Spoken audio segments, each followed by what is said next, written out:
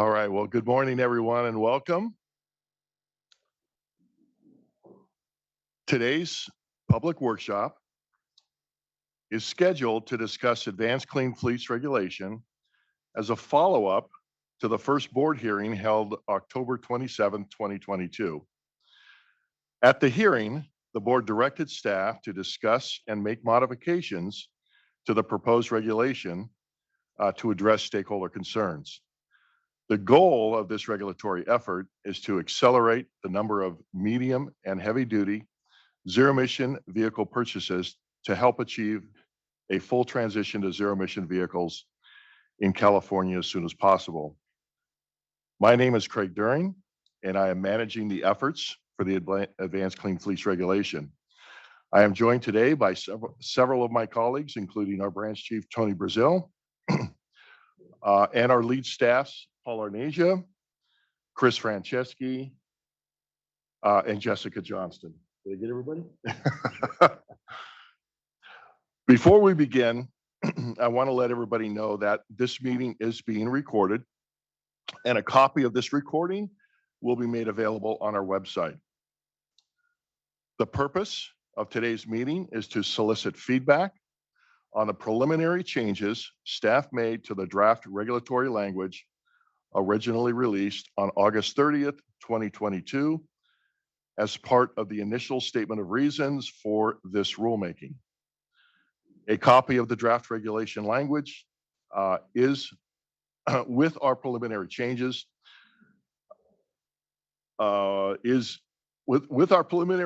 presented in underline and strikeout version is available on our website. The feedback we received today will be used to make any additional changes to the regulation text before releasing a 15-day public comment package, which we expect to do sometime in mid-March. Today's meeting is presented in a hybrid format, meaning participants can attend in person. So thank you for coming. Also, participants can attend remotely via Zoom. The meeting is scheduled to end at 3 p.m. today, and we are planning a lunch break sometime around noon. For those of us attending in person, restrooms are located out the doors behind you and to your left. In the event of an alarm, please remain calm and listen to the instructions given over the intercom. If we are asked to evacuate the building, please do so by using the stairs and following instructions from building security personnel. The primary evacuation assembly site for the Cal EPA building is the Cesar Chavez Plaza Park located to the southwest of this building. Our intention today is to allow for full and open communication throughout the meeting and to allow our stakeholders to ask questions and seek feedback on the preliminary changes we will be presenting. Because this is a hybrid meeting, I'm going to ask that participants attending in person ask their question or provide feedback by speaking into the microphone over to my left, but to your right. Participants attending remotely will need to use the raised hand feature on their Zoom platform, and when called upon, unmute your mic and provide a statement or ask a question. The chat feature in Zoom will not be available. As a reminder, please introduce yourself by first stating your name and affiliation before making comments. Due to the expected large number of participants, I would very much appreciate if speakers can limit your comments to no more than 2 to 3 minutes so others have an opportunity to speak. All right. With that out of the way, let me introduce our first presenter today, Paul Arnasia, who will walk us through the first part of today's presentation. Paul? Thank you, Craig. The presentation is not online. So the presentation is mainly walking through the regulation text we post. Okay. And we will make it available shortly. Yeah. Okay. So thank you and good morning, everyone. My name is Paul Ornaja, and I'll be walking through the presentation. First we'll start out with some background, just summarizing the formal rulemaking process up to this point. The staff report was released in August for advanced clean fleets, and is this any better? Okay. Okay, so first we want to summarize the formal rulemaking process. We released our staff report back in August, and the first of two hearings was in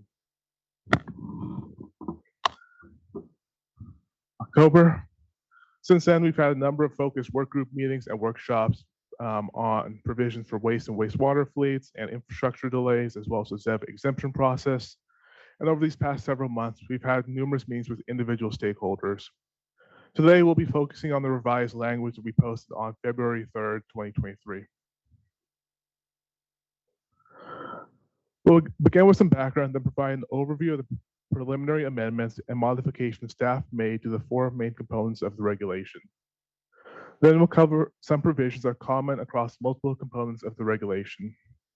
Finally, we'll discuss next steps and possible changes to flexibility provisions in the heavy-duty omnibus regulation. Throughout the presentation, key changes from our original staff proposal will be identified with an asterisk. Before we get to the details of the regulation, we'll go over some background to put things in context. So much of the air pollution and greenhouse gas emissions in California results from the transportation sector, with medium and heavy-duty trucks being among the highest emitters. Trucks are available in many configurations and sizes, and as of today, there are roughly 2 million trucks operating in California. However, Class 7 and 8 tractors have a disproportionate share of emissions. They only account for roughly 12% of the truck population, but represent about 48% of daily NOx emissions. The proposed regulation is one component of a statewide strategy to reduce emissions from all sources. Today, we're focused on the transportation sector and how to transition fleets to zero-emission technology. This figure shows 5 major transportation pillars that represent a portfolio of strategies to meet our clean air and climate goals. All of these actions are needed to help California make great strides in moving towards its goals, including meeting the governor's executive order for zero-emission vehicles and equipment, which establishes targets for the transportation sector to help put the state on the path towards achieving carbon neutrality in 2045. I'll now summarize some of the key steps relating to trucks that have already been taken. First, the board adopted in 2020 and 2021, the board adopted 3 major truck regulations. The Advanced Clean Trucks regulation ensures the supply of new zero-emission trucks from major manufacturers. The heavy-duty omnibus regulation will reduce criteria pollutant emissions from internal combustion engines from the remaining vehicles sold into California.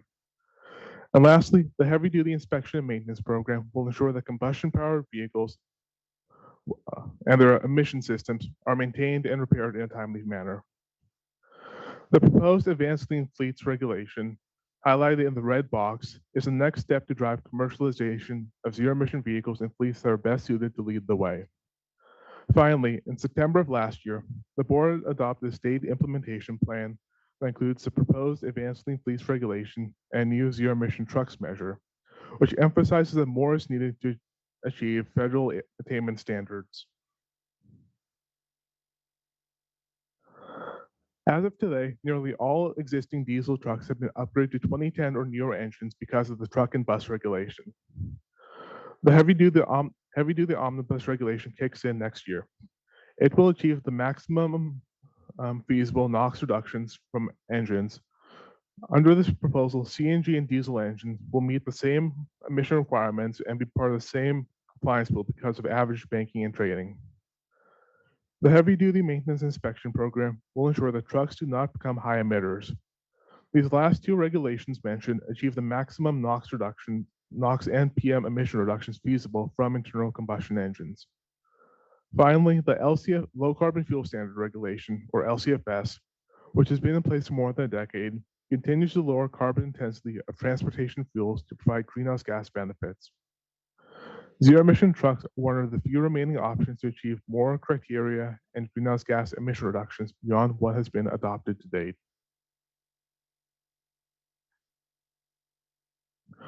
On the zero-emission truck side, the Advanced Clean Trucks regulation requires manufacturers to sell zero-emission vehicles as a growing percentage of sales in all vehicle classes starting 2024. It serves as a companion to today's proposal by expanding the supply of zero-emission trucks. California is not alone and has many partners in this growing zero-emission vehicle market. The map shows regions with commitments for increasing zero-emission vehicle deployment. Participating regions are shown in green and blue. To date, 7 states have adopted the Advanced Clean Trucks regulation, and more are in the process of doing so. These actions expand the zero-emission supply chain and will lead to increased economies of scale that will drive down costs. We want to highlight 2 major actions at the federal level that will accelerate the heavy-duty ZEV market. First, the Inflation Reduction Act has numerous provisions that will accelerate transportation electrification, including tax credits for battery production, $3 billion to electrify the postal service, and here to note is up to $40,000 per zero-emission truck. Second, the United States at COP27 signed on to the Global Drive to Zero commitment, aiming for 100% zero-emission sales by 2040.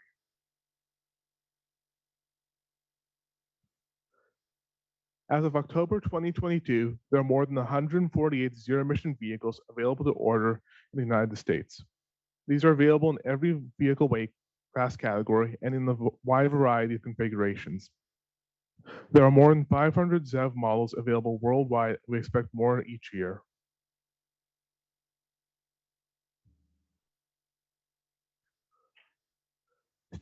Taking a closer look at zero-emission tractors, there's currently 8 commercially available, with more coming in the near future. Now I'll go over key changes to the regulation. Note that we will also include the applicable regulation section as we go through this overview. The proposed regulation has 4 main components: the 100% zero-emission vehicle sales requirement, drayage trucks, state and local government fleets, and high-priority fleets. The fleet requirements include a number of provisions that are shared in each regulation section. We'll discuss these after summarizing key changes in each regulation section. So first, with the zero-emission sales requirement and the proposed changes.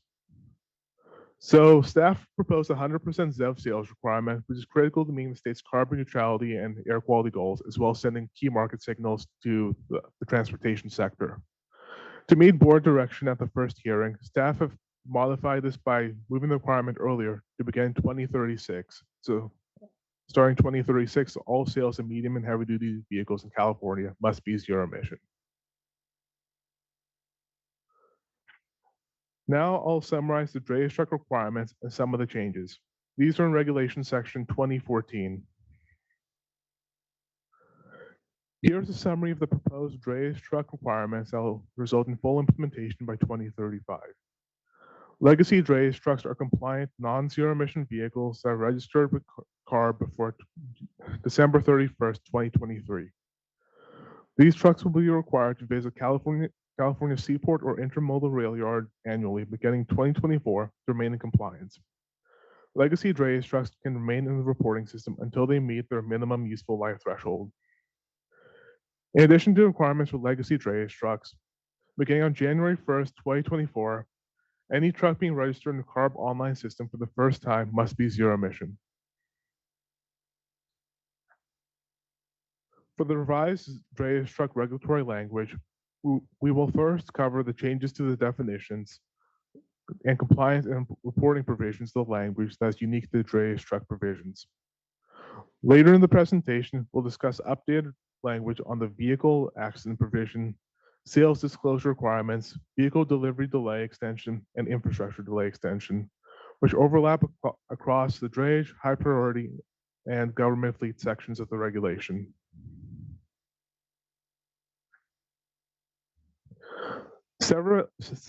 Several existing definitions have been modified to add clarity to the proposed requirements. We've also added new definitions, including definitions of vehicle that fall under dedicated use vehicles, a definition for internal combustion engines to better define the legacy truck fleet, moving the description of minimum useful life from the requirements to the definition section, and adding definitions for smoke opacity test and related SAE procedure.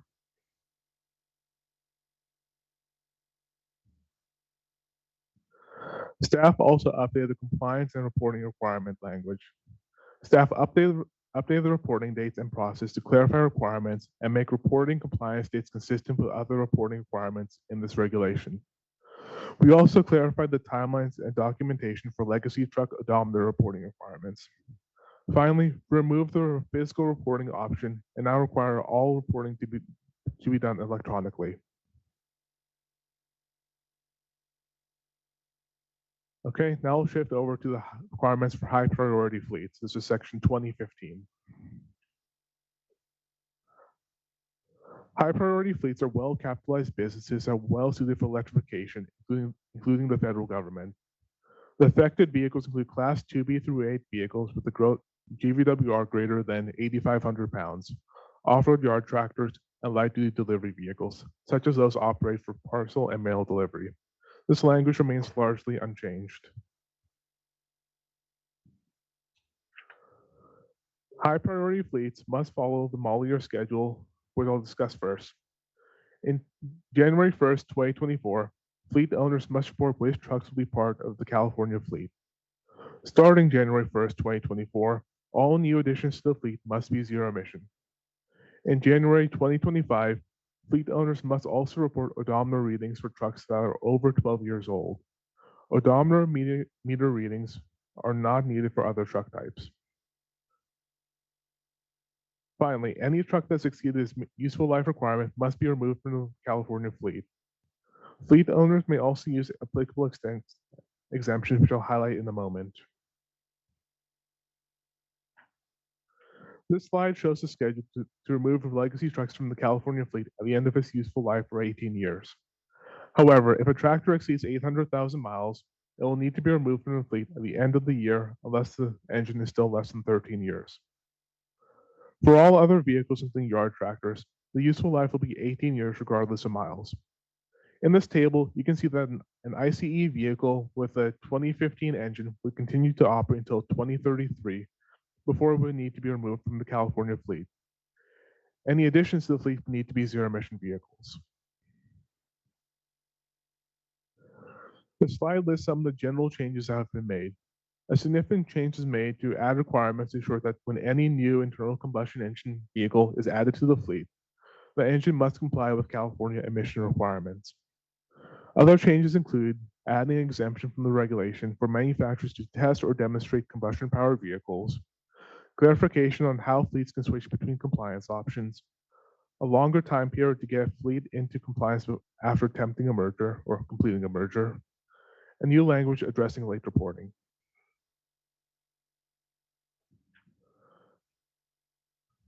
Language was added to address the following: situations where the original engine year is unknown, to disclose if the engine may be subject to the regulation when being sold, and language clarifying that lease renewal for the same truck is not a new addition to the fleet. There are a number of provisions that can be used. The use of legacy trucks may be extended when the zero-emission vehicle delivery is delayed. They include situations where zero-emission infrastructure is delayed or when the legacy truck is designated as a backup vehicle.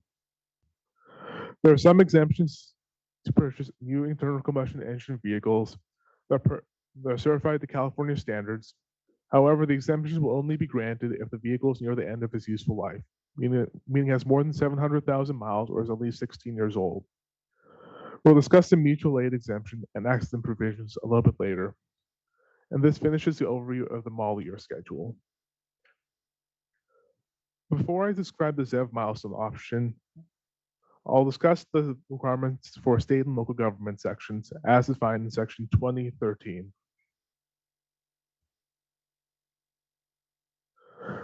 The state and local government requirements are structured as a zero-emission purchase requirement that aligns with public fleet purchase cycles. Starting in 2024, 50% of purchases must be zero emissions. That means the other half can be combustion engines until 2027. Divisions that have 10 or fewer vehicles, or agencies that are in designated counties highlighted in red on the map, can delay these requirements up until 2027. Starting in 2027, all purchases will need to be zero emissions. If there are no purchases being made, no action is required, and this ensures that all fleets can continue to operate their vehicles as long as they wish. All fleets would need to report information annually starting April 1st in 2024, and there are a number of additional provisions. This slide provides an overview of the exemption and extensions for state and local government fleets. For exemptions that allow combustion powered vehicle, the language was changed to ensure that new California certified engines are being used, and the exemption is only granted to existing vehicles that are at least 13 years old.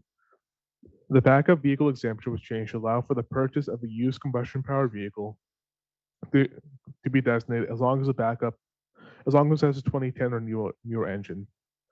We've improved the mutual aid exemption, and we've added a new provision for intermittent snowplows.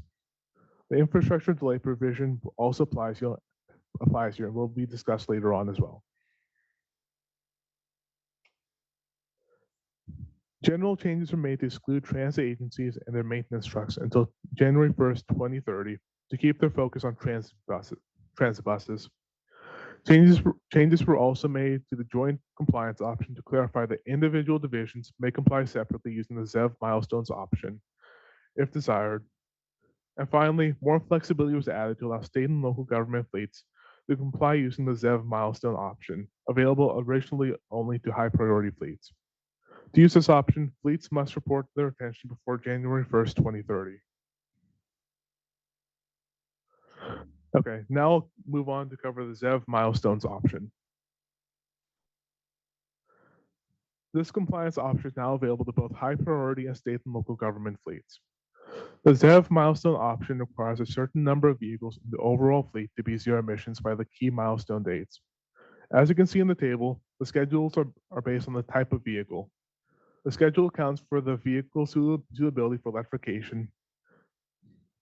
As long as these milestones are being met, fleet owners have considered flexibility with the rest of the fleet. They can continue to purchase combustion-powered vehicles, and the mileage and the age of their existing vehicles is not factored in. As long as the fleet continues to meet these requirements, they'll be in compliance. However, if you do purchase a new combustion-powered vehicle, it would need to be California certified. If you purchase a used combustion-powered vehicle, it would need to have a 2010 or newer engine. Okay. For example, if you meet the ZEV milestones and purchase a Group 2 vehicle in 2028, you will be able to operate it up until 2039 when all your vehicles need to be ZEVs. You will also need to upgrade your other vehicles to be zero-emission vehicles as the milestones ratchet up.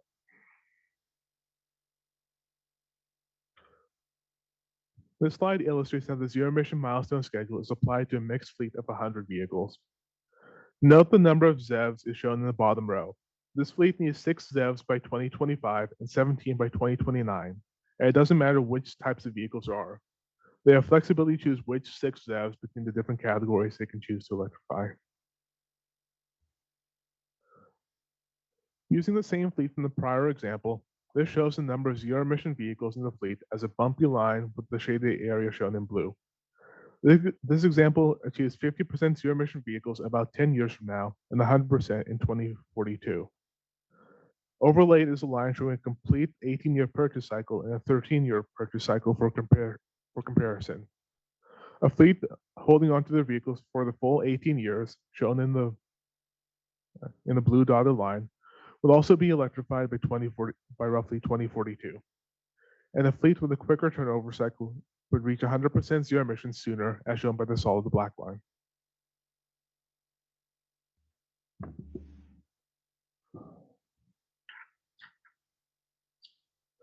The rental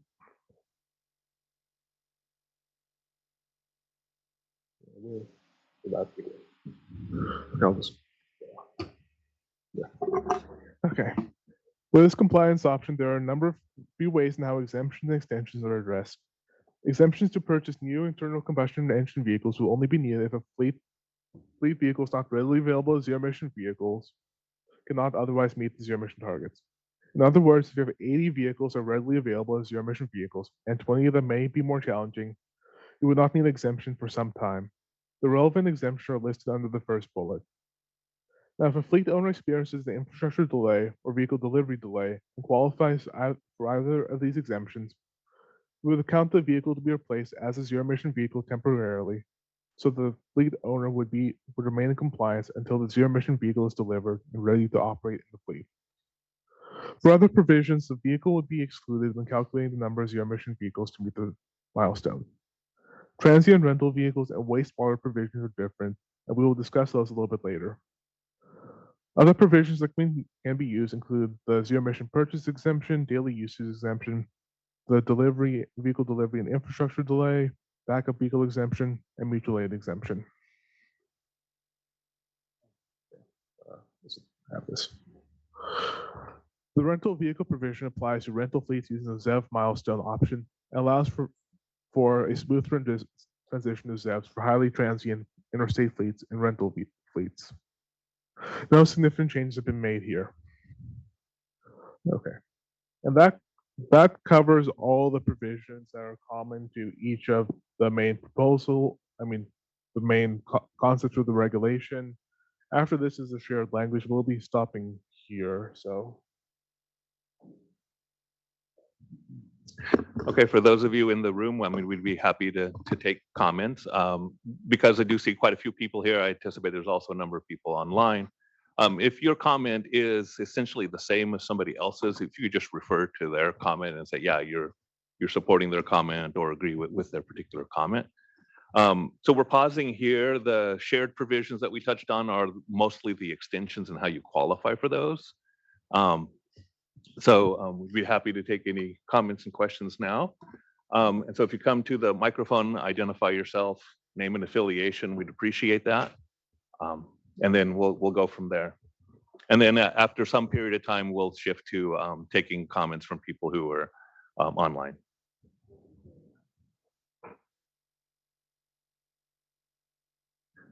Yeah. We're here to discuss the changes to the regulation, and so comments on the provisions and how they work, we're going to take those a little bit later. So if you could focus on the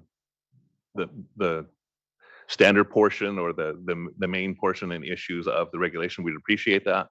And so we'll be here for a bit of the day, so we'll have maybe more than one opportunity to raise comments. Yeah, we will answer questions and take comments a little bit. We're going to try to manage time, so we'll make sure we give everybody an opportunity to make comments.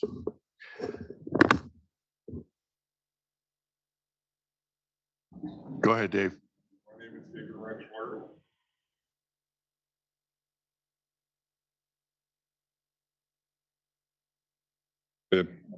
Good morning. My name is David Rentschler. I represent the National Association of Fleet Administrators, as well as the Municipal Equipment Maintenance Association, otherwise known as MEMA. I'm the chairman of the NorCal chapter.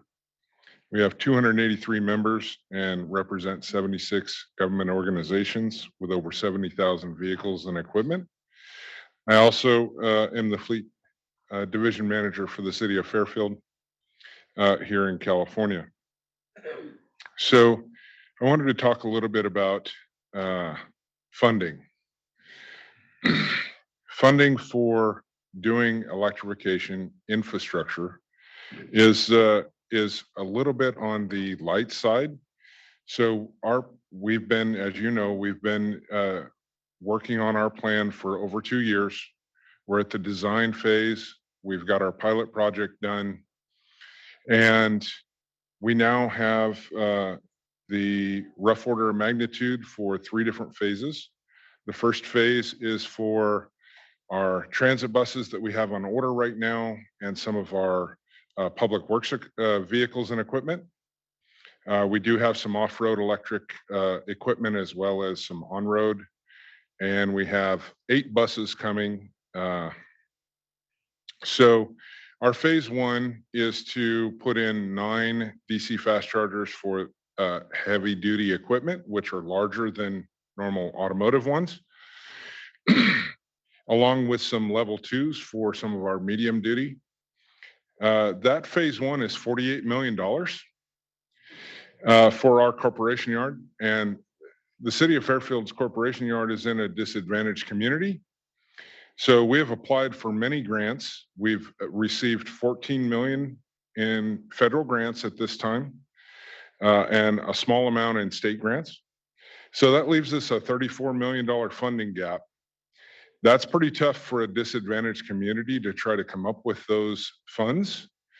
So I guess I would ask, I hear a lot about funding. We've been out there trying to get it for almost 3 years now. We've gotten more than most with our total of $14 million in grants. We're still $34 million shy. And what else is there going to be out there? Because disadvantaged communities just don't have the money to comply with this in the next 2 years. Thank you. Yeah, thanks, David. Ray, before you begin, I think just to keep some order here, probably at some point we'll have to, so we'll get through the gentleman in the back there in person, and then we'll switch over to comments. So please, at this point, we'll just stop the line. We'll go to the Zoom after that, and then we'll resume. So go ahead, Ray. Hi, Ray Pingle, Sierra Club, California. First of all, wanted to say that we strongly support the provision in the ACF rule of requiring 100% ZEV sales by 2036. This is technically and economically feasible for a significant portion of medium heavy duty vehicles today, and will be eminently so by 2036. Second, we would request that staff change the fleet size threshold from 50 vehicles to 10 for class 7 and 8 tractors. Tractors account for 50% of NOx of all vehicles in the medium heavy duty space. We calculate that lowering the threshold to 10 will reduce further reduction of NOx and PM 2.5 for tractors by an additional 16%. This is a very modest proposal. The first time any fleets with tractors using the milestone option need to be transitioning to ZEVs is in 2027. And then they only need to transition 10% of their fleet. So for example, a fleet of 10 vehicles only needs to acquire 1 ZEV by 2027 and maybe 1 charger. And the largest fleet that we're adding to add would be 50 vehicles. By 2027, that fleet would only have to add 5 ZEVs by 2027. And so a fleet of 10 to 50 trucks would have more than 3 years to plan for and acquire no more than 5 ZEVs by 2027. We think this is eminently doable. Beginning in January 2024, the HVIP program will only be issuing incentives for fleets of 50 or less. If fleets seek these funds in 2026 before being required to begin transitioning to ZEVs by 2027, they are eligible for $120,000 per vehicle. Ray, hang on just a minute, Ray. We're Yep. having some technical difficulties here. Jeez.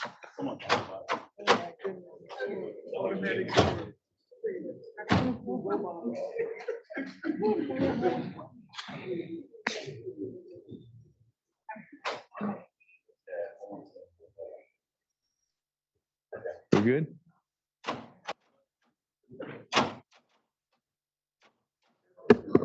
For those who aren't there, we're having a little problem with the door. Yeah, but let's go ahead. Ray, be closer to the microphone, I suppose. So All that we right. can- Yeah, so the point I'm making here is that these 10 to 50 fleets would have access to HVIP funds under the current defined programs by applying for those funds 1 year prior to the year they have to. So they could get up today $120,000 per day cab basically, and the 40,000 under the federal IRA program. There's funding of nearly $1.5 billion for the investor-owned utilities financial support programs. The Energize program has a special program for Jumpstart to help smaller fleets and nonprofit fleets. So there's quite a bit of funding, both for the vehicles as well as for the infrastructure. The next point I want to make is at the 11323 workshop you had on exemptions. Carb mentioned that they were going to post online the electrification delay exemption high level, what those projects were. And we haven't seen that reflected in the regulation. And we would also add that in addition to the data fields that you said you'd put out there, put in the expected completion date and the name of the utility. That would be helpful. We request that staff retain the original language in the eligibility to acquire NZEVs as it was in the ISOR for public fleets. And that language was NZEV flexibility until January 1st, 2035. Additions of new or used NZEVs may optionally be made in lieu of ZEV additions if no ZEV of the same weight, class, and configuration are available. And so the prime objective of this rule is to transition vehicles to ZEVs, and allowing NZEVs to count just as equally as ZEVs seems counterintuitive and counterproductive, and is not necessary. So, I mean, there's certainly a rationale to maybe allow NZEVs if there's not a ZEV available, but not to count equally. We think that's a very, very important part of the rule. And, and then the last thing is there's an exclusion for two-motor vehicles in the rule, and we would recommend that that exclusion be removed, and that maybe a reference could be made that those vehicles, which probably will not appear on the marketplace commercially for a few years, be added to the streamlined exemption list, and then removed from that list once those vehicles do become available. Thank you very much.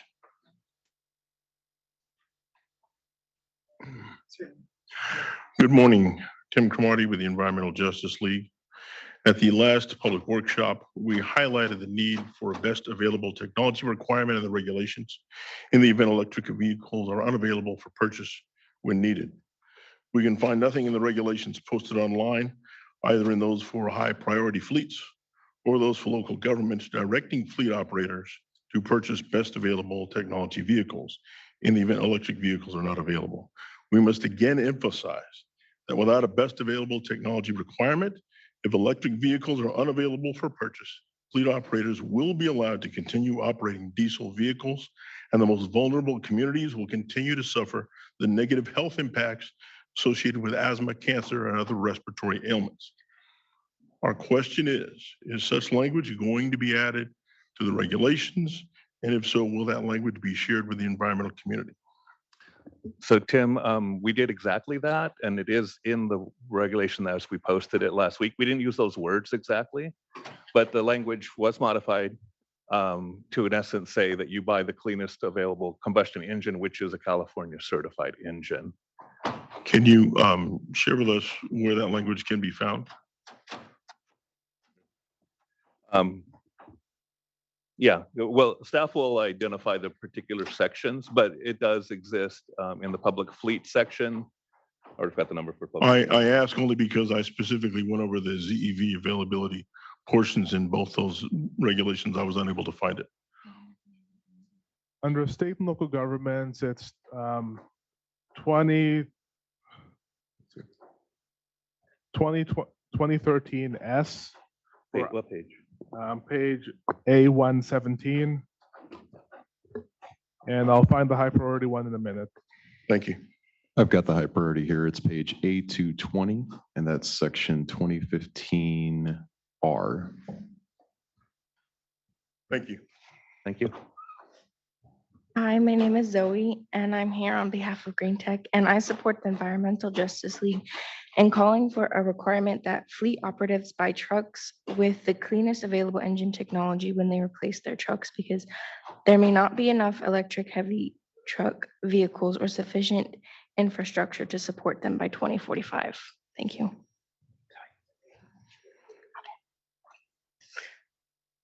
Hi, my name's Ariel, and I'm here on behalf of Green Tech. I support the Environmental Justice League in calling for a requirement that fleet operators buy trucks with the cleanest available energy technology when they replace their trucks, because there may not be enough electric heavy trucks or sufficient infrastructure to support them by 2045. Thank you. Hello, my name is Betty Williams. I'm a business owner, a parent, and a civil rights activist. I often find myself having to help my Black Californians have a voice in Sacramento. Each of you need to know that on this second Monday of Black History Month, we will not be repeating the mistakes of the past. Overlooking, ignoring, disregarding Black voices that ask for clean air is done, and it's done today. We know that you can do exactly what we ask. It is within your considerable power to stop premature death of Black children with dirty air. It is within your power to help small businesses transition to cleaner fuels with current available technologies. You have it in your budget to make this happen. We don't like to have to come to your meetings like this. We're here because you're having a problem listening to Black voices. Please choose clean air now for Black Californians. That's all we ask. And it's often that the case, if you help our community, everyone else seems to do much better as well. I thank you for your time. Thanks, Betty. Good morning. My name is Velma Sykes, and I am not only a civil rights leader, but also a neighbor in the Sacramento area. There may not be enough electric trucks by 2014. We cannot wait that long for a solution. For clean air and less pollution, I and all my neighbors that couldn't be here support the Environmental Justice League truck operators to the cleanest available engine technology now. This would be a clear signal that California is serious about the health of its Black residents and neighbors. Thank you.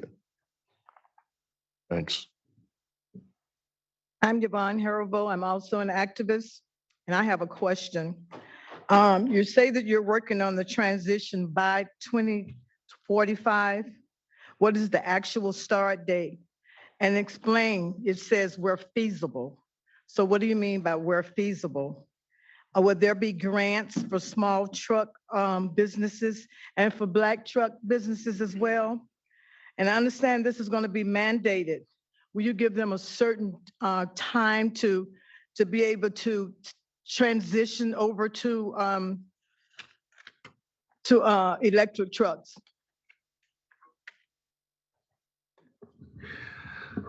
So one of your comments was regarding funding, and so we don't oversee the funding program ourselves here, but the Air Resources Board and a number of agencies do have considerable funding programs that are helping people upgrade to cleaner trucks, including zero-emission trucks.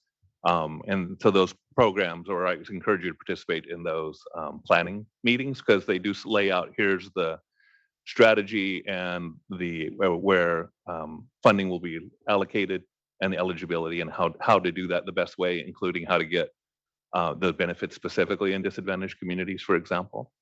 So there's a lot going on that I'm not able to speak to. Okay, we would like to see them in some of the Black areas as well. Thank you. And then, I'm sorry, just to touch on the other part of your question, broadly, this regulation would start in 2024, next year, and does in essence require zero-emission trucks or the near zero-emission trucks, those that run on electricity for at least part of their mileage, starting next year and transition all of the fleets that we're talking about here to all zero emission by 2042. Some of them, the package delivery and the box trucks would be by 2035 potentially. And the ones at the ports would be by 2035 at the latest. And we're doing it as aggressively as we can, as we didn't really spend too much time on it.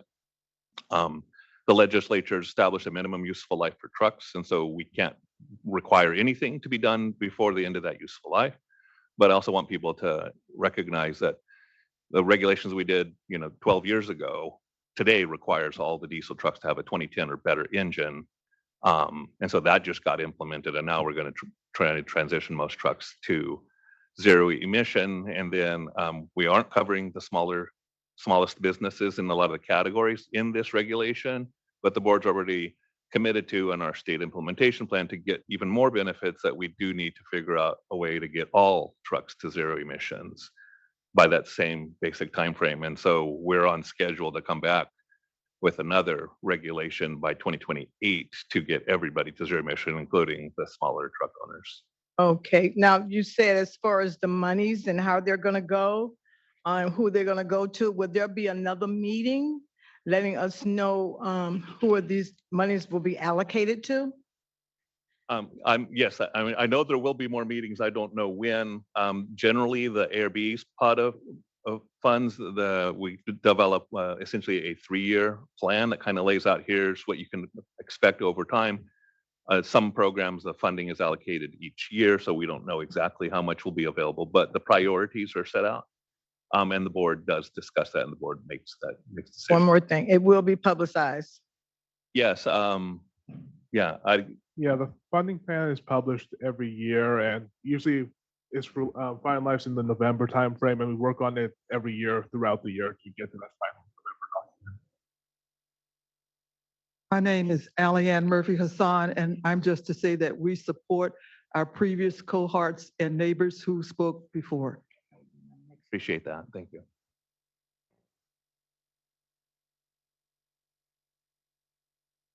Hello, good morning. Matt Schrapp with the Harvard Trucking Association. So I have some questions on the language changes for drayage. And I guess a couple things just off the bat. On your, that slide right there, will you go back just a couple slides, Tony, to your matrix of the useful life spread? So I understand this, but how do we then reconcile a 2035 mandate for all zero emission vehicles if, let's say, an engine, a 2023 model year engine, because you wouldn't be able to put a 24 engine into the drayage truck registry in 11 months from now? So how does that jive, so to speak? Hi, Matt. Thank you. So the initial approach is to have all zero emission drayage by 2035. Those trucks can continue to operate outside of drayage after that time. So they're still able to operate within California, just not in the drayage capacity. Okay, so then, but how does that function then for the drayage side of things? So then you don't get the useful life protection if you're a drayage truck?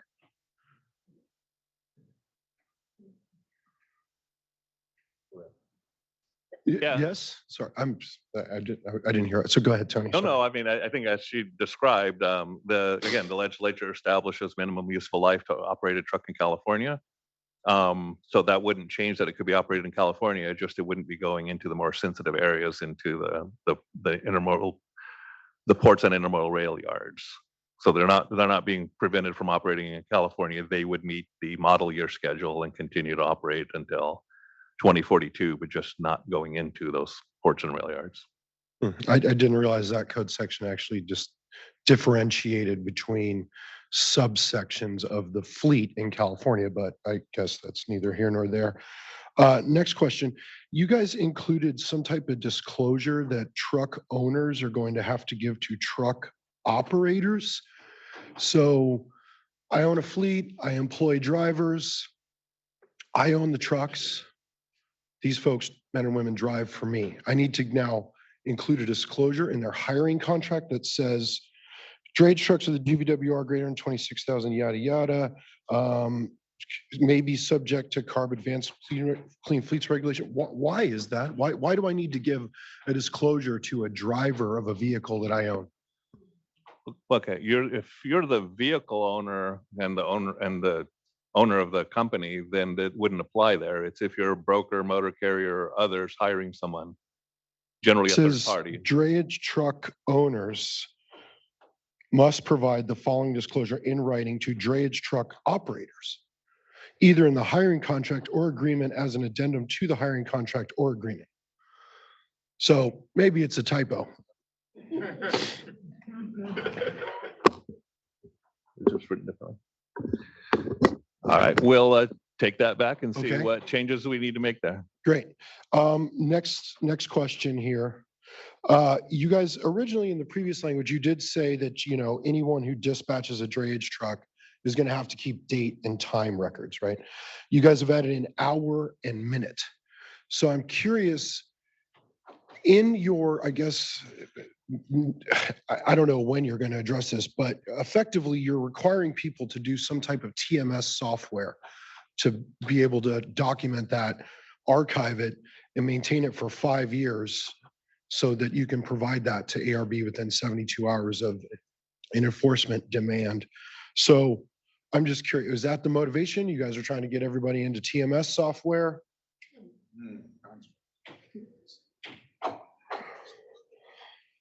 I think part of that is to be able to determine some of the entrance and exit dates for the ports. So that's where the hour and minute was added. Right. Well, it says as for well. the facilities, I understand that. Okay. Gate transactions, at least in the auto in-gate procedure, and at the automated gates in LA Long Beach especially, are going to be able to timestamp that. But if I'm a dispatcher and I own a trucking company and I'm dispatching a truck, yes, trucking management software, TMS, will be able to provide that information. Likely you'll need some software tweaks because typically one piece of information is over here in the TMS relative to the container itself. The other side is about the driver or the truck, so to speak. They aren't necessarily married together. I'm sure it's an easy software fix, but more or less you're requiring people to get TMS software because of this enforcement provision. Is that there the a motivation? suggestion you have, Matt? Yeah, mean, is there- don't. If you want, Fair if you enough. want the information, you're going to get it from the ports or the controlling facilities. It's their job to police the entrance. Now, it worked fine in the previous iteration of the previous drayage rule, which, by the way, is not being enforced right now, right? Because it's sunsetted. And I can tell you firsthand that there are non-compliant trucks accessing the Port of Oakland because there is no enforcement at all whatsoever. So that doesn't give us a lot of warm and fuzzy feelings about this new rule that comes up if you guys aren't even enforcing the previous rule. So neither here nor there. So the question, essentially what the suggestion is that for a trucking provider, hour and minute, second, that is going to require you to put out additional resources as a trucking company to purchase this software to be able to document in the off chance that ARB shows up 4.5 years later and asks for the last 5 years of data. So something to consider. I think that the marine terminals and rail yard facilities are going to have a much better chance of collecting that data. Okay, noted. Thank you. Sorry, a couple other questions here. You put in the accident provision. So if I'm driving a truck in 2024 and I get into an accident, then you're letting me, if it's rendered inoperable, you're letting me put in another drayage truck, right? That's going to take up the useful life of the previous drayage truck that just got in an accident. Why aren't you taking catastrophic engine failure into account for that as well? We can look at it. Okay. The other thing, you know, I appreciate all the language for the I want to the just make a delays. comment there. I'll throw out a Ooh. reason not to. You have a catastrophic engine failure, you replace the engine. Why would we need to replace the truck? And we're in an Because accident. maybe an you can't accident, we're find assuming an- the truck's totaled. Well, because if you can have like, let's say it's a fire and it burns your truck up, that's technically not an accident, perhaps as you're defining it here as an accident. So, I mean, I feel like there needs to be, if you're going to address it, there should be more specifics related to the inoperability of a vehicle, not to be caused by some fender bender.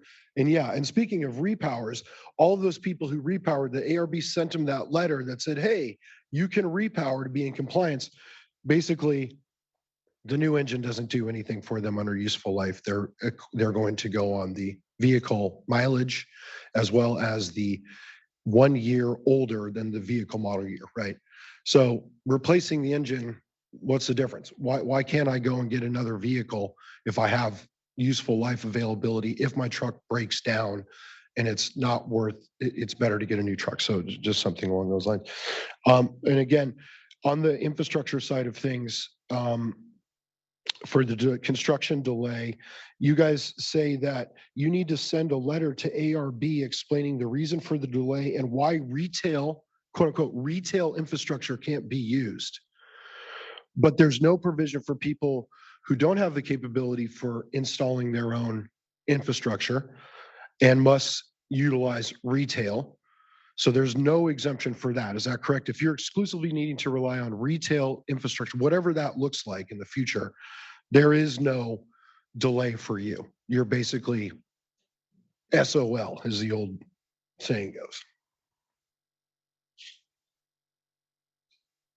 Yeah, the infrastructure, well, we'll be discussing the infrastructure delay provision in the next half, I guess. Okay, well, this is, part of the drayage side. It looks like you guys just cut and paste, because there's another thing in here that talks about that, not only now are you going to, according to this, the utility is going to determine how many trucks that you're going to be able to deploy depending on their ability to install infrastructure or, downstream switch gears, whatever, transformers, and they can deliver you enough for one truck at a 75 kilowatt overnight charging.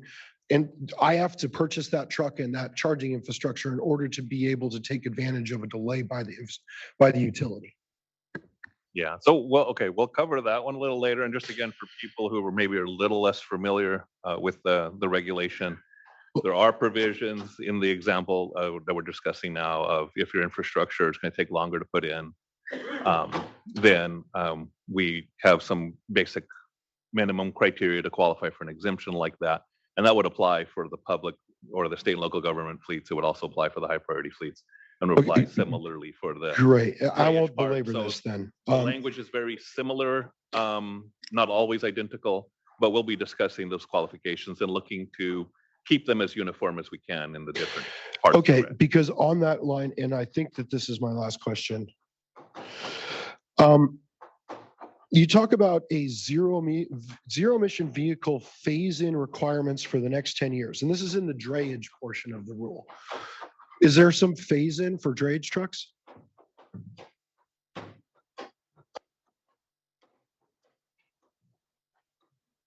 Sorry, I didn't catch that whole thing because of the door.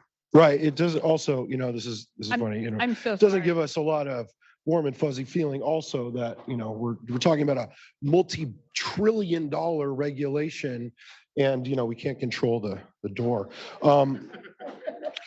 So the question is, Jessica, in the section about, if you own or operate where you're at multiple sites, you have to be able to demonstrate that you're aligning with the zero emission vehicle phase-in requirement for the next 10 years.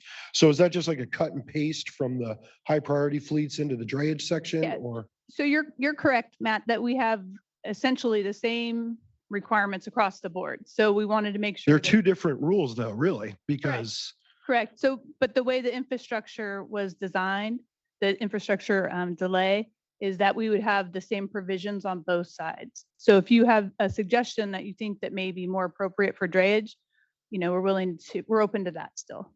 Well, that's great. Here's my suggestion. Okay. Let's just not do a 2024 requirement and wait until there's actual infrastructure to support the deployment, because I don't know, pick the date. We need to start doing like 300 to 500 chargers per week. Right? Isn't that the number? I mean, I've heard it before. It depends on who you ask, but we're needing hundreds of chargers deployed per week. Every single infrastructure work group that I've been in for the past 2 years, everyone says, infrastructure is not there. Infrastructure is not there. Infrastructure is not there. While this is appreciative that there's some pathway for exemption or delay if you can't get your infrastructure built, for all the people who don't have the luxury of either installing infrastructure on their own property and are going to be forced into some trucking as a service model. And I imagine that the infrastructure delays and leasing of vehicles for trucks as a service would be included in this. If you're contracted with Forum or WattEV or whomever, Zeem, then and if they're running into delays, that would essentially translate to you as the contracted party. But there's no consideration for anybody who needs to use public-facing infrastructure. And granted, it's not like we're going to see a bunch of public-facing infrastructure deployed immediately. There are a lot of hurdles to that, but essentially, you are leaving out an entire subsection of the drayage fleet by not addressing, and even for the rest of the rule, by not addressing the fact that there is no public-facing retail charging infrastructure available that's going to be online in 2024. Unless you're just trying to eliminate all the small fleets to just have large, well-capitalized fleets who can write off on their balance sheet against other profits or losses, what have you. So I'm just curious. There is no delay provision for retail infrastructure use, right? That's correct. If you're talking about a traditional station model, no. But as you touched on, somebody in an agreement for a truck as a service model or at a third-party location under contract that would still have the same provision. And how do you guys determine what that compliance date is? Because if I'm reporting to you every single year and I'm waiting to get up to 800,000 miles or 18 years, how do you guys know when it's the year? How will you know by looking at the mileage that I've reported that now I'm a year out from being out of compliance? Unless it's 18 years old, which again, if I'm according to this chart, I'm basically all my 2018, 19, 20, 21, 22, 23 engine years don't get the useful life protection in drayage. So I'm curious what.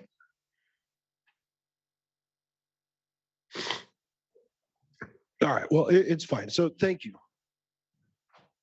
So, yeah, so Matt, I want to cover your last point or question. Well, first, and another point here, the data we have on drayage trucks is that they do get to 800,000 miles, usually around 15 years.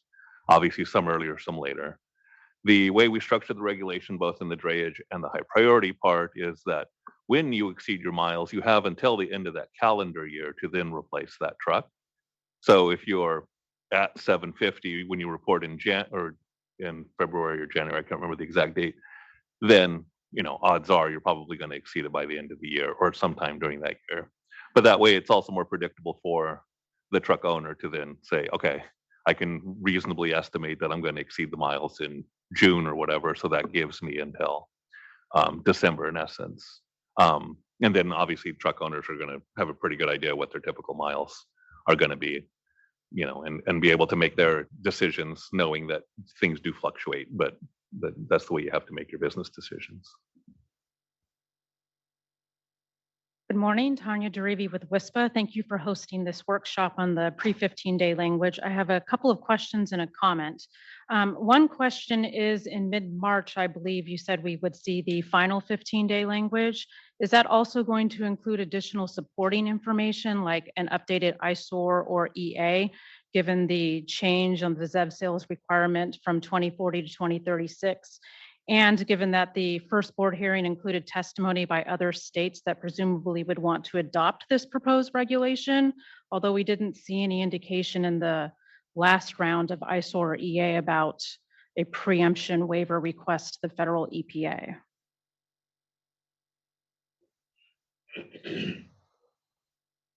So our plan at this point, so this is, lack of a better term, informal discussion here to get the feedback and get these details down. So we put that out a little over a week ago for the purpose of making sure we got the details right. And we're trying to follow, obviously, the board direction. The 15-day package will describe all of the changes and identify them in or I forgot the format, but basically it'll be a track changes or underline strikeout format with an explanation as to why the change was made as part of the rulemaking package. And that'll be out for a minimum of the 15-day time period. All the comments that come in during that period are part of the record for the board to consider at the hearing. And so as part of the process, yes, we've updated some of the cost analyses and some other things that we have to do for Department of Finance and so on. And then in the slides here, we do have some results here in terms of what the emissions are and how the changes are in terms of the number of trucks, for example, that would be zero emission. So we're sharing that today, but we're going to wait till a little bit later to get into those. Barb, assuming that you all need a federal Clean Air Act waiver or no? I mean, to the extent that we need a waiver, we'll request it. We've received waivers in the past. It's been just a part of the normal process. It was flagged in the eyesore for ACC2, but it doesn't appear anywhere for ACF. And if there's other states testifying that they want to adopt it, one would logically assume that there needs to be a Clean Air. That's correct. I mean, once we would have to get, if we have to get a waiver, then the other states could then follow. And at this point, we know that a number of states, as we highlighted today, have adopted or other regulations. Doesn't necessarily mean they'll adopt the fleet requirements whole cloth, because they can pick any piece of it too. I mean, they could do the public fleet portion only or the drayage portion only and that kind of thing. But that's up to them. We're focused on getting the rule right here for California. And then as far as the advanced clean truck regulation that's pending before EPA, would that also need to be amended then too to reconcile differences between this regulation if it's adopted presumably in April? No, this one, I mean, this is a separate rulemaking package, so we don't have to amend that one. The board has made indication already at a number of meetings that they think we should do that in the future rulemaking, and so we'll be looking at that in the future, but not necessarily for this particular regulation. And then my last comment is it would be helpful to have directed board level reviews of this program going forward, given the concerns in the now years long process in developing this regulation to help track progress, especially for infrastructure readiness and commercial availability. That's just a comment. Well, thank you. Yeah, we'll be talking about some of that in a little more detail, and then I guess at that point you can see if you have the same concerns or don't. Thank you. Thank you. Before I jump in, I just wanted to check with process. Are you accepting comments right now on the public fleets aspect of the rule, or trying to keep this to high priority only? No, I appreciate the question. No, at this point, the main parts that remain are the details of the infrastructure exemption, the manufacturer delay provisions, those things that generally multiple fleet types can take advantage of. So if you have comments on any other changes in the public fleet area, we'd appreciate those. And the mutual aid part we'll discuss a little later as well. But again, there's a number of changes in the public fleet arena, so feel free to comment on those. Okay, then perhaps my comments now will help to be answered later then in the agenda. My name is Elizabeth DeYoung. I'm with the Southern California Public Power Authority. So at SCAPA, we are committed to implementing a ZEV first policy where the utilities will prioritize the purchase of zero emission vehicles if they're available and can perform the job responding to emergencies and maintaining the grid, the same grid that everyone will be dependent on to be able to charge their zero emission vehicles. It is critical that the rule provides the flexibility to POUs in the cases where zero emission vehicles are not available and cannot perform this job. So this is not an area where we can afford to take that risk, as the implications could have direct impact on public welfare and confidence in the grid. So we would like clarification on the new language that appears to be limiting the daily usage, ZEV purchase, and infrastructure exemptions to apply to vehicles no earlier than the 13th model year, which is problematic for POUs. This new language, adding more restrictions to the rule than we had previously seen, POUs often have to replace vehicles earlier to ensure reliability. SCAPA had previously, including at our field trip in the IID territory, shown that sometimes the useful life of a vehicle can be 8 to 10 years. If we are reading this language correctly, we are concerned that this new language will have unintended consequences for vehicles that break down, are involved in accidents, or just have a shorter lifespan than 13 years. Additionally, exemptions that only allow for 180 days to procure a replacement vehicle are problematic for publicly owned utilities that have their own public procurement processes, including approval by their governing boards, posting RFPs for sets amount of time, and budgeting and purchasing. So SCAPA asks that you allow for 1 year to avoid those unintended consequences that are currently written into those 180-day limitations. We also have concerns that we have raised and discussed with you regarding the daily usage exemption that have not yet been addressed, including that the look back for providing data on the average vehicle usage is limited right now to the past 1 year, and that we would like to keep the 3 highest data points. So we ask that you allow that look back to be the past 5 years, and again, keeping those 3 highest data points. POUs have to POUs have to always be prepared for the worst case scenario, and limiting the look back limits the acknowledgement of those most extreme case scenarios. Additionally, we want to ensure that we are able to get the data needed to apply for this exemption, including the ZEV energy usage. So will you have clearinghouse data available, and that would include from others that have approved exemptions that we would be able to then apply to our exemption requests? And can you confirm that that will be shared for our use? And we ask that you remove the 25% cap that applies to the mutual aid assistance exemption. POUs often need to use more than 25% of their fleet to assist other utilities during emergency events, and placing a limitation on that can delay or prevent restoration of the grid in those instances. We want to ensure that the POU fleets can retain the use of all vehicles needed in emergency response situations, especially in California, as California continues to see more frequent and extreme weather events. POUs, particularly the small POUs, have experienced low responses to their RFPs for electric vehicles already, and often due to the size of their orders, being sometimes 1 vehicle, they receive no response from the vehicle manufacturers. So since their small orders cannot compete in the market, we are asking that RFPs that receive no response from manufacturers are included and accepted when applied for the zero emission purchase exemption. Our overall ask and request to you is that POUs have a path to ensure access to the vehicles needed for grid maintenance and reliability. We ask that you take our feedback into consideration to make at least 1 workable path for the publicly owned utilities. That's all. Thank you. I think we'll address at least a couple of your items a little bit later, and then if they're still there, then hopefully you'll have another chance to come up. Thanks. Oh, hello, my name is Rashid Sadiq, and I'm a local community activist, and I'm here to support President Betty Williams and the Environmental Justice League. But I have a comment that I've noticed. We have the highest pollutions in Black communities, but yet we're not represented on your board.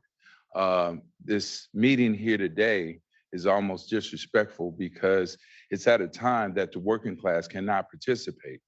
And we're not given a right amount of time to respond to this meeting. And I wanted to know whether or not do you host these meetings in your communities that are mostly affected by this pollution?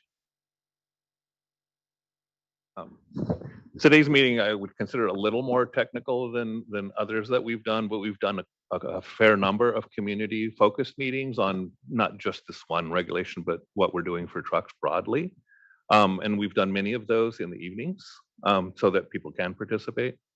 And I don't know the exact number. I mean, we have them in our staff report that we've done that. We also work with different groups, obviously, to make sure that we can be responsive.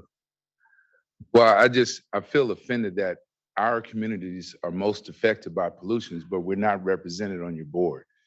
And I don't know why that is. I can't but speak to the governor appoints our board members. So Okay, that's we definitely got to above bring my it to the pay grade. governor. Okay, all right. Well, thank you. Hi, my name is Marquise, and I agree with my cohort here. Thank you.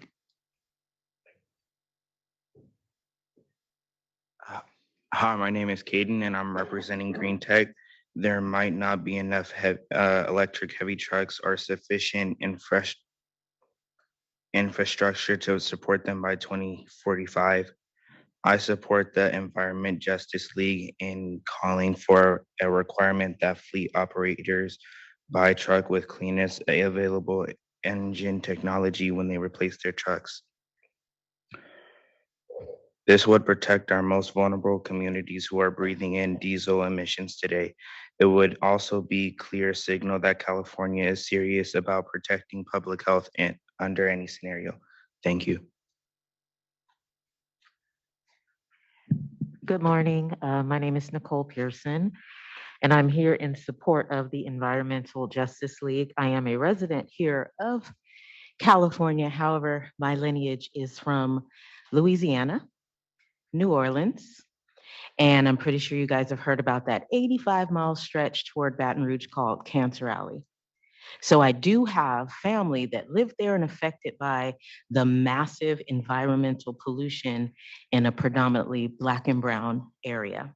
So I'm just here in support and saying that if the CARB, California Air Resources Board, can do anything to improve that quality for all of Californians, make it equitable for all of the Black and brown communities, I would just be in support of doing that. And I'm also the branch president of the NAACP. So partnering with some of these organizations so that we can fairly spread the word for those who are interested and do want to come to the meetings and be involved in those decisions.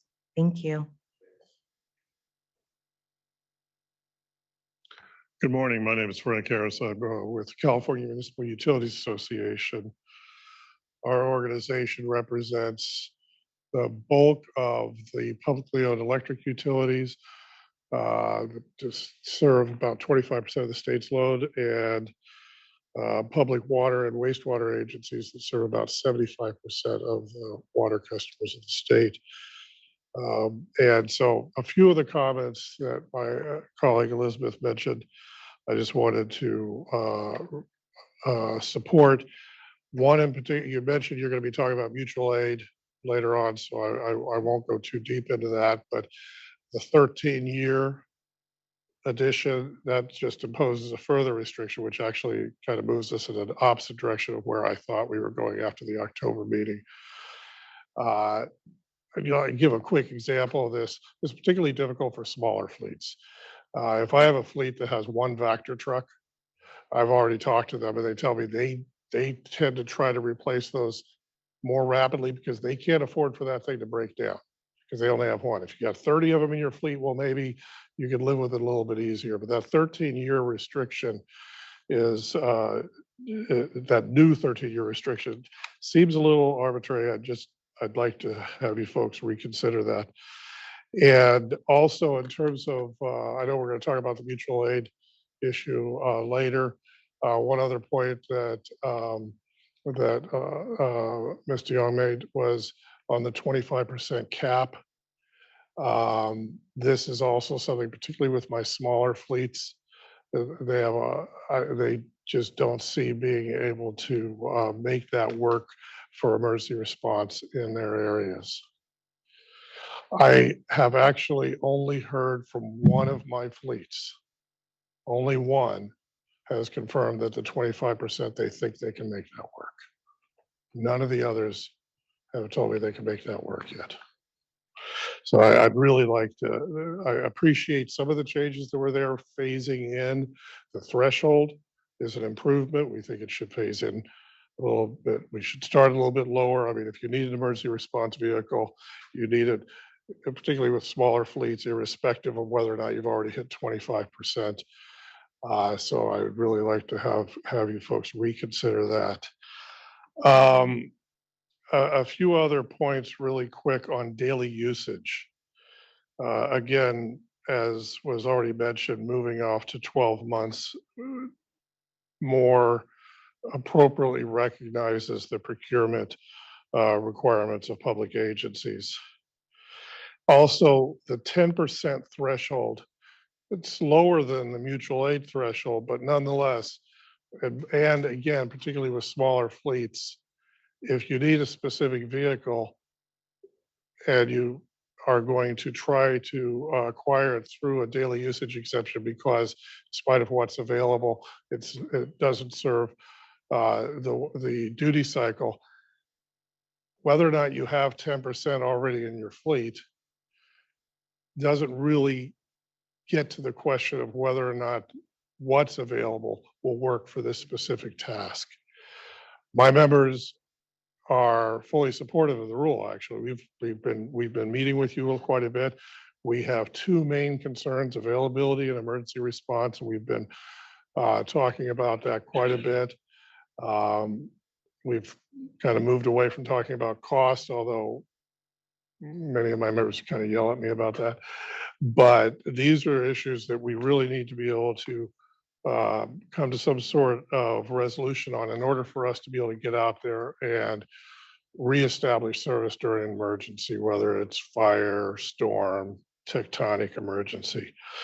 And so I hope we can get to a point where we can talk further about that.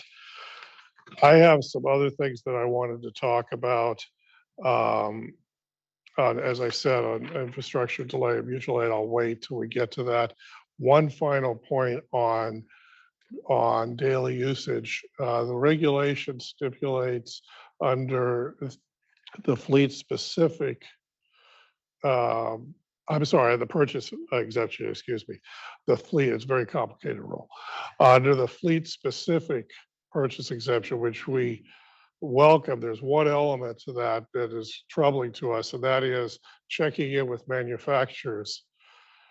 We had actually talked about having a third-party independent advisory committee, and I was told there's no way that you could develop a trigger in the regulation to what a third party establishes. Yet that's precisely what this is. Under this purchase exemption, if the manufacturer, who has obvious incentives, stipulates that, yeah, they can make it, we need real boundaries on that, or we need to have more independent advisors to opine on that. Because right now, what you have in effect is a third party, a trigger in your regulation pursuant to what a third party says. I was told you could never do that, that OAL would never approve that. One final point, a few people ahead of me in line dropped out for various reasons. I wholly encourage you to let the gentleman behind me and the people behind him comment before we move on. Thank you very much. Okay, well, yeah, so we're at the point that we said we would transition to taking some comments online. We have what, how many people, 40? We have 40 hands raised online. Yeah, we have 40 commenters right now. And so we would like to take some of those and then come back to those here. So I don't know if you want to use so come back in the same order would be great. I don't want you to necessarily stand. There are some chairs against the wall. You can take advantage of those, but we're going to try to make sure everybody can be involved. So we're going to take some comments online now and then continue just going back and forth as best we can. Okay, so we have 41 attendees on Zoom with their hands up. Some of them have had their hands up since we started. So I will call on Alejandra Muritran I've unmuted your mic. You may speak. Good morning. I'm Alejandra. I'm the director of the Otay Mesa Chamber of Commerce, which is a cross-border cross-border community where the commercial port of entry is. So I have mainly two questions, comments.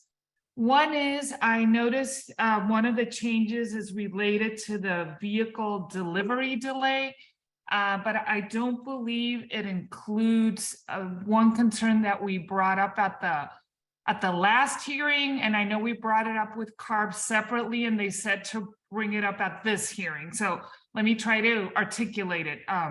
It's related to the drayage ruling.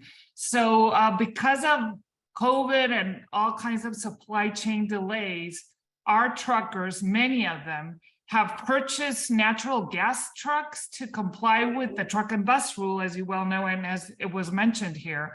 And they go to the LA maritime ports all the time.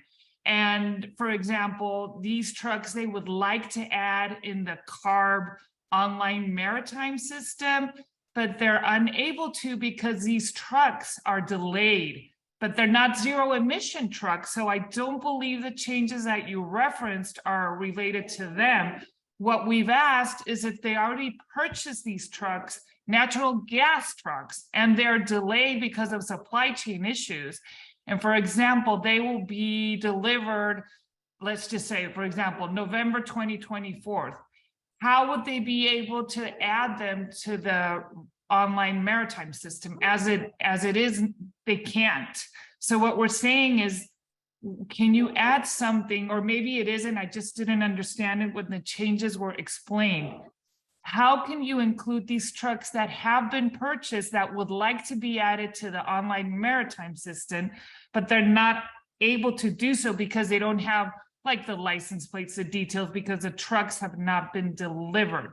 That's my first question. Hello? Hi, Alejandra. Thank you. So we have received that comment in regards to the natural gas trucks, and I think we have not made a provision for that. I can take that back again, but so far they're not going, at this point, they're not allowing anything but zero emission to be added after 2024. So then all these trucks that have been purchased for that purpose that have been delayed will not be allowed to do so? So those trucks would have to be added prior to the 2024. So any trucks added after 2024 will have to be the zero emission if they're going to conduct drayage activities. And you aren't able to, I guess the change we're asking is if the trucks have already been purchased, can you add them with all the details that you require now? So they can be added now, for example, even though they haven't been delivered. Pop in just to make sure that we don't talk past each other. In terms of operating those trucks in California, the truck and bus regulation allows for that. But under this proposed regulation, when you're going to the ports and rail yards, then it doesn't allow for that for the drayage trucks. No, I understand. So you're not proposing to make any change for that problem that we have? Currently, we don't have that in any provisions. Okay, and so there's no possibility of adding that, since it's a really severe problem that we're going to have in terms of, and it's sort of related to my second point, which is your economic impact report. It, to our knowledge, and from what Paul, you explained to us in the email, so this very important legislation does not consider any kind of supply chain impact within the economic analysis. To our understanding, it was the model use is a REMI model, single use, and REMI describes that there are economic models that do consider impacts with other regions. It's called a multi-region model that includes impacts with trade. So it seems that because CARB used the single model, the impacts that these regulations will have on supply chains are not included, which is sort of my point from my previous comment.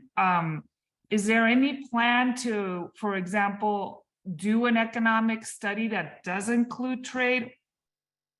Or, for example, I understand Senate Bill 671 is doing a full-on assessment on zero emission, but won't be released until December of this year. Is there any opportunity for CARB to review that document that will have recommendations prior to adopting these regulations? So you do have an idea of the impacts of supply chains and inflation and delay of all the critical products that California imports and exports? Thanks, Alejandra. I'll pass this to our economist who's on the call, Tony Oliver, who'll be able to answer some of the questions you have on economics. But broadly speaking, we do assess the impacts of our regulation on the California economy, including direct costs to the regulated businesses and indirect costs to the state as a whole. So I'll pass it off to Tony Oliver now. Yeah, hi Alejandra, this is Tony. Yeah, so I just wanted on the technical aspect of the modeling. So the model we use does include trade flows between basically the rest of nation, which is all other 49 states, and then rest of world, which is any international trade. The question you came up about the multi-region, that just refers to if we can see impacts in other areas. But we do have trade in the model, and we focus on impacts to California, which is our requirement under SB 617 and as reviewed by the Department of Finance. So the requirement is to look at impacts to California, but we do include trade flows in our modeling. Okay, thank you. And then I guess my third comment also involves how can we get involved in the process for distributing the grants? It seems that none of our truckers in the past grants have been able to get zero emission funding. I mean zero. And a lot of them, it's because they're small, and the way the grant funding is developed, and our border community is extremely unique. Is there any way we can be part of the process so our truckers don't get left out of the funding opportunities? I'll just say, yes, you definitely can be involved in the funding plan and issues associated with that. I can say that in terms of, so again, can't speak to funding in detail, but a number of our funding programs specifically target the funding to the smallest fleets. So it really depends on the program and how the money was allocated to it. But you could definitely be involved in the funding program process, and if we need to, we can follow up with you on making sure that we can identify an email list so that you get notices. Yeah, and I can add that one program that we have we're developing is the Innovative Small Electric Fleets Program, or ISEF. So we can definitely get you in touch on that, since that's focused more on the smaller fleet side, which looks like your stakeholders would apply more to your stakeholders. Okay, exactly. The process is what we're interested, because when these programs get developed, we're just not eligible for them. But is there anything tailored to the border community, because it's such a unique situation, or is it just small businesses? We'll just try to get you in touch with the right groups, because we want to make sure we focus on the topics for this particular meeting, because I'm sure we're going to be here most of the day. So thank you. All right, thank you.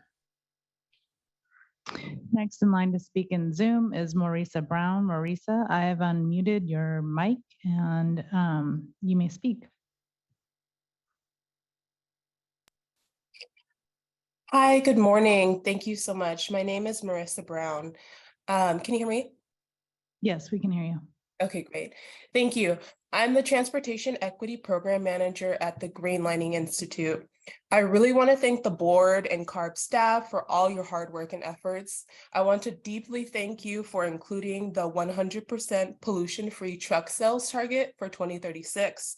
The Green Lining Institute and the ACF Coalition strongly support this target. We would also like to see a reduction in priority fleet size. It is necessary that you lower the fleet size for Class 7 and 8 tractors, which are the biggest and most polluting vehicles. CARB, you have the research and analysis that shows starting regulating fleets at fleet size of 10 is the best number to get the most emissions reductions. Next, when it comes to biomethane truck exemptions for waste haulers, CARB, you need to hold firm to a narrow exemption and reject industry arguments to weaken the zero emission transition. By CARB's own admission, refuse collection trucks are ready for zero emission. They are primed for early electrification. There are already electric refuse trucks in operation in jurisdictions in California like Carson and Palo Alto. It is understandable to grant concessions to trucks that are actually running on California-produced biomethane in order to be in compliance to SB 1383. However, you should not grant exemptions to trucks that are actually running on diesel that just purchase out-of-state biomethane credits through the low carbon fuel standard. Because if you do not hold firm to narrow exemptions, you are causing harm to disadvantaged communities where these waste facilities are most likely to be sited due to racist city planning and redlining. I'm a Black woman. I grew up down the street from a waste facility in South Central Los Angeles. Everyone in my household developed asthma. Thank you so much. Thank you, Marisa. The next in line to speak is David Rothbart. David, I've unmuted your mic and you may speak. Good morning. I'm David Rothbart, and I work for the Los Angeles County Sanitation Districts, and I'm the Air Quality Committee Chair for Clean Water SoCal, which was previously named SCAP. We represent 80 public wastewater agencies in Southern California. Our members manage wastewater for about 20 million people. As we've previously discussed, the wastewater sector is required to treat society's waste 24/7, 365 days a year. In other words, we can't request the public stop flushing their toilets. The process of treating this waste creates a non-fossil fuel, which is known as digester gas, and this gas should be used productively. Unfortunately, most of this gas cannot be directed into the natural gas pipeline for various reasons. The legislature has passed SB 1383, which will divert food waste from landfills to wastewater treatment plants, potentially increasing the non-fossil fuel generation exponentially. The wastewater sector explained this dilemma to the CARB board, and in response, Chair Randolph directed staff to support digester gas as a transportation fuel, and I'm going to quote, unless and until another market is developed. The revised draft ACF does not follow this directive. In fact, as drafted, the ACF would cause food waste derived digester gas to be burned in flares, which is not what anyone had envisioned. Please work with the wastewater sector to ensure there will be another market developed for our non-fossil fuel as directed by the CARB board. Thank you very much for your consideration. Thank you, David. Next in line to speak is Steve Jepson. Steve, I've unmuted your mic. You may speak. Hello, my name is Steve Jepson, Executive Director for Clean Water SoCal. We support the comments from CASA and the wastewater sector representatives that you'll hear today, including David Rothbart, who just commented. The current draft Advanced Clean Fleet regulation designed to clean California air ignores an important existing air quality greenhouse gas regulation. You've heard it mentioned a few times already this morning. That's Senate Bill 1383. SB 1383 is a climate change regulation designed to lower methane emissions by diverting organics from landfills. The wastewater sector has existing, already constructed digester capacity in all types of communities to process all of the state's divertible food waste. This would increase our biogas output by 1,000% at a minimum, potentially more. Unfortunately, without reliable homes for waste-derived biogas, the wastewater sector will not be able to participate in SB 1383 implementation as envisioned by CalRecycle and the State Water Board and the California Legislature. At the October 22 CARB board meeting, several board members, including Chair Randolph, directed staff to address this flaw in the regulation.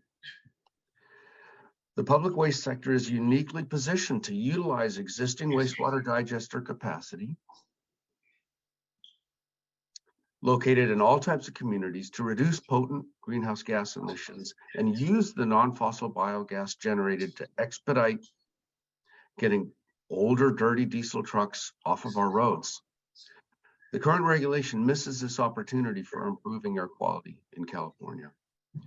We are asking CARB to work with the wastewater sector, Cal Recycle, and the State Water Board to ensure there will be another market developed for our non-fossil fuel and allow the wastewater sector to help reduce greenhouse gases generated by organic waste as directed by the CARB Board back in October.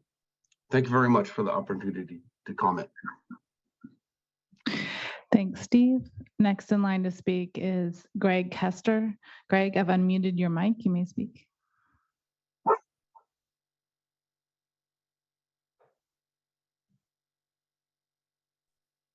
Thank you. My name is Greg Kester. I am the Director of Renewable Resource Programs for the California Association of Sanitation Agencies, or CASA.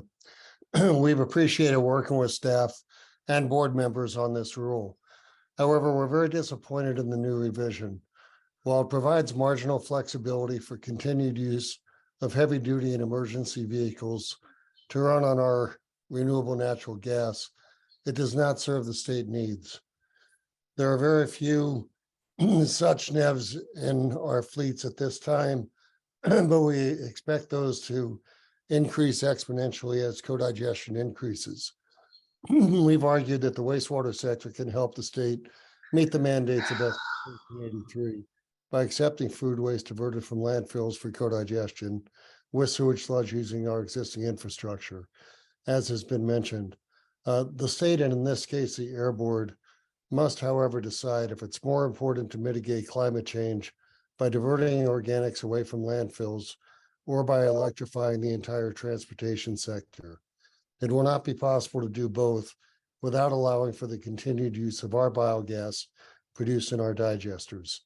There is no law which compels the wastewater sector to accept food waste, and it would be counterproductive to do so only to flare the gas. Our mission is to treat wastewater such that it can be recycled and safely returned to the environment, and to treat biosolids such that they can be recycled to agricultural land.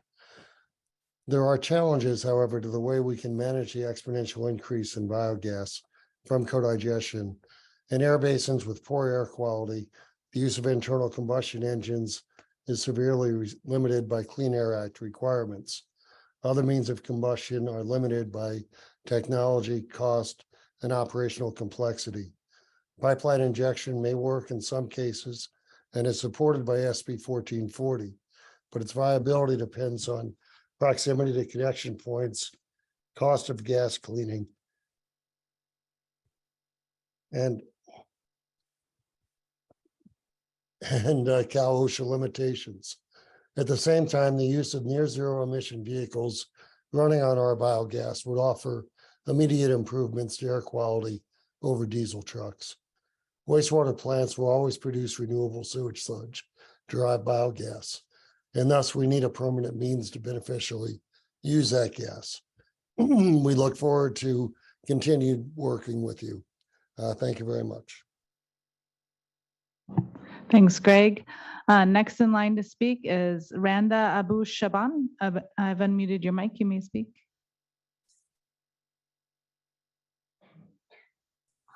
All right. Good morning, everyone. I'm Rhonda Abu Shaban with the Orange County Sanitation District. We operate 2 publicly owned wastewater resource recovery facilities, which provide essential wastewater treatment services for roughly 2.6 million people in Southern California. We want to first thank CARB staff for acknowledging the comments raised by CARB's board at the October 27th hearing, which called for support of SB 1383 and the continued use of renewable biogas and the incorporation of diversified biogas options for the wastewater sector. But above all, I want to thank you for answering CARB board's request to engage with the wastewater sector in finding permanent and indefinite options for the beneficial use of this renewable low carbon intensity biogas. As previously noted in our testimonies, on July 26th and October 27th of 2022, OCSAN is vested in the implementation of SB 1383 and has already commenced engineering planning efforts for the long-term beneficial use of the non-fossil wastewater-derived biogas we produce.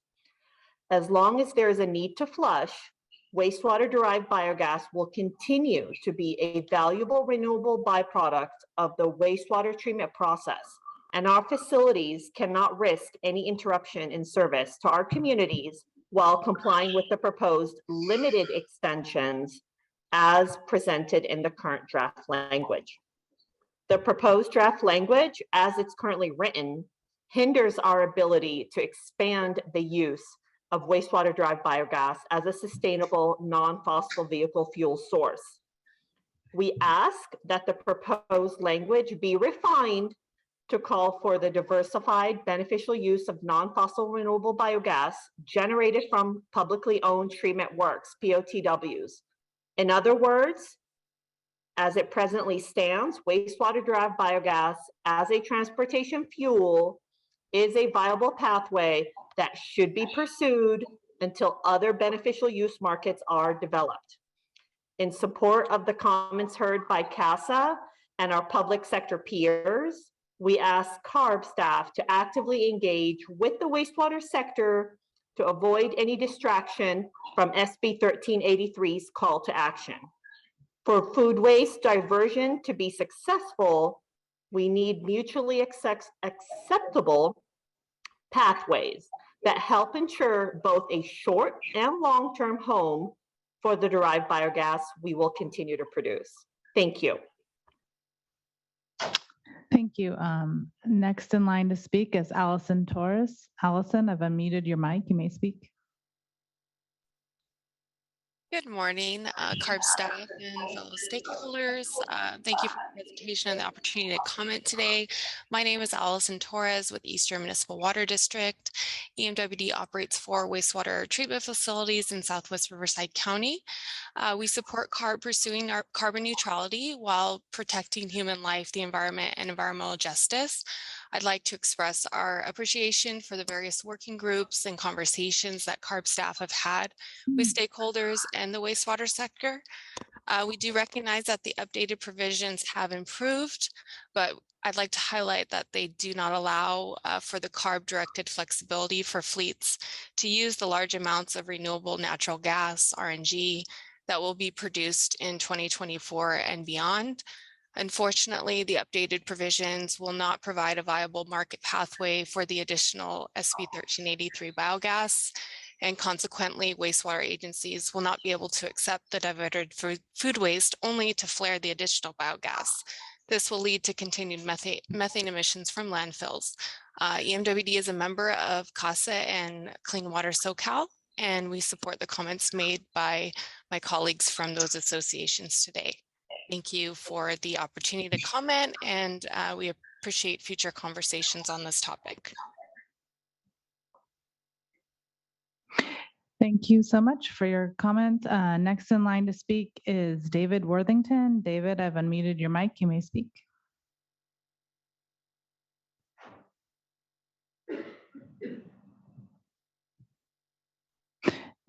David, are you available to speak? You've unmuted your mic. All right, we're gonna. Yes, can you hear me now? Yes, we can hear you. Great, thank you. Good morning, I'm David Worthington and represent the Northern California chapter of the Municipal Equipment Maintenance Association.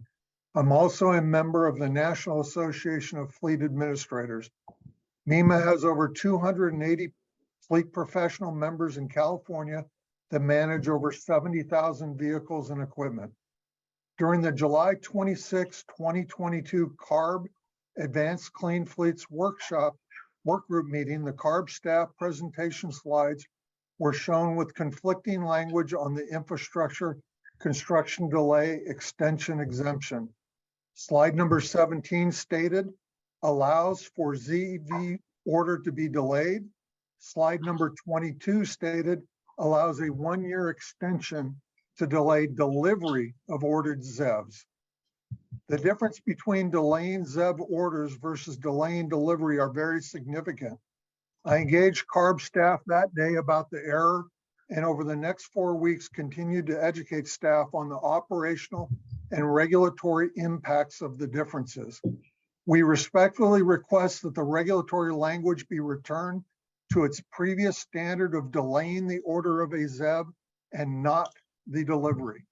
Manufacturers and their dealerships do not delay delivery of vehicles by 1 to 5 years.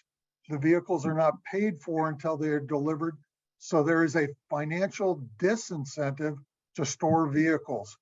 Delaying delivery creates an incentive for manufacturers to cancel orders and force fleets to reorder at a higher cost, creating further delivery delays. Dealerships and manufacturers do not have long-term secured stored lots, and leasing space will be passed on to fleets at a cost up to $24,000 per vehicle. Manufacturers will not delay the start date of ZEV chassis and battery warranties by 1 to 5 years, nor will they guarantee the condition of the ZEVs in storage or correct deterioration due to age and lack of use. This will result in fleets taking on new costs, such as replacing deteriorated tires of up to $6,000 per vehicle. The total cost of ownership increases significantly due to lower resale values and increased depreciation costs, which can be as high as $20,000 per vehicle. Grants, rebates, and voucher funding sources have restrictions of vehicles being delivered within defined timelines. The delay of delivery will cause the loss of this funding and will disproportionately and negatively impact disadvantaged communities. ZEV manufacturers can go out of business within 5 years, while new battery technology can be released within 5 years, providing better range and faster charging. Again, we request that the regulatory language be returned to the previous standard of delaying the order of a ZEV and not delaying the delivery. Thank you for your time and consideration. Thank you, David. Next in line to speak, we still have 46 people in line to speak in Zoom.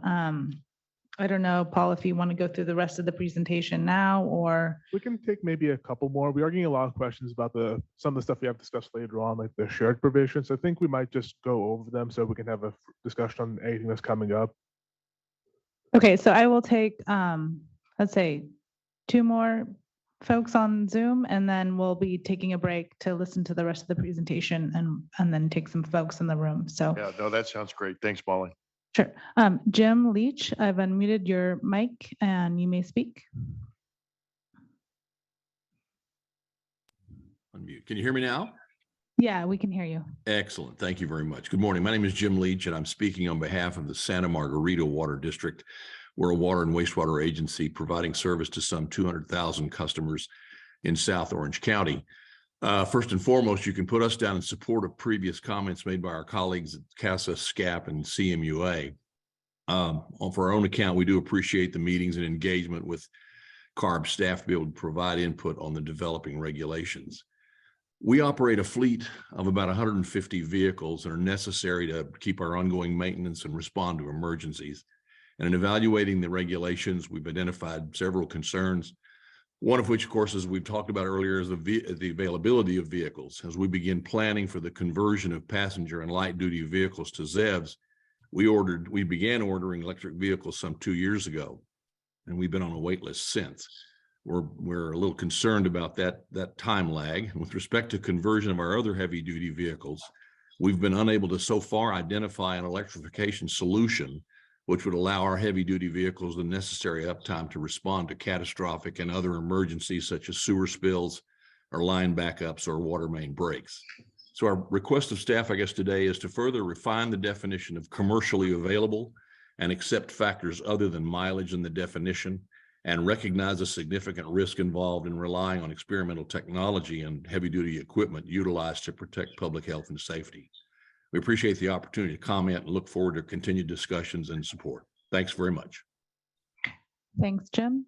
Next in line and last to speak before we take a break to hear the rest of the presentation is Sam Wilson. Sam, I've unmuted your mic. You may speak.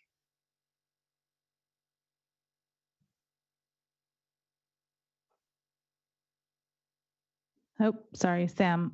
That was my fault. Can you hear me now? Yes. Okay, great. Thanks so much. Hey, good morning, everybody. This is Sam Wilson, Senior Vehicles Analyst with the Union of Concerned Scientists based in Oakland. Thanks for having this. We were very excited to see the addition of the 2036 sales date and the updated language, but I do have a couple of questions. I think maybe we haven't gotten to some of this yet, but let's see. So my first question is about the change in the NZEV applicability in the rule. I'm just curious if NZEVs would qualify as full ZEVs in all counties or just the designated counties, and is there a sunset date for these partial combustion vehicles under the program? So for the public fleet portion, we did expand it to allow for an NZEV, which is in essence a plug-in electric hybrid vehicle, to count the same as a zero-emission vehicle up until 2035. And that makes it the same as it would be for the priority fleets as well. Great. Which so, would there, yeah. Yeah, so post 2035, I mean, the way I'm reading this is that post 2035 NZEVs would still count so long as the model year was less than 2035. So for example, if say it's 2038 and you have X percent of NZEVs, those would still count under the change. Is that correct? Yeah, technically they would, but remember at that point, 2036, all sales into California would be zero emission. So any new vehicle purchases would be zero by definition. Okay. But cool. You could buy used still. I mean, technically. Gotcha. Okay. Second question. I'm curious if table 3 in the memo that you all released either today or sometime this weekend, related to the threshold, that is the memo related to the threshold. Does table 3 showing the regional reductions, does that is that looking at reductions from the proposed threshold of 50 or from the alternative proposals threshold of 10? Yeah, that was based on the threshold of 50 vehicles. I don't know. We don't have the best sense of how that would change by lowering it to 10, as that data does get very granular at that level. So we would expect the same general trend, though, with the largest reductions happening in the San Joaquin Valley and South Coast Sierra basins. And to make sure everybody's on the same page here. So one of the things the board asked us to do was to provide information about fleet size and about where emissions benefits would occur throughout the state. So that information was put together and is available online at this point. Our board received it, I think, on Friday. Latest breaking news, I suppose. But that was information they needed or wanted, so they can ultimately use that for their future decision. And if people are interested, it's on the Advanced Clean Fleets website under resources. Cool, thanks. I have one more question if there's time. And I think that I'm going to get the similar answer from you all about the granularity in the memo, but I'm curious. So the memo suggests that the estimated pollution reduction from lowering the fleet threshold from 50 to 10 would be lower than you all are estimating, and I'm just curious what the reasoning behind that is, because we're seeing that smaller fleets tend to have older and dirtier trucks. They tend to get the more of the hand-me-downs from the larger fleets. So I'm curious, what the reasoning is to assume that lowering the fleet threshold would have less of a positive emissions impact than you're estimating. Thanks. So I think when we look, so broadly, the memo does take into account when we do emissions modeling that these smaller fleets do have a different set of vehicles that generally tend to lean on the older side, and we did estimate the emission reductions associated with that. But I think the point we were trying to make in the memo broadly is that for a number of reasons that we highlight, these fleets will have additional challenges that will slow down electrification beyond what just following the requirements we need. These fleets are more likely to need exemptions for their unique usage cases, and a few other things that we highlight there. So while we can't just run the model and come up with a number for what we think the estimates is, it does end up being somewhat of a paper exercise in reality. There's a number of challenges that these fleets will have to work through, and will ultimately will have to grant more exemptions that will, we estimate, slow down the emission reductions from what just running the model and spitting out numbers would lead to indicating. Okay, thanks. I appreciate you answering the questions. Just for the record, UCS does fully support lowering the threshold for tractors. But thanks for having us today, and I'm really happy to hear that the door was fixed, or at least quiet. But thanks all. All right, thanks, Sam. And I know we paused the questions on the Zoom, and I know we also paused questions in the room here. We're going to take this time, but it appears we're getting a lot of questions on topics that we have yet not talked about. So what we're going to do is we're going to go ahead and walk through the rest of the presentation, which does cover topics such as infrastructure delays, mutual aid, among others. And then we'll again open it up for more questions after the presentation. So Paul, are you ready to go? Okay. So next we'll talk about the shared language that applies to different portions of the Advanced Clean Fleets rule, the various exemptions and extensions. So this slide just broadly provides an overview of all the different provisions we'll be discussing. You can see that we've updated many of these and added new provisions. So we have a lot of this is in response to the direction we got from the board at the October board hearing. So first, on the vehicle delivery delay.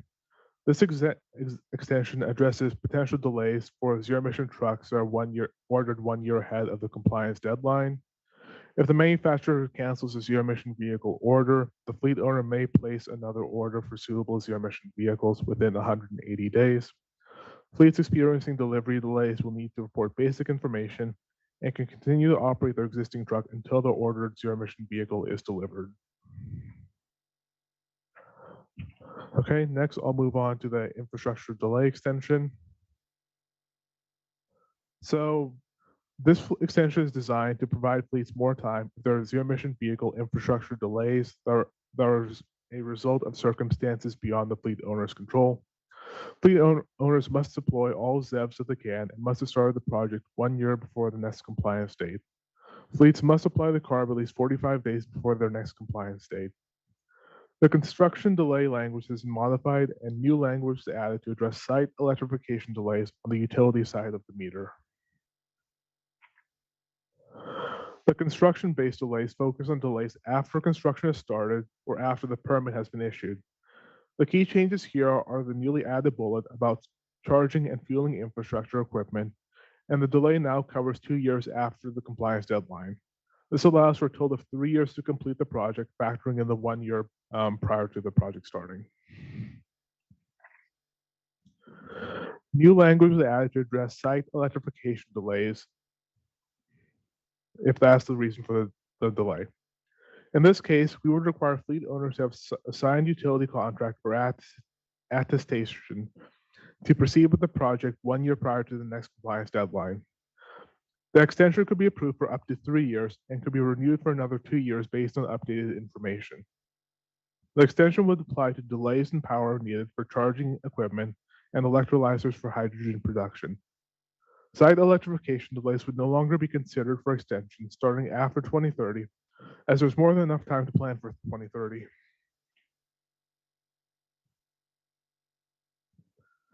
The extension process remains pretty much the same as the original proposal. A fleet would email CARB a summary of why they need an extension and the amount of time they would need to finish the project. The only changes have been made to provide more clarity on the supporting documents. For example, a construction permit is now required to to support the construction-related extension request. The required documents to support the site electrification delay would include copies of documents already exchanged between the fleet and the utility. These supporting documents include the utility's response to the fleet's site electrification request, as well as the executed contract between the utility and the fleet if applicable. If the utility is unwilling or unable to execute a contract, then the fleet owner would need to provide the initial application to the utility requesting site power and an attestation from the utility stating that they will proceed with the project. A separate provision, as vehicle sales disclosure was added to notify buyers that vehicles may be subject to CARB's Advanced Clean Fleet regulation or other regulations. A copy of the disclosure statement is presented here. I'll now move on to discussing the updated zero-emission vehicle purchase exemptions. The ZEV purchase exemption allows for the purchase of a new combustion-powered vehicle with a California certified engine if a ZEV or near zero-emission vehicle is not available. This exemption has expanded to include Class 2B through 3 vehicles. Additionally, we have identified two processes for this exemption. The streamlined exemption process focuses on vehicle configurations that are not available with a zero-emission drivetrain in the applicable weight class. This concept addresses ZEV availability at its most basic level, where all the vehicle configurations in the category is not available as a ZEV. Pickups, two-axle buses, box trucks, vans, and on-road tractors are excluded from this process as they are already widely manufactured available as ZEVs. The fleet-specific exemption process addresses more complex situations that vary by fleet. This includes situations where ZEVs are available in the needed configuration but are not suitable to meet the core vehicle function for the fleet. ZEV configurations are available in every weight class category with more expected soon. They can be upfitted in many different body configurations. Listed here, there are 24 ZEV chassis that are currently available for purchase. This slide shows an example of how the same chassis can be equipped in multiple truck bodies for the needed configuration. This is a battery electric truck, but this is typical for the medium and heavy-duty truck market. The bodies may be upfit by the chassis manufacturer, but it's most common for them to be upfit by numerous bodybuilders. In the next several slides, we'll quickly look at examples of different battery electric vehicles that are currently available. Their typical range is also shown in miles. Here we see that ZEVs are available in Class 2B and 3 as pickups, step vans, cargo vans, and chassis cabs. In the next three slides, we see that ZEVs are available in Class 4 through 7 as straight trucks, box trucks, cargo and step vans, refuse trucks, and chassis cabs. This is more bodies, including one with the utility body configuration. And some more chassis, box trucks, buses, and a truck with a stake bed body. And moving on to Class 8, we see straight trucks, refuse trucks, bucket trucks, motor coaches, and buses. Many of these have power takeoff systems, can be upfitted with different body configurations for a range of vocational applications. Next, we see that zero-emission trucks are available as Class A tractors. Some of these are available as a single model, and others are available in multiple configurations, as shown by the description of the tractor on the bottom right. Note that this is not a comprehensive list, but was selected to show the variety of zero-emission tractors that are currently available. And lastly, we show some Class 8 yard trucks with an elevating fifth wheel system. For these types of vehicles, hours of operation is more relevant than miles. This slide outlines basic criteria that we have established to determine the availability of a vehicle configuration. First, an available ZEV must have zero-emission powertrain certification if applicable.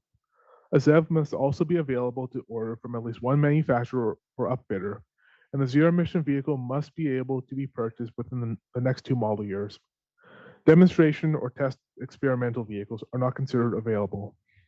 Similarly, Vehicles that cannot be purchased but the manufacturer accepts placeholder reservations for future model would not be considered available. The idea for the streamlined process is to host a list of vehicle body type categories that are not available to purchase as ZEVs on the CARB website. Fleet owners would simply need to check the list, and if the needed vehicle configuration was on the list, the fleet owner could purchase their combustion-powered vehicle of that configuration.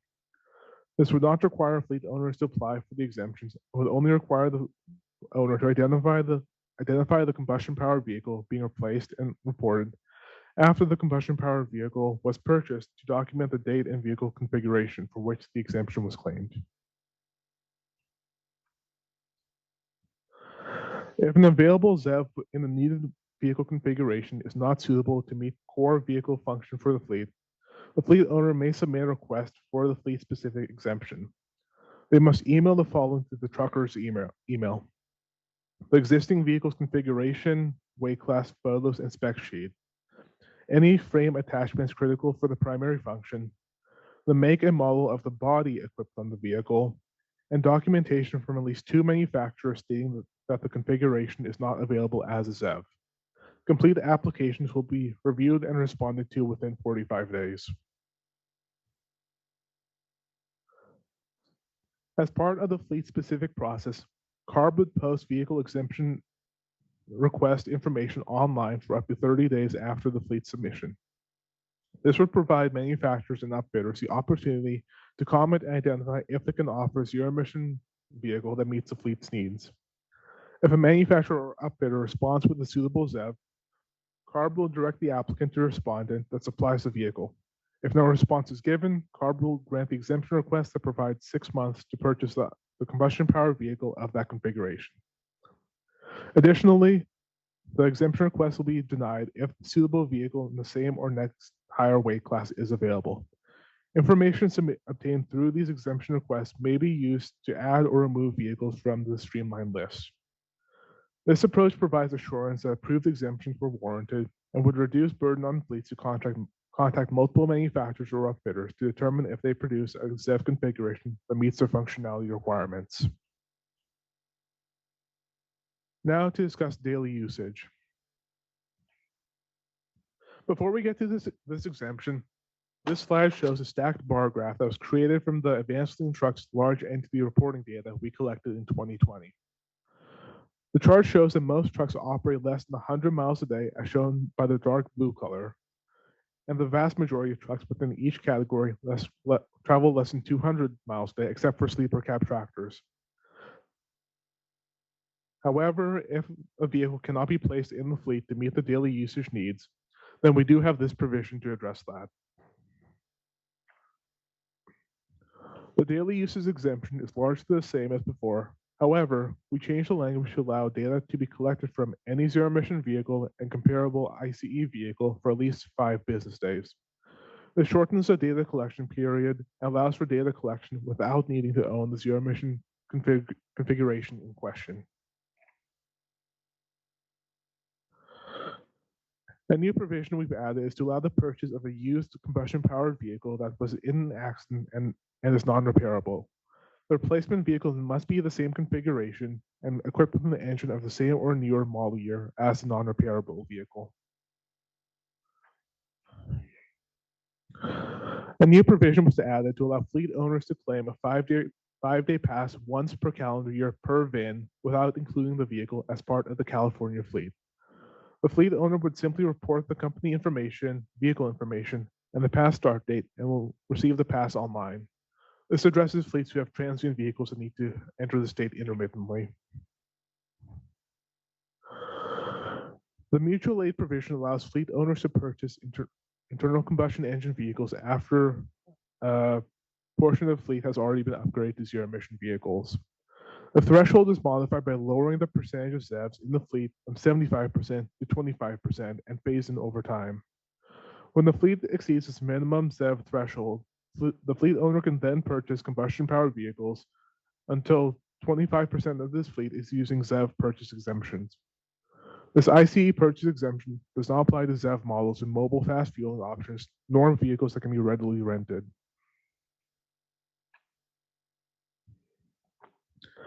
The application process is summarized here. The fleet owner would report that they plan to use the exemption with information about the vehicles they would buy as ICE vehicles. The extension would be approved for these vehicles if the conditions are met. Language is modified about the type of documentation to provide. The waste and wastewater fleet extension was added that delays the ZEV phase-in requirements for existing trucks fitted fueled with biomethane in certain fleets. This provision is available to any waste or wastewater fleet that supports the hauling, transfer, and processing of diverted in-state organic waste to produce biomethane. The provision allows for all eligible vehicles to be placed on the Group 3 timeline for determining ZEV milestone phase-in calculations.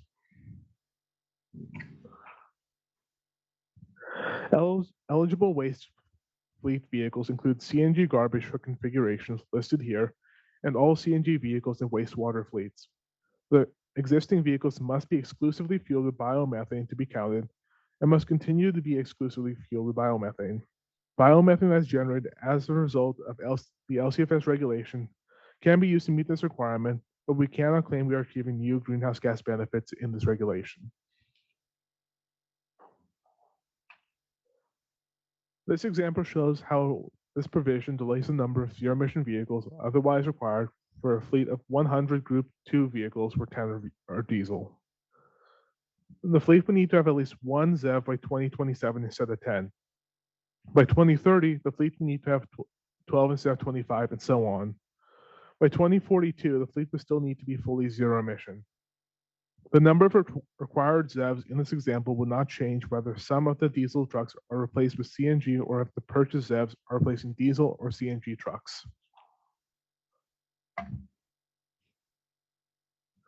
A new exemption was added to exempt intermittent snow removal vehicles until 2030.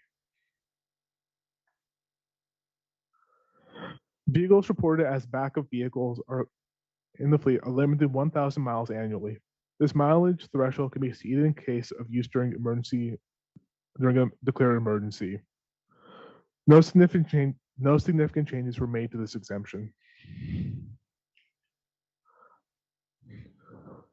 Finally, the requirements to hire compliant fleets apply to any hiring entity. The requirements are incorporated into the 3 fleet requirements, but there are some differences in the language. Broadly, a hiring entity will need to verify the compliance status of the fleet and provide a disclosure statement to any fleet hired. That concludes the summary of the changes.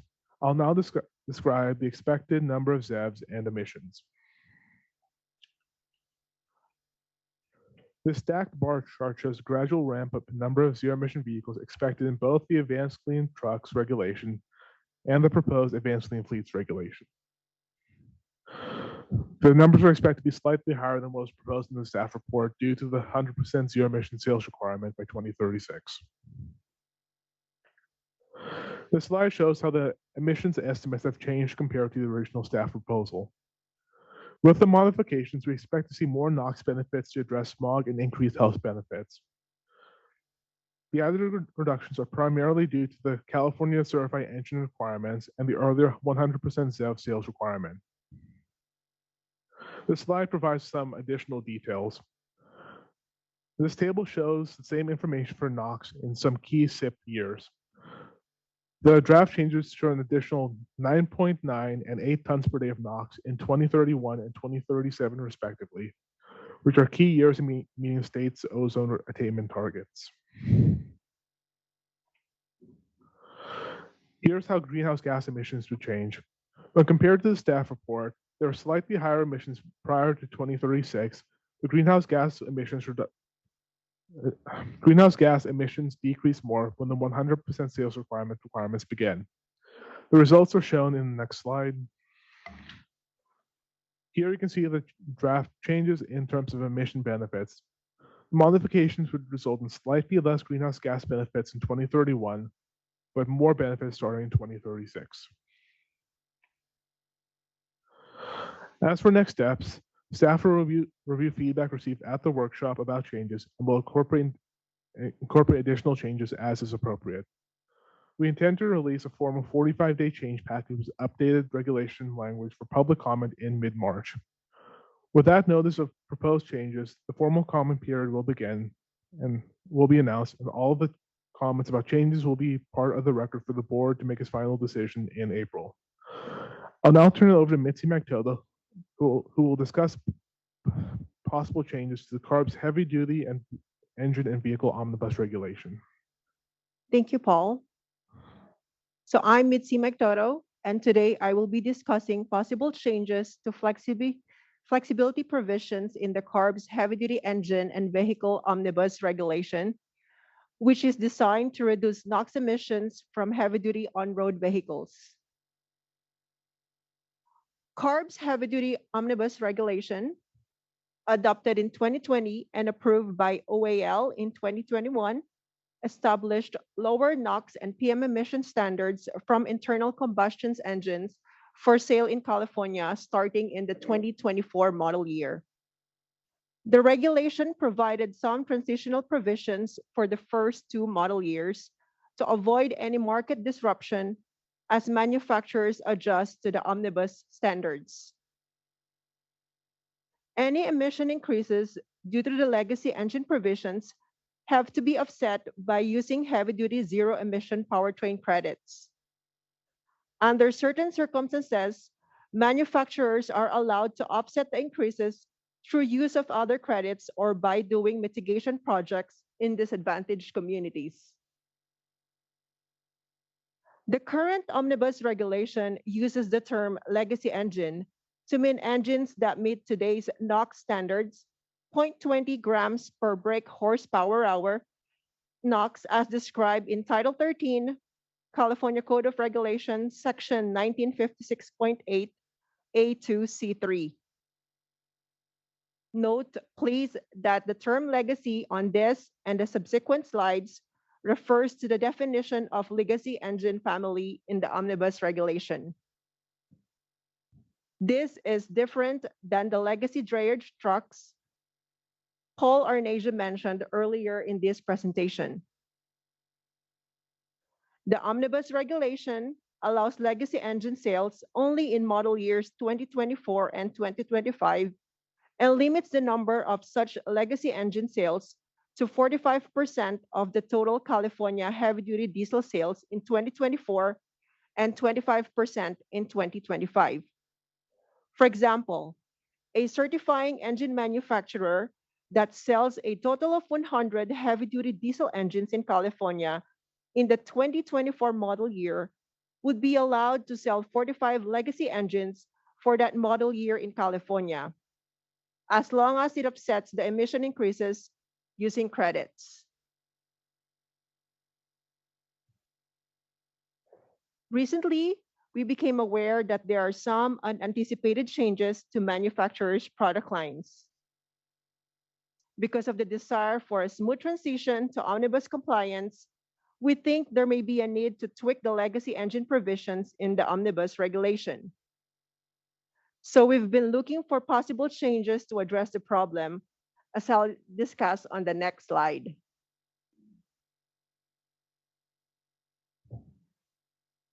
Here are some possible solutions to ease the transition to the lower NOx standards. First, staff could adjust or remove the 45% and 25% production caps on legacy engines. Additionally, staff could change the price cap of zero-emission NOx credits from $4,000 for each medium heavy-duty engine to $1 per megagram. It may also be possible to allow cross-trading of credits between different service classes. This is to offset legacy engine deficits. We are open to other ideas and would like to solicit ideas from you. I put my contact information if you would like to meet with the Omnibus team. This concludes my presentation. Thank you. All right, thanks, Mitzi. So that concludes our presentation. We are going to go back to open comment period. But before we do, I'd like to, I know we had some people, people that were in line, if you could try and resume the original order. Hey, Sean, you got to go way back, Sean. If you could resume, and I'm sorry, I think what we'll do, guys, listen, we have a lot of people here. I would like to do 10. Let's do 10 commenters in the room, and then we have to go back to our Zoom. So the first 10 commenters in the room, please go ahead and state your name and affiliation with your questions. And then after 10, we'll go back to more Zoom questions in the Zoom. So feel free to go ahead. Yeah. Good morning. Thank you for being here. Actually, my name is Mark Williams. I'm with the Environmental Justice League. I'm actually formerly on the AC Transit Board of Directors, so I've been through many of these meetings. So I appreciate your guys' diligence and attention. One of the issues someone raised earlier was about the meetings. You know, can we do more meetings in the communities? I know you guys mentioned that you do that. The more you can do that, the better. Actually, the last public meeting I had organized, and I had 10 people on the phone, and they didn't get a chance to speak.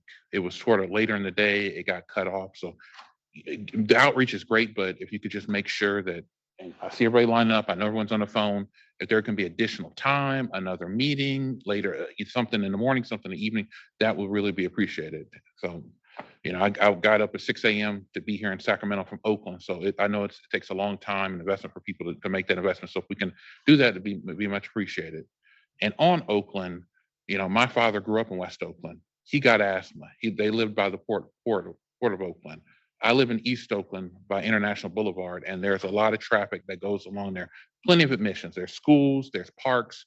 Anything we can do to find better alternatives, maybe just not necessarily diesel and gas, would be much appreciated. I know you mentioned, there's someone up here earlier said 2015R. You said the best technology for California. I think that was something that was mentioned. Someone asked for a point of clarification. I know that's California's best standard, but what about alternatives such as hydrogen and CNG? You know, there is a desperate need to provide better technology as soon as possible. AC Transit, we invested in that. I don't have to tell you guys know all the AC Transit investment we've made. So anything we can do for those technologies to have a chance as well is really important. There are people in not just Oakland, but Long Beach, LA, near ports, near major where the highways. We need to get these, you know, impacts down for cancer rates, for asthma rates. The public health implications are really, really important for our community. I just want to emphasize whatever you guys can do to make sure that those rules, those options are available. You know, electric is great. You know, AC Transit is investing in electric as well, but hydrogen is also a big part of our facilities and our equipment for a reason, because it works and it's cost effective. So making those options available are really important. I'd like to see that those are taken into account, and also getting people who look more like me and other that reflect the diversity of the state. I know the governor makes appointments, nothing you guys can do about that, but when you do have meetings, making sure that there's more time, that they're in the evenings, that you're coming to Oakland, you're coming to other areas, which you've done, you know, please, we would love to, with the Environmental Justice League, we would love to work with you to facilitate that, make that happen. So thank you. And thank you for your comment. And just to add, the fuel cell electric vehicle is a zero emission vehicle. So it's the same as battery electric for all intents and purposes in this regulation. Hi, and let me know if you can hear me pretty clearly. I have a mask on. So, hi, my name is Asen NDI.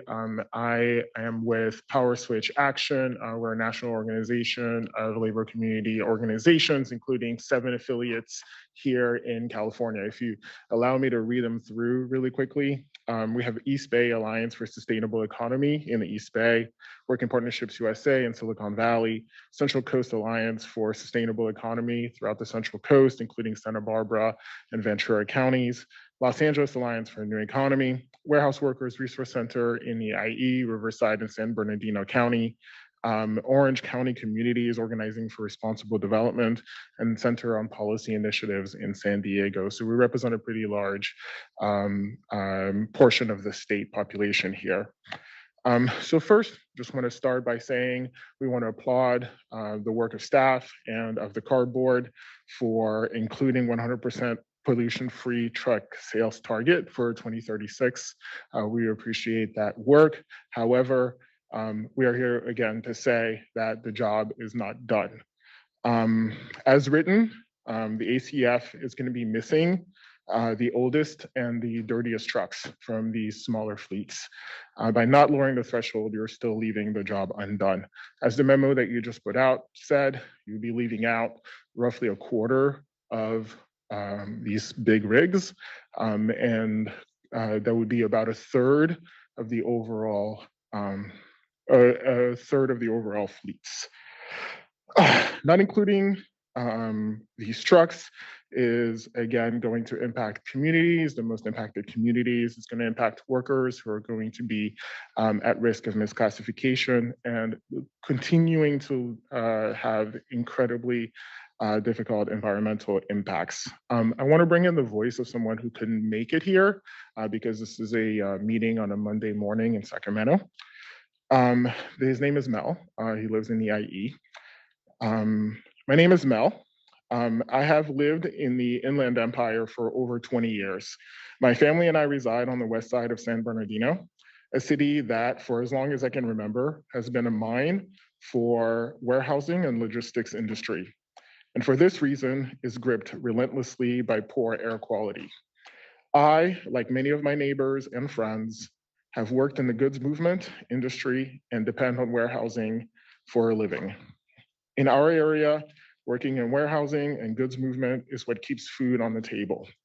This industry has to be sustainable for the physical well-being of my family and my neighbors, and also so that it can provide me and my family with economic stability. So Mel couldn't make it here today, but folks like Mel, workers and communities and people throughout the state are respectfully asking you to please include over a quarter of the trucks that are polluting their communities. I'll add with a quick personal note, as a person mentioned a little bit earlier, they're from the Gulf Coast. I'm also from the Gulf Coast.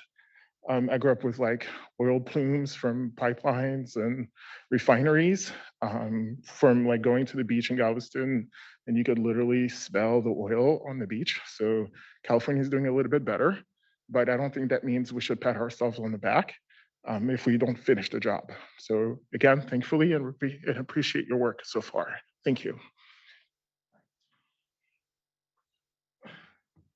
Hello, everyone.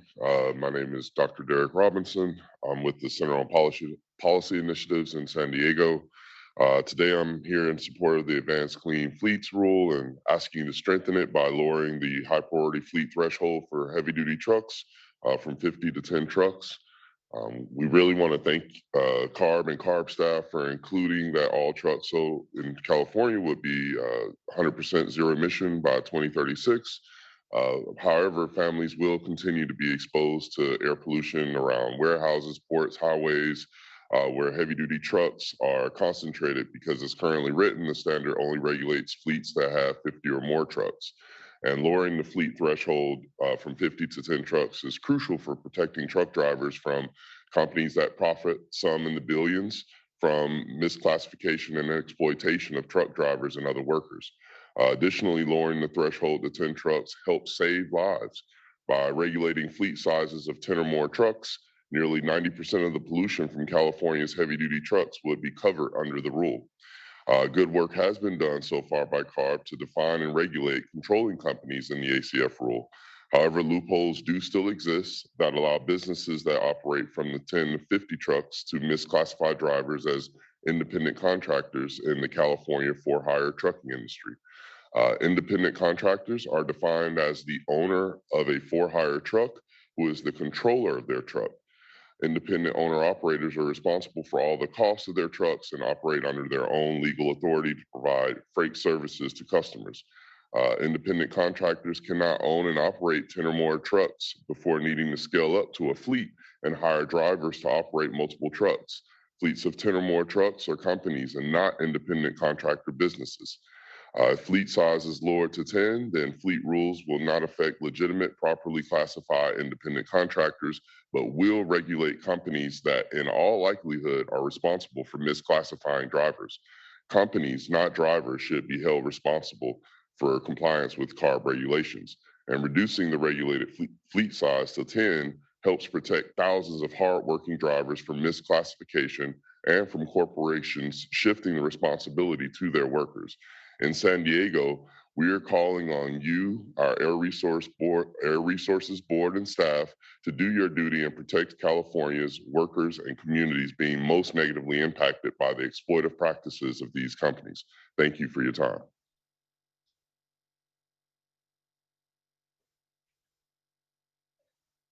Hello, good afternoon. My name is Soledad, pronounced de Meye, and I'm here. I came all this way here from Oxnard and Ventura County, and here with Cause and Power Switch.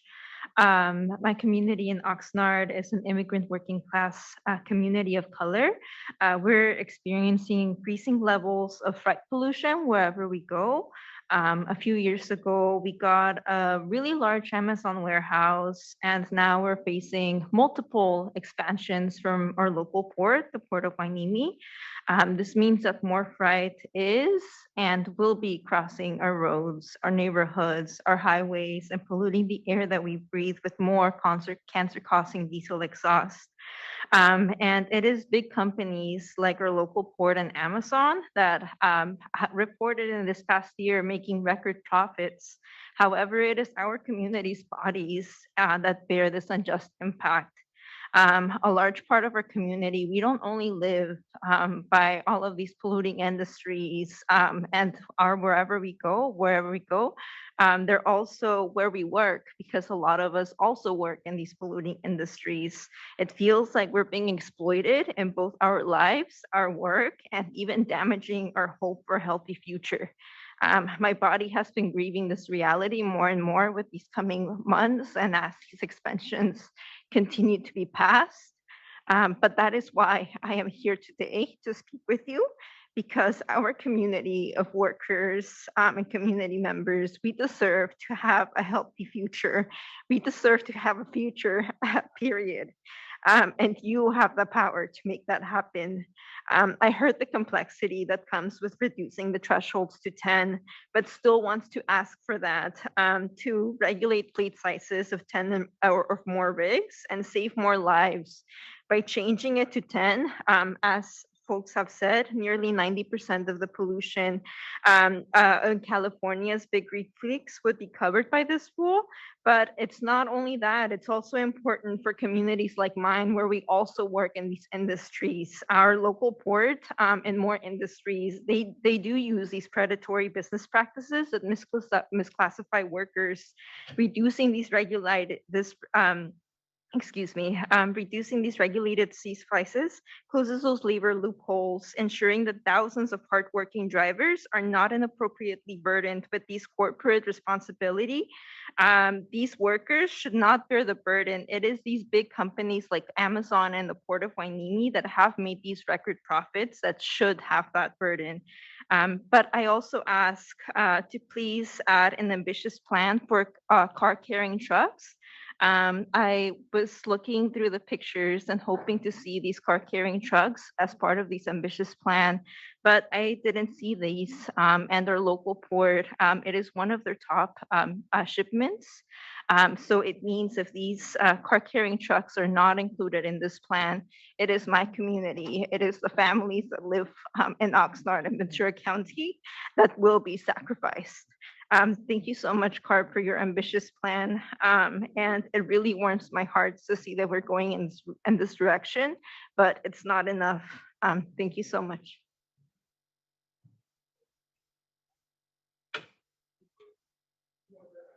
Hello, everyone. My name is Yesenia Gonzalez. I'm with Cause and Power Switch. I'm from the city of Oxnard and Ventura County. Our community is made up of predominantly Latinx as well as Indigenous folks. For years, we have been victims of high concentrations of diesel emissions. We have high rates of asthma cases and allergy cases. While I applaud you for taking these commitments, it is simply not enough. Low-income communities and communities of color shoulder the biggest burden of deadly diesel truck pollution, having suffered generations of systematic marginalization. Oxnard is one of the victims of systemic marginalization. We have countless warehouses from Amazon, ColourPop. We also have the Port of Hueneme, power plants, and many more polluting projects. CARB must change the regulated fleet size to 10 or more trucks to save more lives. We cannot afford the health and climate costs associated with burning fossil fuels. We owe it to future generations to act boldly to cut climate pollution from cars and trucks. And I also ask to please add an ambitious plan for car carrying trucks. New cars are one of the top imports from our local port. If car carrying trucks are not included in an ambitious plan toward SEV, it is my family and my community that will be sacrificed. Thank you.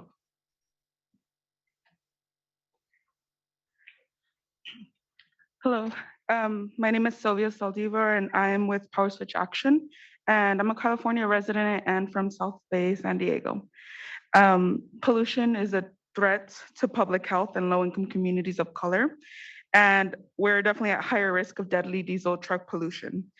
This rule is definitely a step in the right direction. However, the number of fleet sizes should and needs to go down to 10 to make sure it actually is doing what it's intended to do and make sure it saves lives.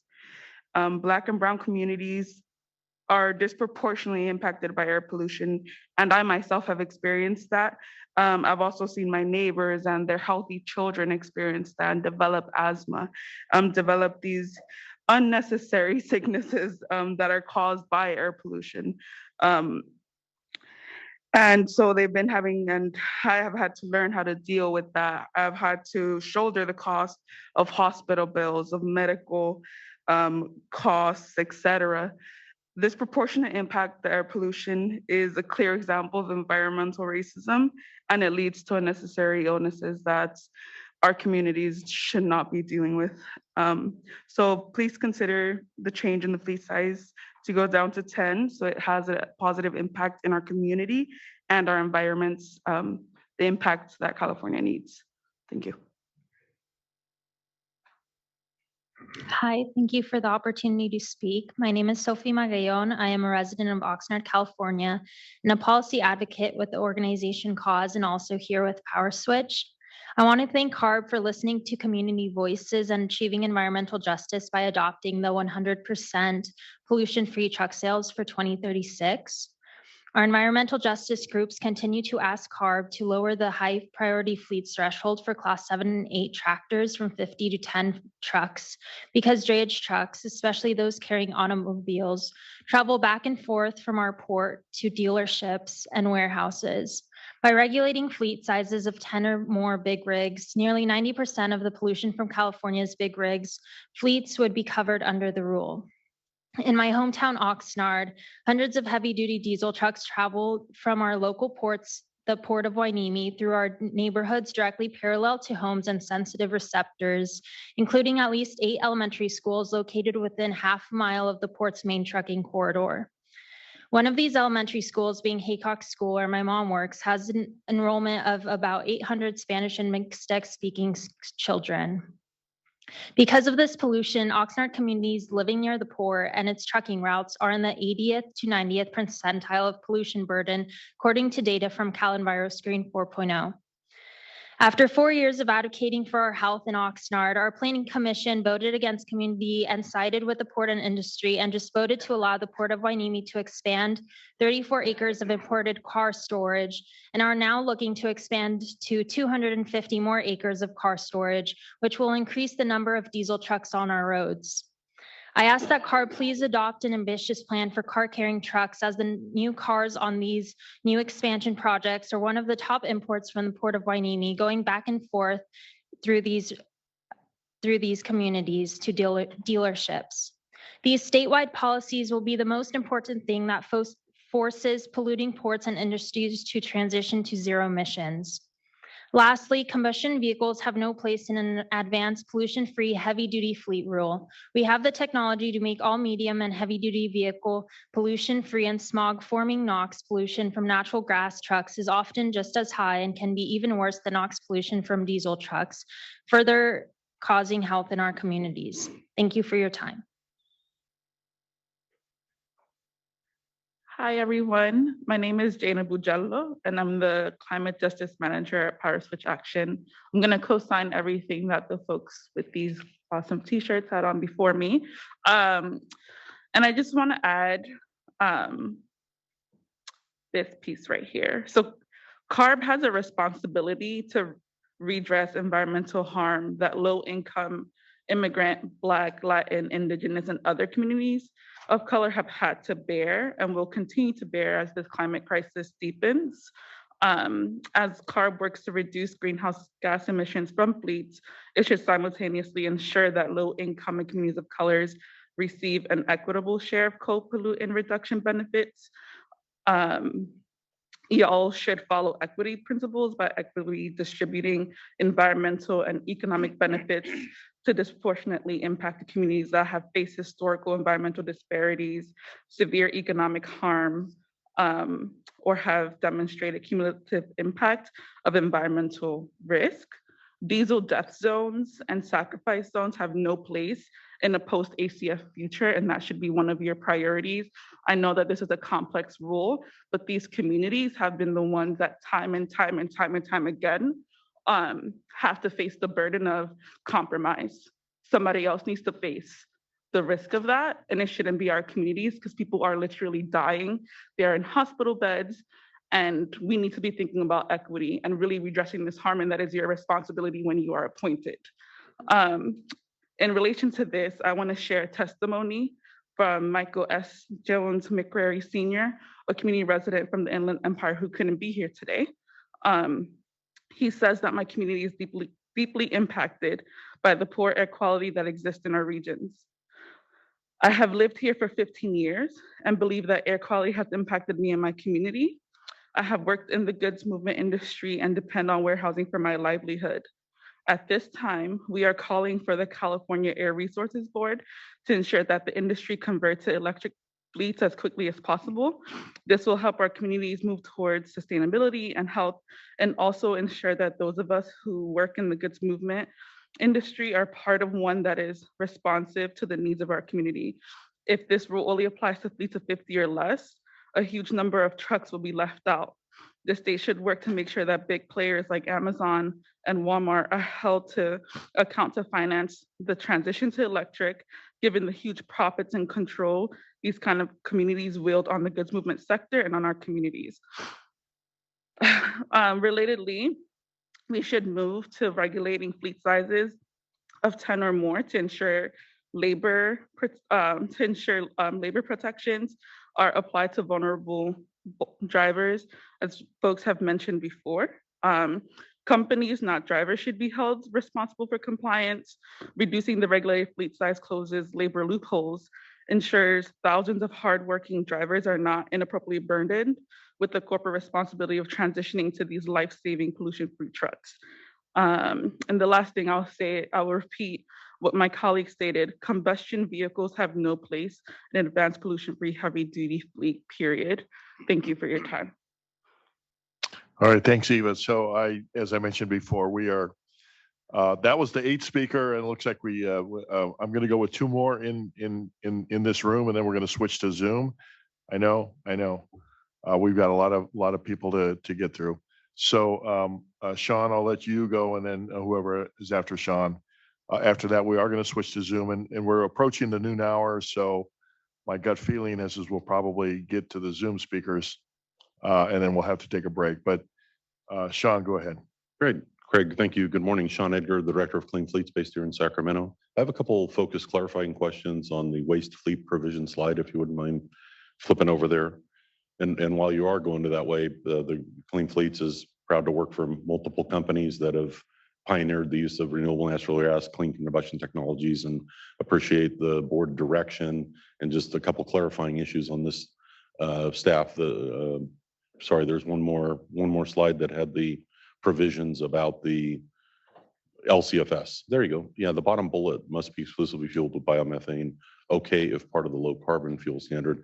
I didn't catch the last couple sentences of Paul's explanation of that. If you don't mind repeating that, just so we kind of clear on what part of the low carbon fuel standard is qualifying fuel.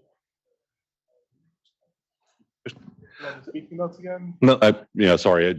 Your explanation, Paul, was the audio was not good. Oh, so you had a few sentences at the very end of that about it's okay if it's low carbon fuel standard, which I think is great. But there were a couple other clarifying sentences that Yeah, so the Some of us statement could was not get. that biomethane that's generated as a result of the LCFS regulation can be used to meet this requirement, but we cannot claim that we are achieving new GHG regulations in this regulation. Reductions. So it's kind of a part of our policy in that if we're requiring fleets to go from, let's say, a fossil fuel to a renewable fuel, we don't claim that benefit in this regulation. That will be allocated towards the LCFS regulation. Okay, that's helpful. Thanks. And then the top bullet about waste fleet CNG vehicles, just to zero in a little bit. And once again, appreciative of the board giving direction and staff working toward this language. But specifically, waste fleet, this was geared toward waste and wastewater fleets to support Senate Bill 1383, which has multiple end uses of materials, and there's a broad range of materials.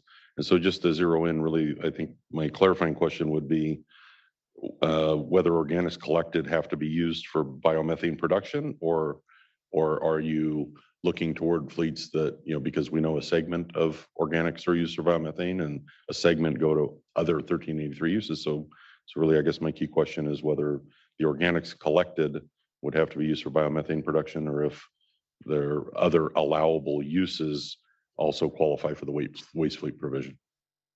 Yeah, no. So Sean, our intent is to simply identify the waste fleets and not so much the truck.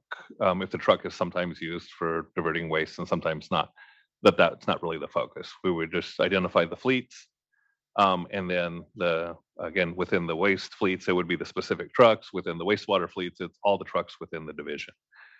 Right. So is it safe to say then broadly waste fleets that are implementing 1383 services and carrying 1383 materials are eligible? Yes, that's correct. And again, if there's a wording detail that's like you're interpreting it differently, then I think it's just making sure we're aware of that. I think somebody's already raised that as a kind of a general comment, but it's like, so that was our intent when we wrote the language. So if that conflicts with what's actually written, then just make sure we're that's helpful. Thank you. And I'll just wrap up the timeline for site electrification, if you don't mind flipping over to that slide. Just a couple focused comments, because we're aware, and I saw Annalisa sitting here, and it's great to have staff attentive on different aspects of this, but we know infrastructure, and not being an engineer or an economist, but I think it's officially a multi-gazillion-dollar exercise to try and put together the infrastructure for this rule. And I would just submit that we heard from utility providers as well as end users that the preparation phase is going to be very critical, and it's currently a broadly unfunded mandate. So the focus on the timeline for the slide itself with the 12-step program, and I don't have a lot of experience with 12-step programs, but you had a 12-step slide in there. And if I don't have it currently present, the only thing I would just point out would be on the matrix itself. From our last discussion, we heard from utilities themselves that they couldn't agree. Hi, Annalisa, sorry, you were over here. We heard from the utilities last time on the specifics of what it takes to get a contract. That was like step 9. And we heard specifically from Silicon Valley Power Authority, and we heard from SoCal Edison. They had some focused comments on what it takes for them to give a contract. So I guess my only hope is that when we see a final language here, that it captures, one, the comments that you previously got from the utilities themselves, that it has to match their process. Second, that we heard that improvements up to 2 megawatts or more may trigger CEQA. And in our prior conversation about CEQA, I think Tony, you had mentioned that the finding of archaeological, that's the one of the delays is a CEQA related delay. I guess our point, and you heard from CalCEMA and other associations, that to perform CEQA, to get to do a project, to begin to start a project, to begin to get a contract, it can take multiple steps on the front end to get local land use authority. And I just didn't see local land use authority or the tenant landlord relationship listed in there. So my only word of caution would be, as you get toward final language, if you could incorporate those, that would be awesome. And then my final comment, it would be awesome if an informational hearing would be embedded into the rule language. I know the board sometimes puts that in a resolution. And the reason I would just suggest that if it's possible to do it in this round, just to indicate that at least an annual informational hearing, if not 2-year informational hearing, be embedded as part of the process, because I think all the stakeholders realize there are going to be a lot of moving parts. And if we leave it to just holding an informational hearing when the time arises, we're going to end up like we ended up with the waste hauler rule, that it was passed in 2003. Board said they were going to do annual updates. They did one annual update in 2004. Then they essentially left us alone to figure it out until 15 years later when the regulation was changed again. So having had that experience, it would be really great if everybody's intention is to hold regular hearings and all the moving parts, then we really need to have that embedded into the rule itself and have some certainty that we're going to be getting together, because I love quality time with you all. So I'm going to give up the mic and say thank you much. All right, thanks, Sean. And just a reminder again, one more speaker in this room. We will be switching to Zoom right after that. So, yeah, well, and we'll go ahead. I mean, it's evident that we're gonna need all the time that we can have. So we'll break at 12:30. That'll be the plan for 30 minutes, and then be back at 1 and then continue. So plan accordingly, and that's the way we'll do it. Well, yeah, I would like to preserve the order. So, but I'm going to rely on your I don't know, best judgment as to who was in front of you, and we'll go from there. And I'd encourage you to take advantage of the chairs too.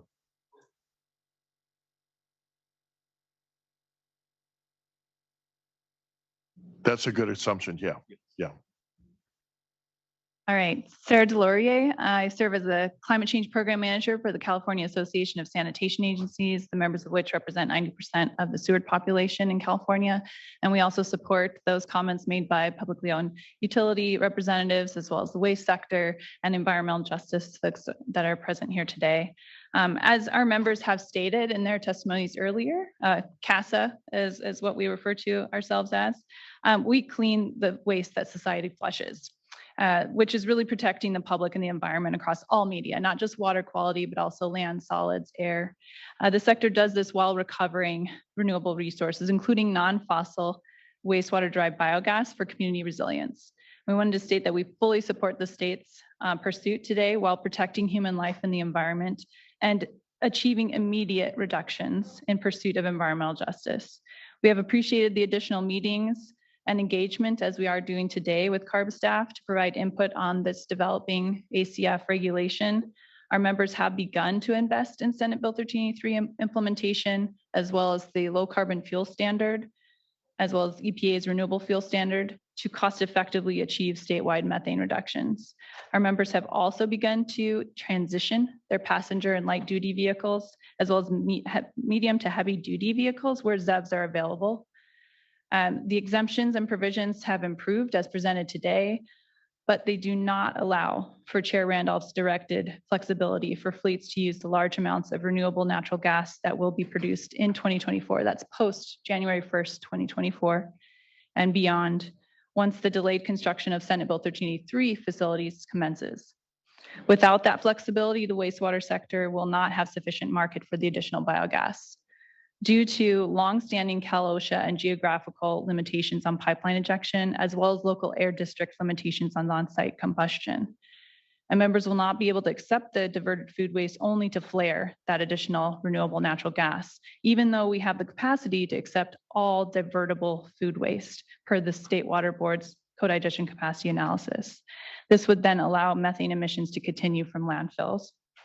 We asked staff to be responsive to Chair Randolph's direction provided October 27th, which stated that to have support for renewable natural gas fuel vehicle options as part of the high priority and federal fleets requirements, while we work in partnership to demonstrate zero emission technologies.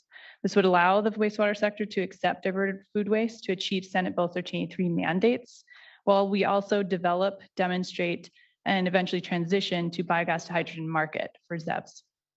We also asked that there be a formation of an interagency work group, so CARB with Cal Recycle, State Water Board, local air districts, and CPUC with the wastewater and waste sectors to identify these types of unintended conflicts across scoping plan programs, which would have identified this cooling effect or potential cooling effect that the developing ACF regulations could have on Senate Bill 1383 methane reductions. We also asked that Senate Bill 1383 implementation be included in the 2027-28 technical review of the ACF regulation to assess the status of Senate Bill 1383 implementation relative to the ACF implementation and ensuring that there's viability for new RNG markets. We appreciate the opportunity to comment today. We will provide more red lines to the revised ACF regulations, and we look forward to continued engagement with you all on this matter. Thank you. Just a quick follow-up. You mentioned an interagency work group. What agencies are you thinking? Local air districts, you mean? Well, no, agencies. You said interagency work group? Yes, I said an interagency work group with Cal Recycle, State Okay. Water Resource Control Board, local air districts, and you could imagine who those are, as well as CPUC.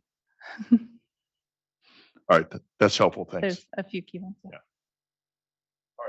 All right, we're going to switch to the Zoom. Molly, if you want to Yeah. go ahead and call. So we have 50 attendees who have their hands raised out of the 682 participants. And I'm going to start with Mike Tunnel. Mike, I've unmuted your mic. You may speak. Great. Thank you, Molly. This is Mike Tunnel, American Trucking Associations.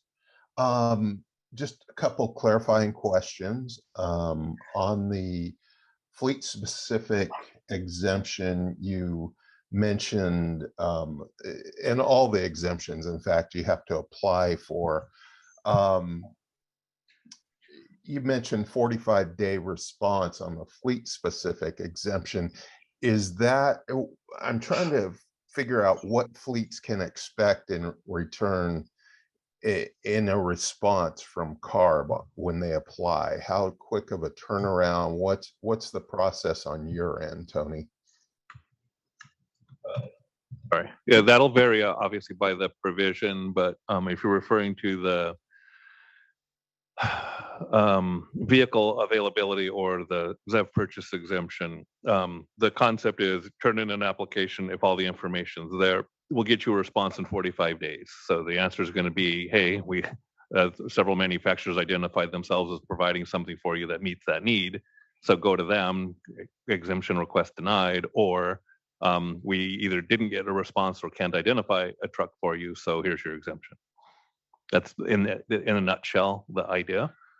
And then other ones like you've ordered a vehicle a year in advance, there's no process for that. It's simply, the process is simply at your next deadline when you would appear to be out of compliance, you provide, hey, here's the order I made over a year ago. Here's the proof of that order. Here's the truck that I get to keep operating or that we'll consider in your compliance option. And you would get the extra time until that ZEV is delivered, for example. So that one's just a review that you have a purchase order and which truck, and we mark it off. Okay, thank you. That's helpful.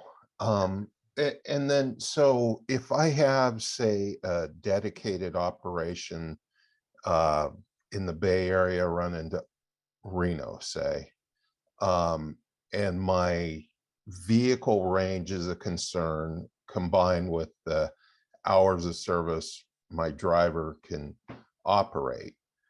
I'm wondering, is that a usage part of the daily usage or the fleet specific purchase? And I assume that fleet specific purchase exemption, you can do tractors are eligible under the fleet specific as opposed to the streamline? Fleet specific.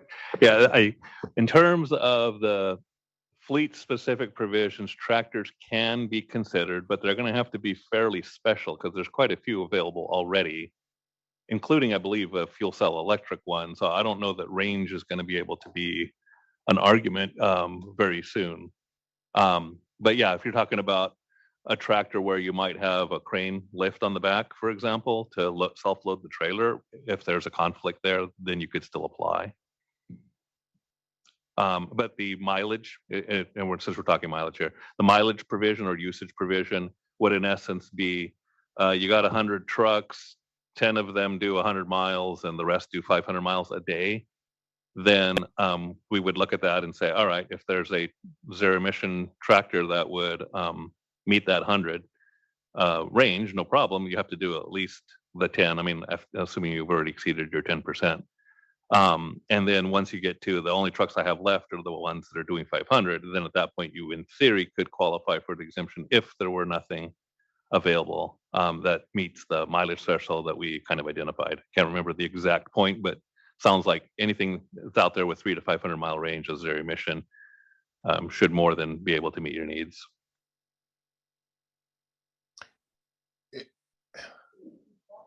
And so mileage is under usage then, and yes, I guess And the mileage provision is under the usage exemption, and the reason we call it the usage exemption is, a number of trucks will do X number of miles, but the amount of time spent stationary doing work is just as important.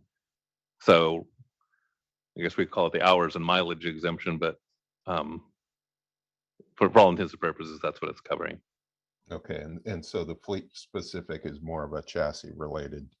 So just to go back over that. So the first on the ZEV purchase exemption, when a zero emission vehicle is not available, we're for the most part looking at the truck and the configuration. Can you get a configuration that you need? And if the answer is yes, then the second question then becomes, all right, is there a conflict with its mileage or distance capability to do the particular job in your fleet? And then last question, and I'll move on.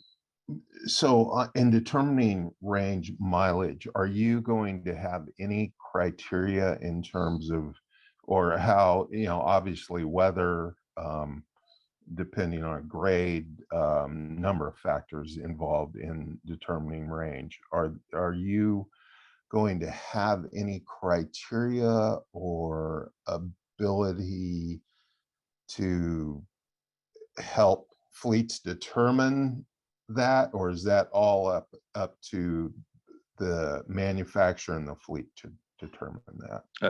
So in terms of the mileage, that's all specified in the regulation. It's very mechanical, for lack of a better term, but it's based on your actual data in a 30-day period within the last year. For all the trucks of that same type is what you would have to compare against. The door is open to use. And so we identify, here's a calculation that you can establish a mileage number to use for the zero emission trucks. But the door is open if you want to use actual data from trucks in service, that the door is open to use that as instead of the calculation that we specified. And your calculation factors in ambient temperatures and the operations over grades, things like that? We're leaving it to you to identify a 30-day window that you want to use. So if it's in the middle of the summer, then that's great. And if you want to do it in the middle of winter, that's fine too. And then obviously the data is from your actual operation for your existing trucks. So they would presumably be doing whatever routes they do, whatever hills they do as part of that. Okay, thank you. Sure. Okay, there is a sign-in sheet going around the room. If you have been in line to give testimony, to ask questions, then please identify Harinder Fagura, who is walking around with a sign-in sheet. I will now take the next person in line to speak through Zoom, and that's Andy Schwartz. Andy, I've unmuted your mic. You may speak. Hey, good afternoon. This is Andy. Can you hear me okay? Yeah, we can hear you. Great, thank you. Yeah, so I have a number of comments related to various aspects of the regulation. So I'll try to be fast here, but first let me say I really appreciate the time to speak with you this afternoon.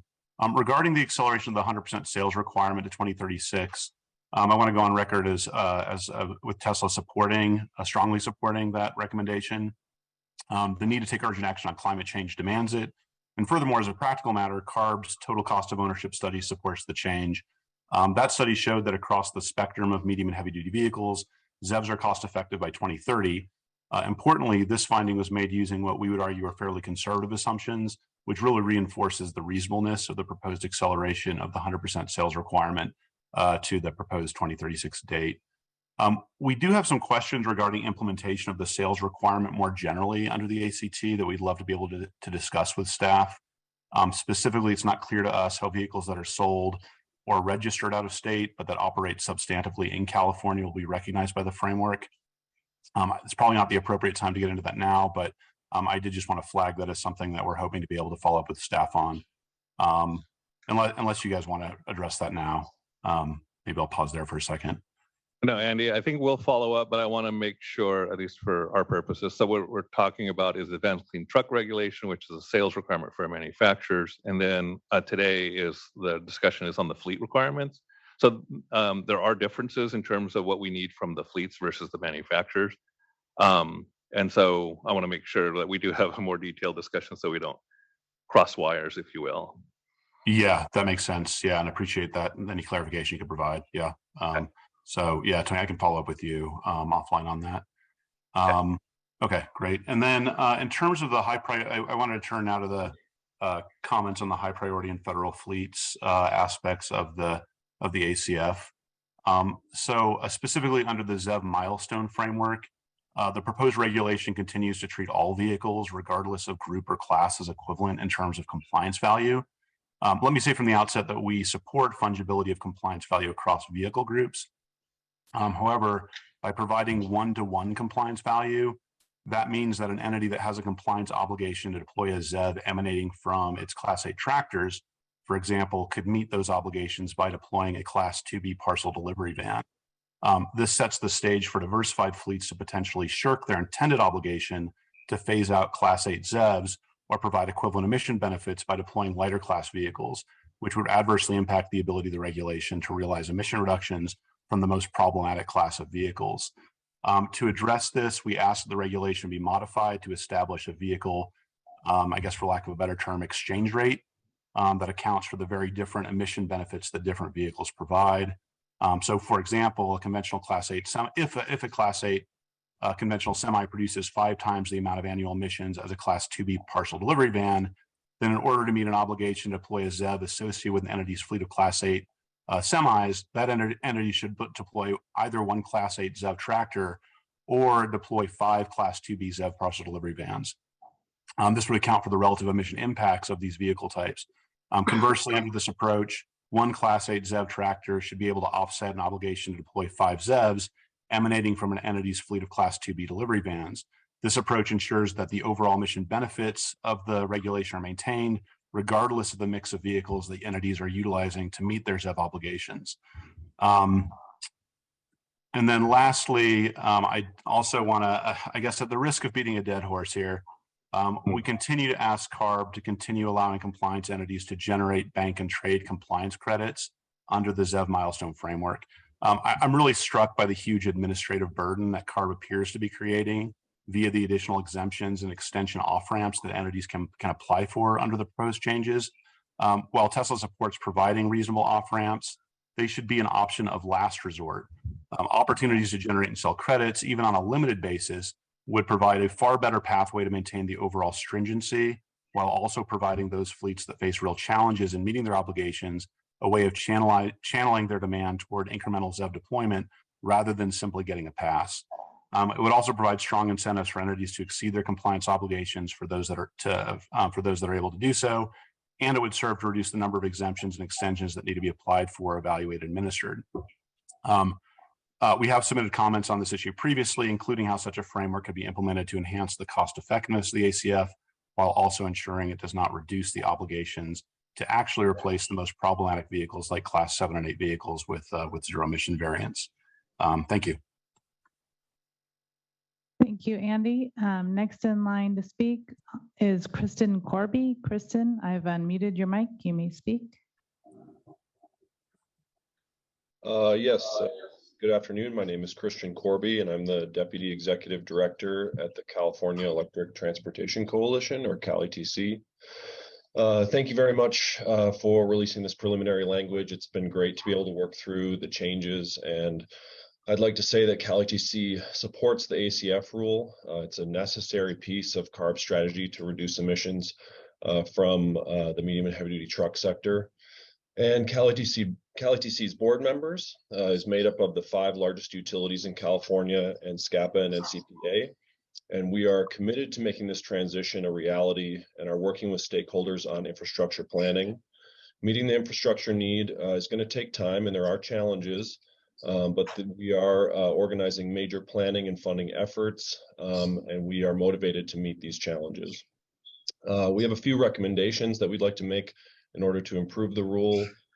First, under the public rule, we see that the recommended small fleets being allowed to comply by 2027 was set at 10 vehicles. But we don't really see this being a meaningful level for small fleets. We believe that the fleet size should be 50 vehicles or less for this to actually provide some meaningful relief for small fleets. I also noted during the presentation that one of the shared language provisions, it was suggested that the non-repairable vehicles exemption was a shared provision, but I don't see it in the public fleet rule.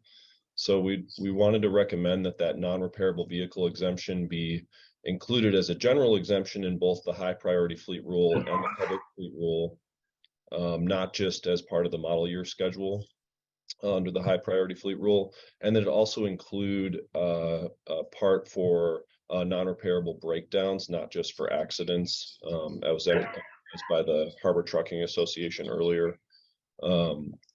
We also support the inclusion of the NZEV option for purchases in the regulation because of the need for versatility in certain fleets.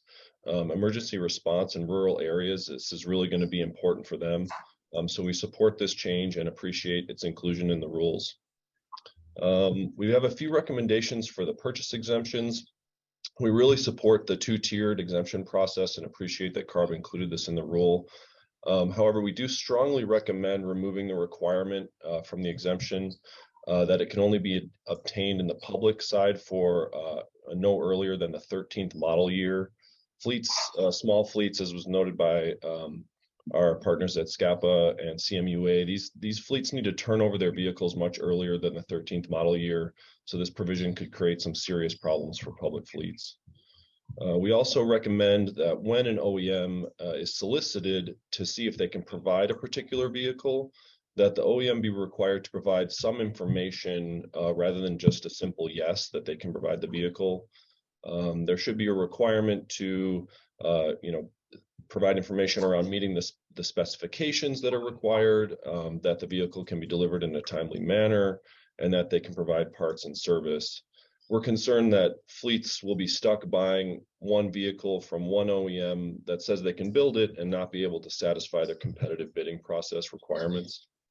There's also a provision that says that OEMs can provide an equivalent body, but equivalent should be defined so that it can include and not be limited to meeting the needed specifications. For the infrastructure and electrification delay extensions, we support this change in the rule. I think CARB has done a great job of summarizing the recommendations that we've been making.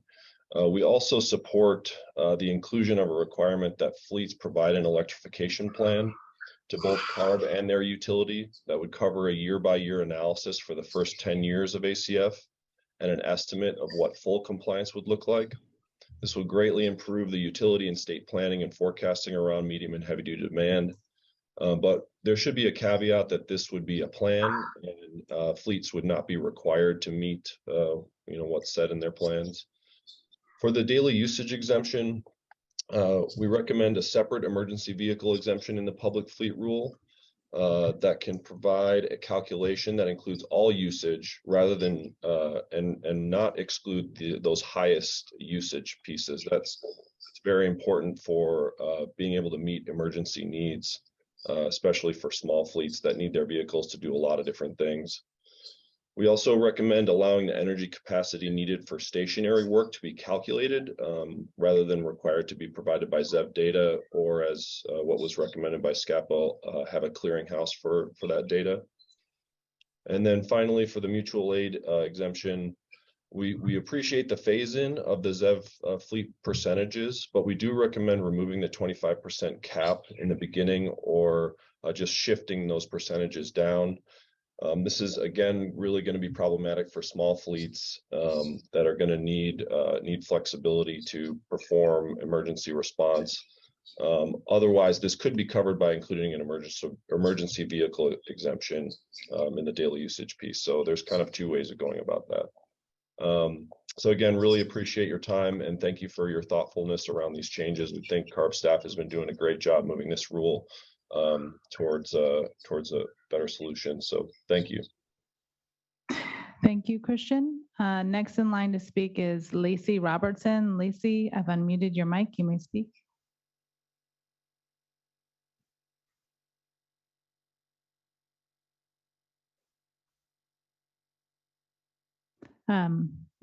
Lacey, are you? Sorry, I wasn't pressing. Can you hear me now? Yes, we can hear you. Thanks. Okay, great. So I have a couple questions that I'd love to run through on specific scenarios. So the first is regarding the high priority fleet streamlined ZEV purchase exemption. So for example, let's say a concrete ready mix truck is on the list of trucks that's not available as a ZEV.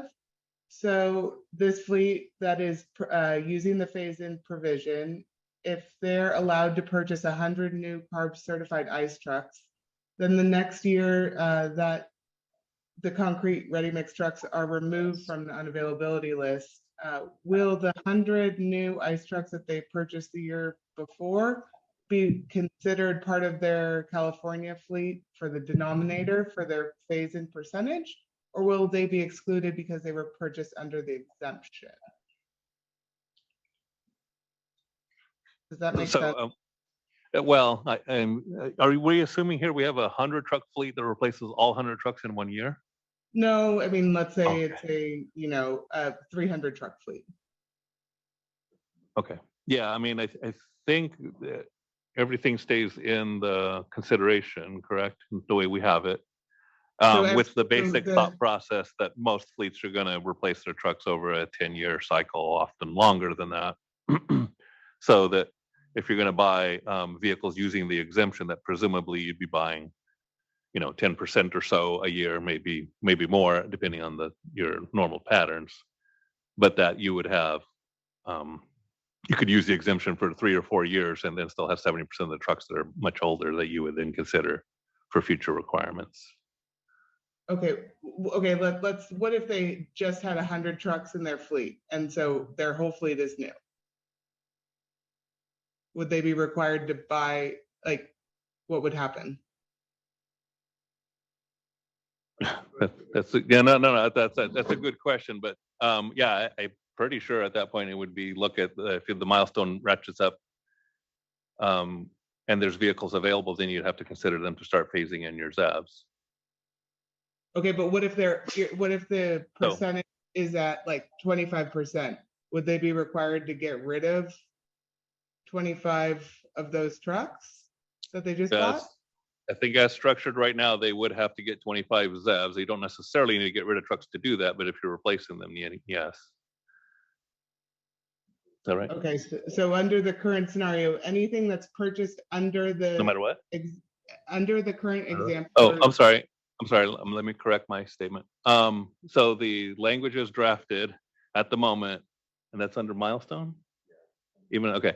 Yeah, so the language is drafted, the trucks would be able to operate 18 years in that example, because those are not the type that will ever get to 800,000 miles before that they would be required to do anything else. Okay, so anything that's purchased under the exemption, even under the phase-in schedule, you would be able to use trucks purchased under the exemption for their full useful life. Yeah. Okay, great, thank you. And so then for also in the ZEV purchase exemption, when you talk about zero emission powertrain certification, it says if applicable. When would ZEV certification not be considered applicable?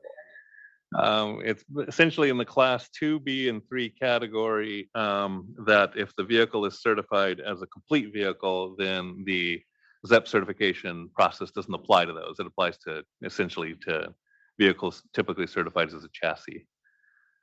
So Okay. that would be the exception. Okay. And then also for the ICE vehicle additions option, when you talk about any used ICE vehicle added to the California fleet by an owner utilizing the ZEV milestone option, must have a 2010 or newer model year engine. Does that mean that someone could buy a non-CARB certified, so like an EPA only ICE vehicle, and add it to the fleet as long as it's the California fleet, as long as it's used? Correct. Okay. And then for the benefit of everyone, the standards in California and nationally have essentially been the same for that time period. So there's no point in making a distinction between California, right? But and federal. But Tony, in 2024, California, the standard is going to be 0.05 versus the national standard will be at 0.2. Correct, and that's why we make a distinction there that starting in 2024, then new engines would be quite different in California than federally, and that's why we would require California engines to be purchased for new vehicles. Right, but like in 2027, someone could buy a EPA 2024 engine that's certified at 0.2 versus a used California certified vehicle from 2024, which would be 0.05. Under the milestone option, correct. Okay. So because that model year schedule, you're only buying ZEVs. Correct. So right. Totally agree. And then And Lacey, I'm sorry. Could you tell us your affiliation just so that we're sure. Sorry, Lacey Robertson, Rush Enterprises. Okay, thank you. And then my last question at the moment is in section 2015.6, are the penalties that are discussed under enforcement, are those monetary? Yes, right. Yeah. Yes, and the concept there is to provide a little, if in essence, a little lesser penalty to allow for some late reporting in the earlier years here, but that it wouldn't be, not that there would be no penalty. Okay, and so is the only penalty would be for late reporting or not reporting? It wouldn't be for non-compliance? Is that what you're saying? Yeah, failure to comply is a whole different thing. That enforcement already has all kinds of, I forgot the right term, has all kinds of processes and ways to make those determinations. Yeah. So a lot of the health and safety code outlines a wide range of penalties that we can issue, and so non-compliance would be a separate set of penalties. What we're trying to do here is just outline this specific case of late reporting, what would happen, because we just want to provide a little bit more guidance and flexibility for these early years.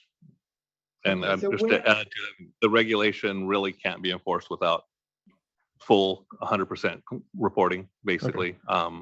And so if you're not reporting, even though you might not have a deadline, we do need to identify upfront, which vehicles are meeting the threshold requirements versus, or which fleets are and which aren't. Yes. To ultimately make it an enforceable regulation. Subsection 2015.6B gives some guidance on just general penalties, but a lot of it does. We have authority under the health and safety code to assess based on the situation, and enforcement has their criteria they use to determine the penalty.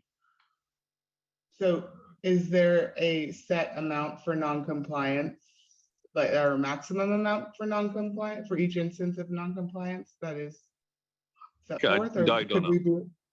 I don't know. It's high enough that you won't want to be out of compliance. I guess it would be really nice if you guys included it or referenced it at least, so that people could understand what the penalty would be.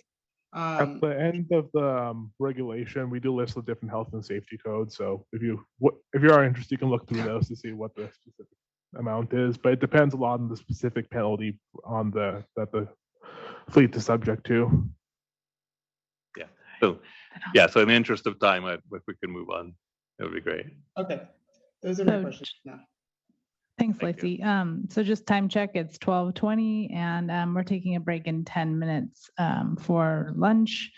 We'll resume at 1 p.m. Next in line to speak is Elaine Maltz. Would you mind stating your affiliation?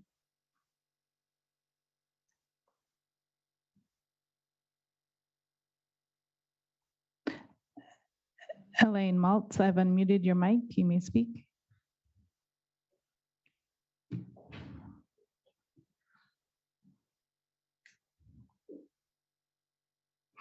Okay, Elaine, I'm going to keep your place in queue. I'm going to move to the next speaker, who is Kevin Hamilton. Kevin, I've unmuted your mic. You may speak.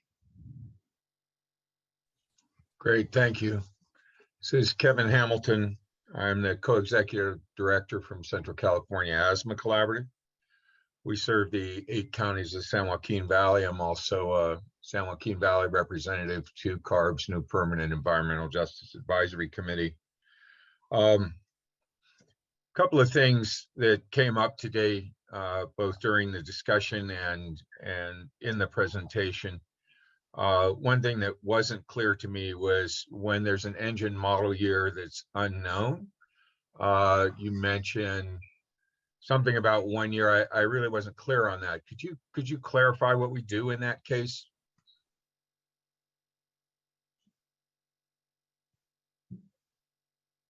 Kevin, I'm sorry, what was the question again?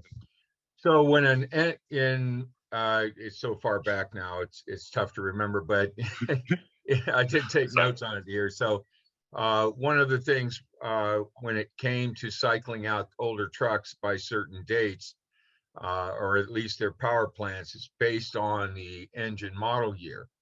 And you had mentioned if the engine model year is unknown, you'll be required to, and I wasn't really clear what that was. I wrote in my notes 1 year. Sorry. Question mark.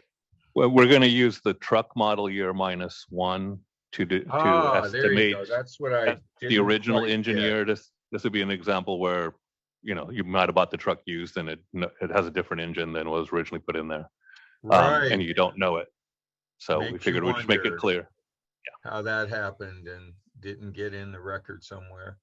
I do want to mention that we support our colleagues' comments, and I will endeavor not to repeat those from both Greenlining and Sierra Club.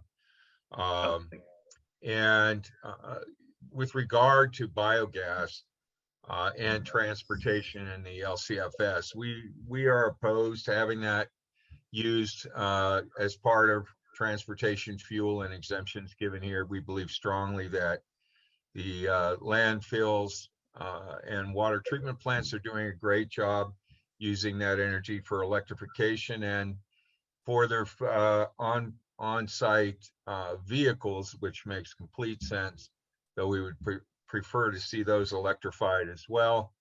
We have adequate best available control technologies available for the stacks on those generators, and the grid desperately needs that extra clean energy contribution.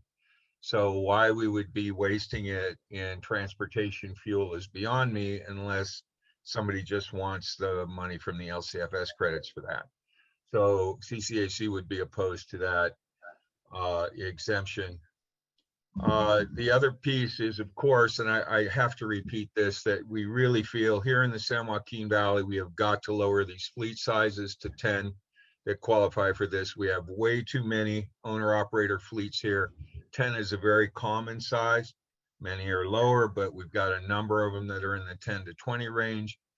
50 is very unusual and just not going to make it down here where we desperately need these programs. This particular program, as we have not met the health threshold for PM 2.5 ever since the 97 standard, and none since then. And the major contributor there, of course, is diesel truck emissions. So while they've gotten a lot cleaner, not clean enough because the number of trucks just increasing. So you clean up the truck, whether it's natural gas or 2010 engine, and you throw it, you double, triple, quadruple the number of trucks that we need, and we need them. By the way, I don't disagree with that. We don't disagree with that, but that exponentially elevates even that small amount of emissions up to where it can violate thresholds. So, and will, especially contained in a region like our valley where stagnation events are common. So we need to move this forward smartly. We believe that on the infrastructure side, and I want to just compliment CARB. I was very pleased to participate in the CEC CARB meeting that showed that we can indeed overlap infrastructure installation with upgrading the engine side. And so I know there's more of that on the schedule, and I think that's going to be a big solution to our infrastructure problem. We are even now seeing CEC lay out literally tens of millions of dollars, hundreds of millions of dollars to energy infrastructure investment, both on the fleet side in ports and elsewhere, and for folks who own their own fleet and yard. More of that money we expect to continue to come. I don't know if anybody pays attention to the auction sales, but they've been doing very, very well. So we'll spend a lot of time advocating that that money go there and that it drop out in line with this timeline that we believe strongly and support ending in 2036. We think anything beyond that is not a good choice. As far as the drayage rule, I heard some comments earlier regarding the contracting piece with drivers.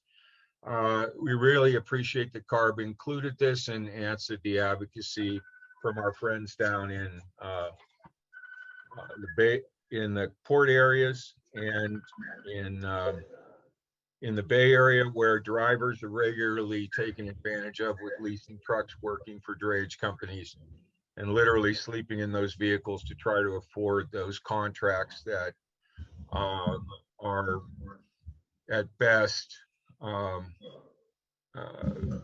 prejudicial, at worst, and set up to leave them in poverty, just spending their whole life trying to pay for a truck. So we appreciate that CARB heard that loud and clear, and while this doesn't call that out, it certainly increases the transparency around that and makes sure those operators, those owner operators, lease operators, have the information that they need if they choose to step forward and question what's happening there.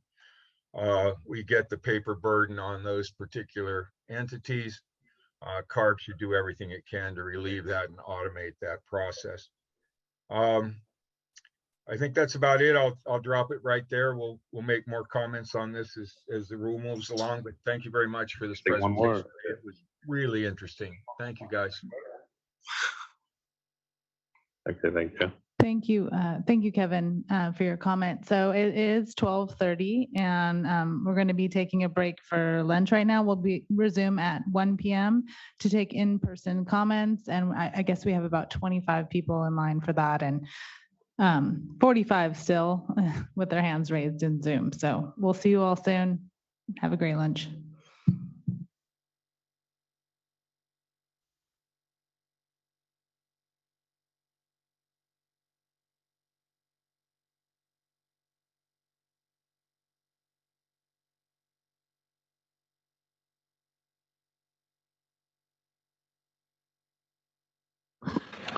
All right, welcome back, everyone. It's 1 o'clock. We are going to resume our workshop for today.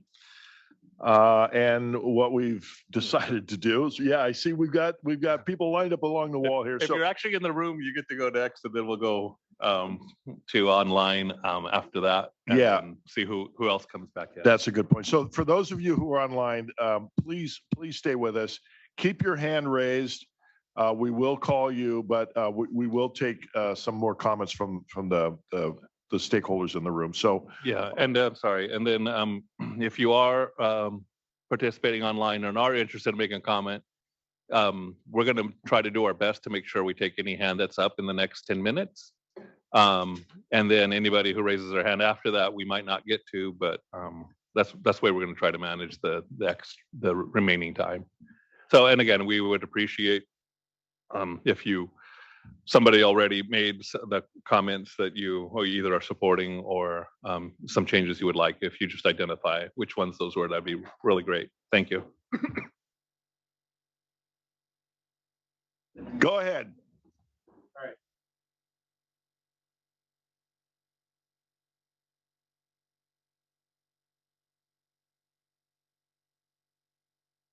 Oh, there we go. Okay, Mikhail Scavarla here on behalf of the city of Roseville. Appreciate all the time that staff and the boards put into this regulation to this point. And while we appreciate some of the work that has gone into this, we still believe that there's a compliance conflict within SB 1383 and the ACF regulation. And in a letter from the mayor on February 2nd, we proposed a pathway to resolve that problem. We'd like to follow up directly with staff on potentially working that into the 15-day comments. Essentially, what it would do is it allow municipalities like the city of Roseville to remain under the public fleet and convert on a percentage basis versus a fleet average under the same timeline as Group 3. This would allow us to have the fleet-wide flexibility for a city that's beyond just our refuse. We've got electric and buses under ICT, and just built out a big charging depot for that. But we're literally just seating the digester this month. And I believe invite has been extended to staff to come see the work that we've done for the circular economy in the city. But to that end, we did put forward in a note from the mayor to the city of Roseville that, and it's just kind of how these things line up, right? 2017, we passed the short-lived climate pollutant strategy.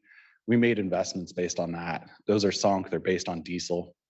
It's just the financing ends up inverted, in which case, so we're proposing a flexible way which keeps in tune with what we believe the vision is for this rule and regulation, and allowing us the flexibility throughout our fleet while maintaining the beneficial offtake for our refuse fleet. So to that end, hope to have some direct follow-up between now and the board vote, but we'd love to invite you out to see the energy recovery project, the circular economy that we're building at the city, and then further allowing that time for the biogas to then be converted eventually to hydrogen for a zero emission fleet. Thanks.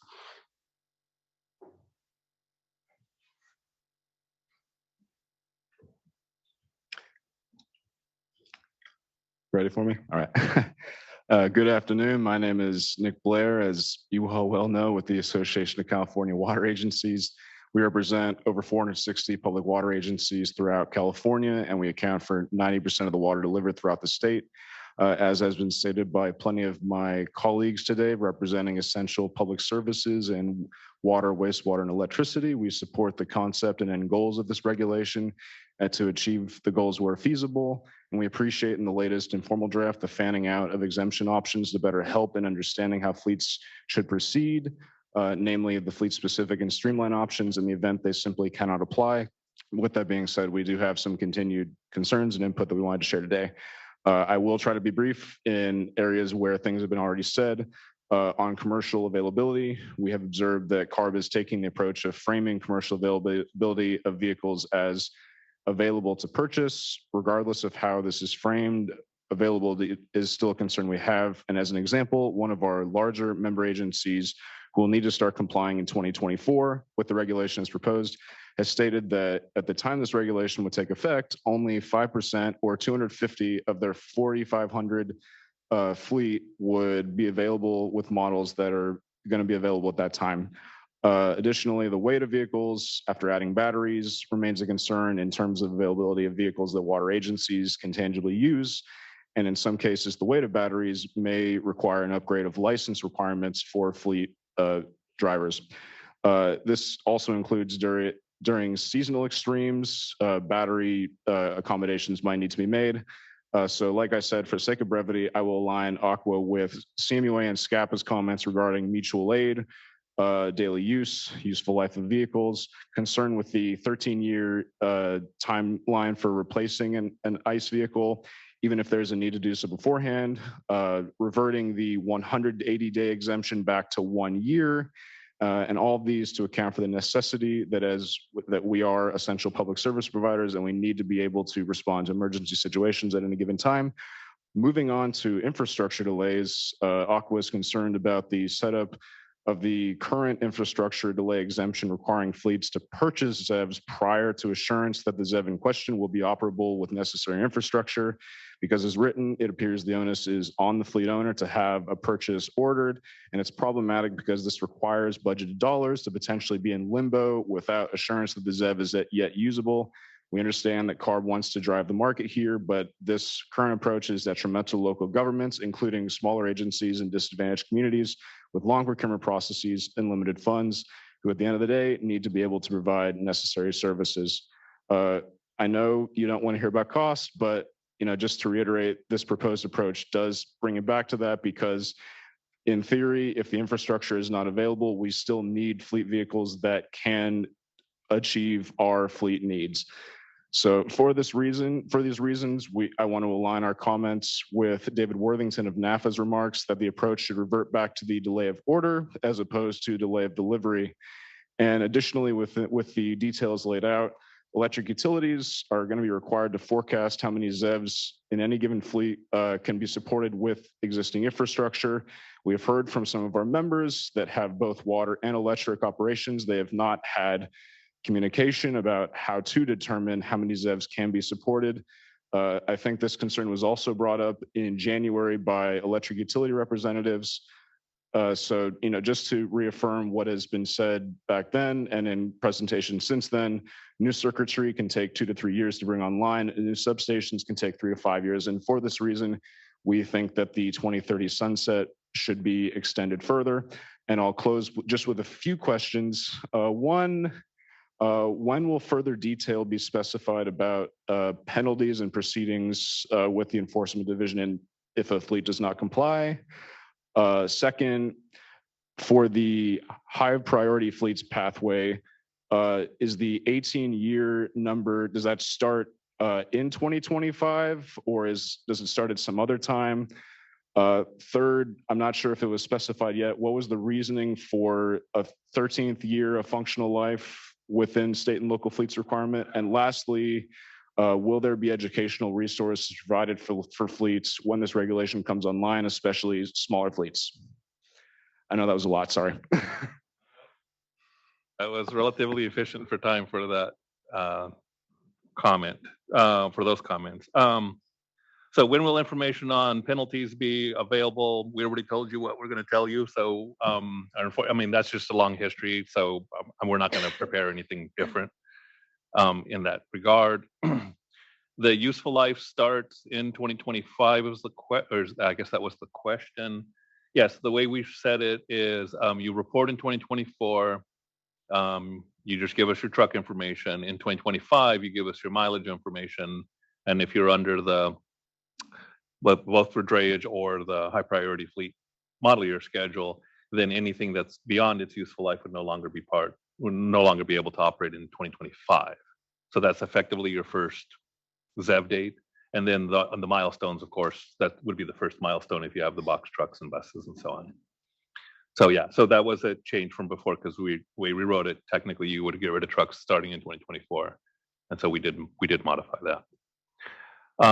Why 13 years? Part of that is one of the things we're trying to do in the way we structure the regulation is make things as clear as possible. And so we did have language about, hey, we're going to grant exemptions if you actually need them, and the rules forcing you to do something that you can't do. But that was not clear enough. And so we're looking at making that more obvious to, in essence, say, hey, when we're talking about the model year schedule, you have a useful life. The rule's going to make you get rid of the truck. And so 2 years before that, in essence, you can apply for an exemption, because if you don't qualify and we identify, hey, here is a truck you can actually buy, you can still order a year in advance and then not have to worry if it takes us longer than a year to actually get it into service. And so the 13 years is in part looking at the useful life provision, the useful life requirements as part of SB1. The legislature, in essence, said, hey, 13 years is the minimum useful life for any truck, no matter what. And so it's like, well, why not be consistent with that? Even though the public fleets don't have to get rid of their trucks at any particular time, they could keep them 30 years if they actually want to. But that was part of it. And that also made the regulation more straightforward and more uniform across the way, because the public fleet requirements are, in essence, when you buy a vehicle, make sure it's zero emission or half R. And so it's like, well, what is the compliance date that we would say you're 1 year ahead of? It's like, well, we can't know that until you actually place your order. Well, we can know what 13 years is for a given truck. And at that point, we can say, hey, we're going to use that as a criteria. So when we say do it 1 year earlier, then we would use the 13 years for that. And again, the thought process was, well, and an outstanding question is, for other fleets, we're saying, yeah, it's minimum of 16 years. So should it be 16 for everyone, just to keep it simple, or do we make it different for public fleets or not? And so we already heard some comments on that. But that was the thinking, because presumably, don't come ask for an extension just because there might not be a truck available, and you want to replace one that's 5 years old, so you can get an ICE vehicle before the ZEV comes to market 2 years later or something like that. So hopefully that helps. And what was there? Was there one more thing? Oh, educational resources, absolutely. I mean, so we obviously have to finish the rulemaking package, but other regulations will obviously do online videos, in-person classes, trainings, and more information that we can get out there to make this easier for everyone is a win-win all the way around. Yeah, in MSCD, we have a branch that has been dedicated to outreach for other diesel regulations and funding programs. It'll definitely expand to the advanced clean fleets, and they already are incorporating information about the upcoming fleet rule into their trainings.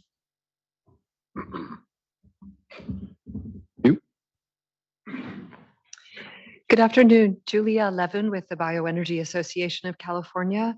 We represent more than 100 local governments, public agencies, and private companies that are converting organic waste to energy to meet the state's short-lived climate pollutant, landfill reduction, waste reduction, wildfire reduction, and other important state policies.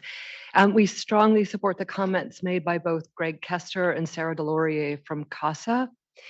We endorse those heavily, but rather than repeat them, I'd like to add 3 more points, please. The first is the same extension that you are proposing for the waste and wastewater industry, the so-called SB 1383 fleets, should be extended to all of SB 1383. It's important to remember SB 1383 is not just about landfill diversion. It's about reducing methane and anthropogenic black carbon from all sources. And given the state's very significant push to the Air Board's proposal in the climate change scoping plan to do forest fuel removal on 2.2 or 2.3 million acres a year, that's going to create an enormous volume of forest waste that needs to be put to beneficial use so that it's not all piled and burned. Similarly, agricultural waste, the Air Board has said should not be open burned in the San Joaquin Valley after 2025. So I urge you to expand the extension for waste and wastewater trucks and consider the whole range of SB 1383 projects, which goes beyond the waste and wastewater sectors to forest, agricultural, dairy, and other organic waste sectors. Second, the governor's executive order on zero-emission vehicles used the term where feasible for medium and heavy-duty vehicles in 2045. You're using a much squishier term, to use a really technical adjective, of availability, which I don't think is the appropriate term. You could have a truck that is available but costs millions of dollars more than its alternative, or doesn't meet the needs of range, operations and maintenance, payload, et cetera. This is a really critical term for industries that you're asking to invest millions or even billions of dollars in. It should not be a we know it when we see it, squishy kind of term. It should be a very precise, well-defined term. And the one that is commonly used by the California Energy Commission and the US Department of Energy are the TRL levels, technology readiness levels, that are well-defined, they're well understood by industry and regulators together. But whatever definition you use, it should not be a we know it when we see it. It should be really clear to everyone involved when something is actually feasible, as the governor's executive order said, not just available. And finally, my last point, and really my most important point, is we strongly support the push to get to ZEVs. And I have stood up and supported ZEVs since the mid-90s in front of this agency. We still support the transition to ZEVs. But where there isn't a ZEV that is feasible and ready to meet the needs of fleets, the default should not be going back to diesel. The default should be whatever is the next cleanest option, which now and for the foreseeable future is near zero emission vehicles. And if they run on biogas generated in state, they will also be the lowest carbon option.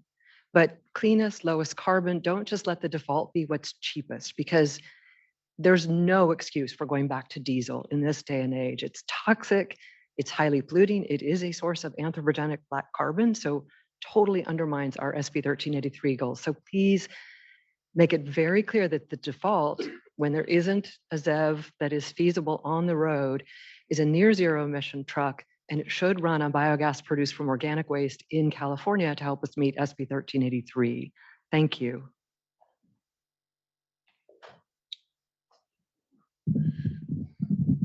Good afternoon, Chris Shimoda with the California Trucking Association. So just first 2 comments on differences in provisions between the high priority fleet provision and the drayage portion of the regulation. So want to continue to highlight that a drayage truck is not necessarily strictly local haul. You received testimony in October at the board hearing from a drayage truck operator from Nevada who needs to get down to the Port of Oakland and had stated that the entire battery would be discharged by the time that they got, I think it was like 10 miles from the port. So would continue to urge the drayage staff to look at whether or not a daily use provision should be included in that portion of the rule. We have trucks coming in from the Southern Central Valley up to the Port of Oakland, Nevada and Arizona into the Port of Los Angeles and Long Beach. So I do think it is necessary. Also, just wanted to point out that under the high priority fleet provision, you are allowed to register an internal combustion engine vehicle that was ordered prior to the effective date of the regulation. I do think that it is only fair that that provision is also applied to the drayage portion of the rule. There are trucks which have been delayed for years at this point due to supply chain issues that the manufacturers have been facing, completely out of the control of the truck operator. And so it's only fair that if those purchase orders were put in that early, they should be allowed to take custody of the truck and register it for operation. So some questions on the site electrification portion of the proposal. So on January the 13th, at that workshop, you included a matrix of steps that need to occur during one of these projects. And I believe it's step 9, where the contract is executed, is where a fleet could apply for this provision. Just wanted to urge staff to look into the other possible impediments before you get to step 9 that a fleet may run into. For instance, the first step in the process with the utility is to submit a site suitability analysis. If, for instance, the utility finds that extensive transmission upgrades, substations, new procurement need to occur, and there is no actual time frame for getting that project done, that is out of the control of the fleets, there should be some provision where the fleet can opt into that site electrification delay without a contract being executed. Another example would be in the case where there are many fleets who are located in properties that they do not own, that they will need to negotiate easements with a landlord and the utility, a process that can be very lengthy if the easements are significant. That should also be a step in the process where you can apply for the site electrification delay. And then given that this is in all likelihood the last workshop before the last hearing on this regulation, I got to continue to ask, what does a truck operator do if there is no public facing infrastructure that they are actually not going to build a depot charging project? What do we do? And I'll give you a concrete example here. So the drayage portion of the rule, we've got approximately 1,800 trucks that need to be replaced by 2025, just based on the useful life of the trucks already in the registry. That's around 200 megawatts worth of charging that needs to be in the ground. According to studies done by, I believe it was CalSTART in 2013, the KPI for electric trucks, more than 2/3 of drayage truck operators today rely on retail fueling infrastructure. So given the fact that if that charging was going to be in place, we would already know it. These projects take multiple years, permits. You have to put in service requests with utilities. We would know today whether or not that charging was going to be in place by 2025. In all likelihood, it will not be there. So what is a truck operator supposed to do come 2024 when they have to order that replacement truck, knowing that there is either no or limited retail charging infrastructure? So I think that is the most important question. So I'll ask that one and then just have one closing comment.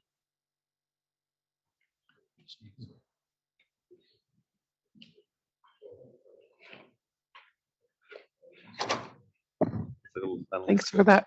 Excuse me. Thanks for that comment. That is something that we're Still looking not at, doing it. the availability of charging, public charging, how much is needed and what's in the pipeline today. Okay, so I would encourage staff to give some thought to, again, the type of fleet operators who are not going to be building their own projects and relying upon retail charging. There has to be some provision other than, order the truck and hope that the charging is going to be there. And then just one closing comment. I know a lot of folks are here advocating for the fleet size to be reduced to 10 from 50. Just wanted to make the comment that this is already stretching the limits of feasibility. This particular regulation going down to 10 would make it probably even more infeasible. We continue to urge staff to look into what is feasible in the near term. All the folks in the industry who are experts in this space will agree. Return to home-based operations with the opportunity to do overnight charging, predominantly class 5 and below. That is really where the zero-emission technology we have today is feasible. If we're going to be making major changes, I would encourage staff to move towards more feasibility and more compliance rather than making this rule even more infeasible. Thank you.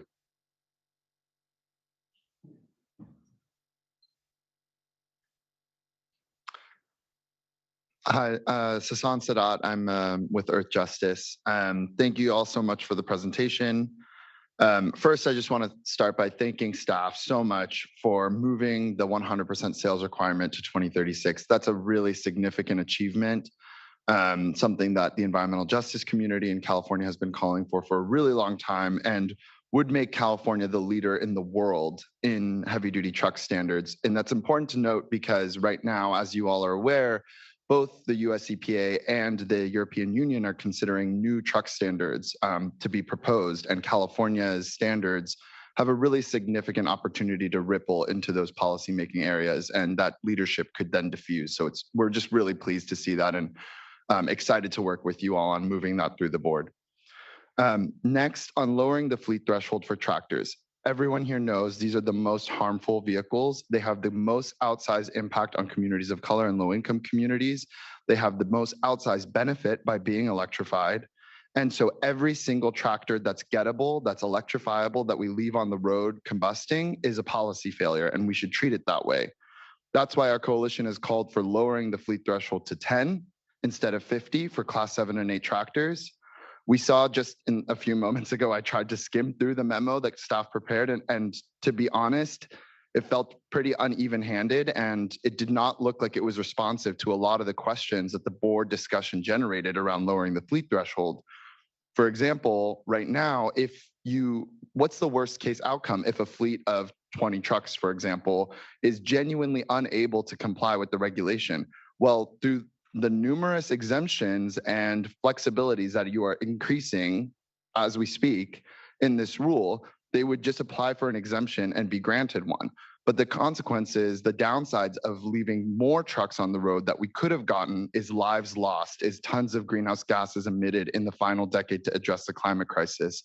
And so the risks of leaving these trucks on the road polluting when they were gettable is far more severe and irreversible than the risks of going too low and asking a fleet to do something which they then have to apply for an exemption for.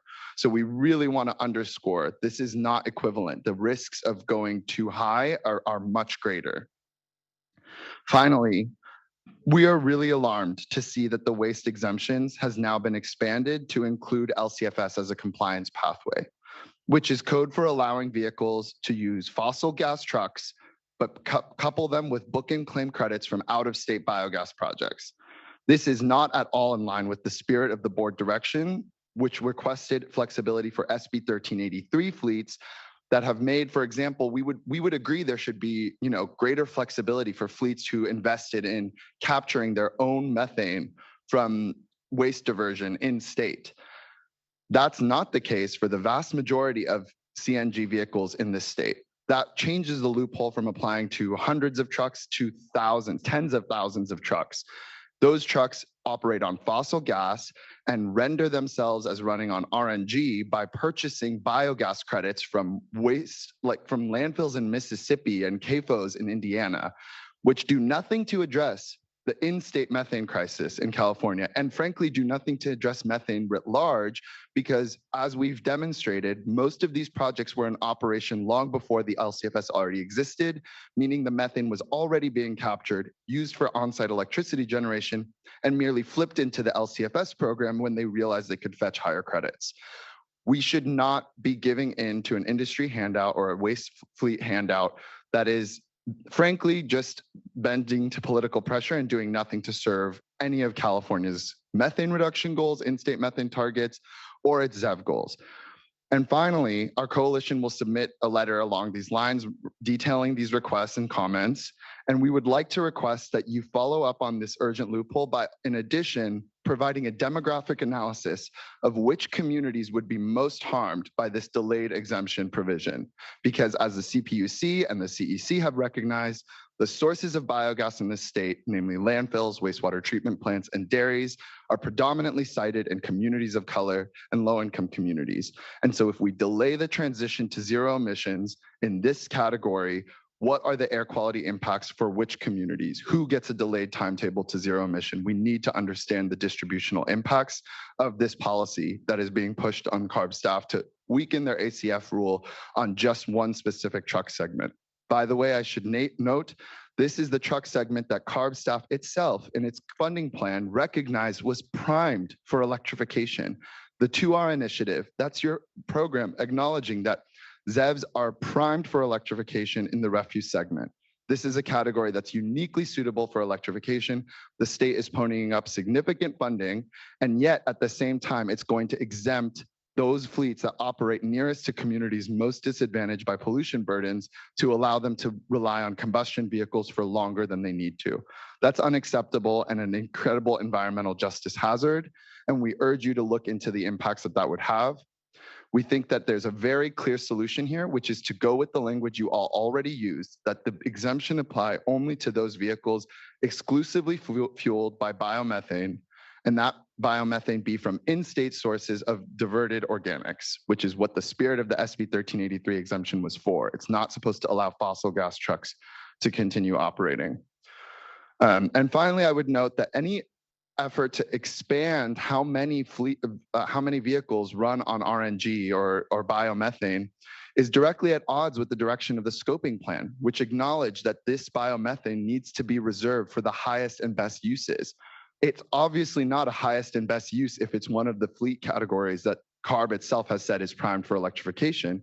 Instead, that biomethane needs to be used if it can prove its sustainable integrity for sources like high heat industrial practices that are much harder to get gas out of. And the scoping plan has recognized we'll need RNG for those categories.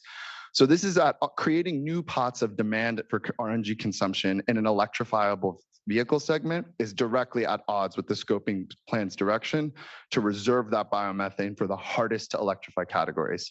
Those are my comments. Thank you.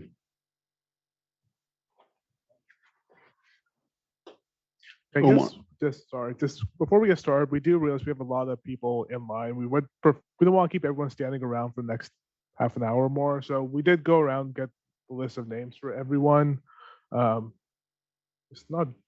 We've tried to get them in order. So I think we can go with the next 5 people or so, and then we'll just call on people in the order that they signed up. Everyone, someone go. Okay. Let's keep going. We'll see how. Okay.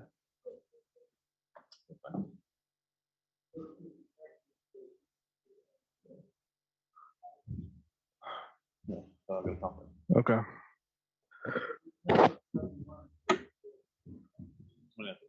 Okay, we can do that. Omar Gonzalez with Nikola.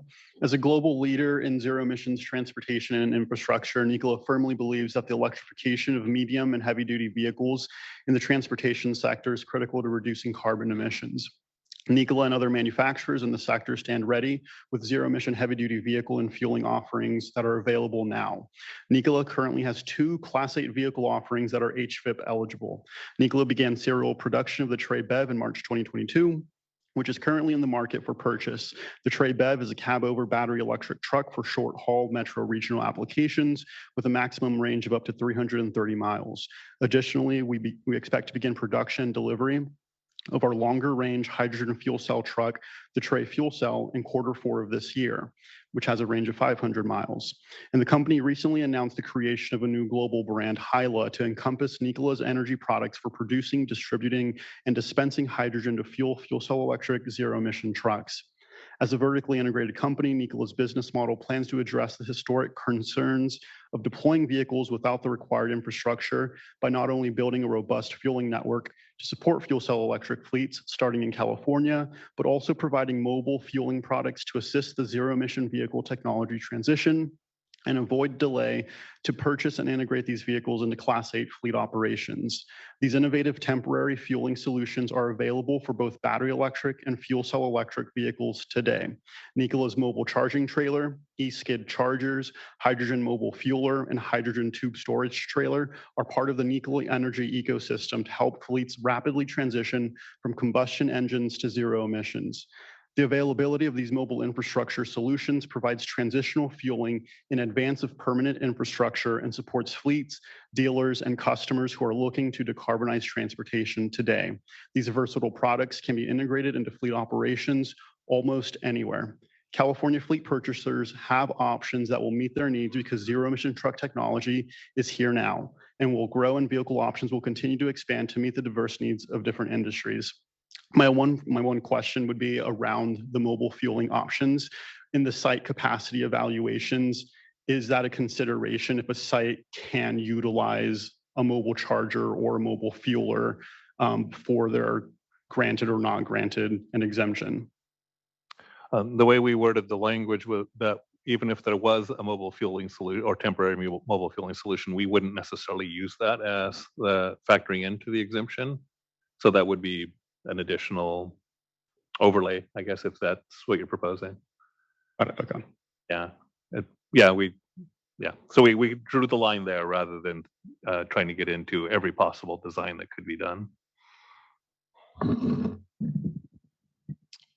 Good afternoon. My name is Chris McLaughlin. I'm here on behalf of several agricultural commodity organizations collectively.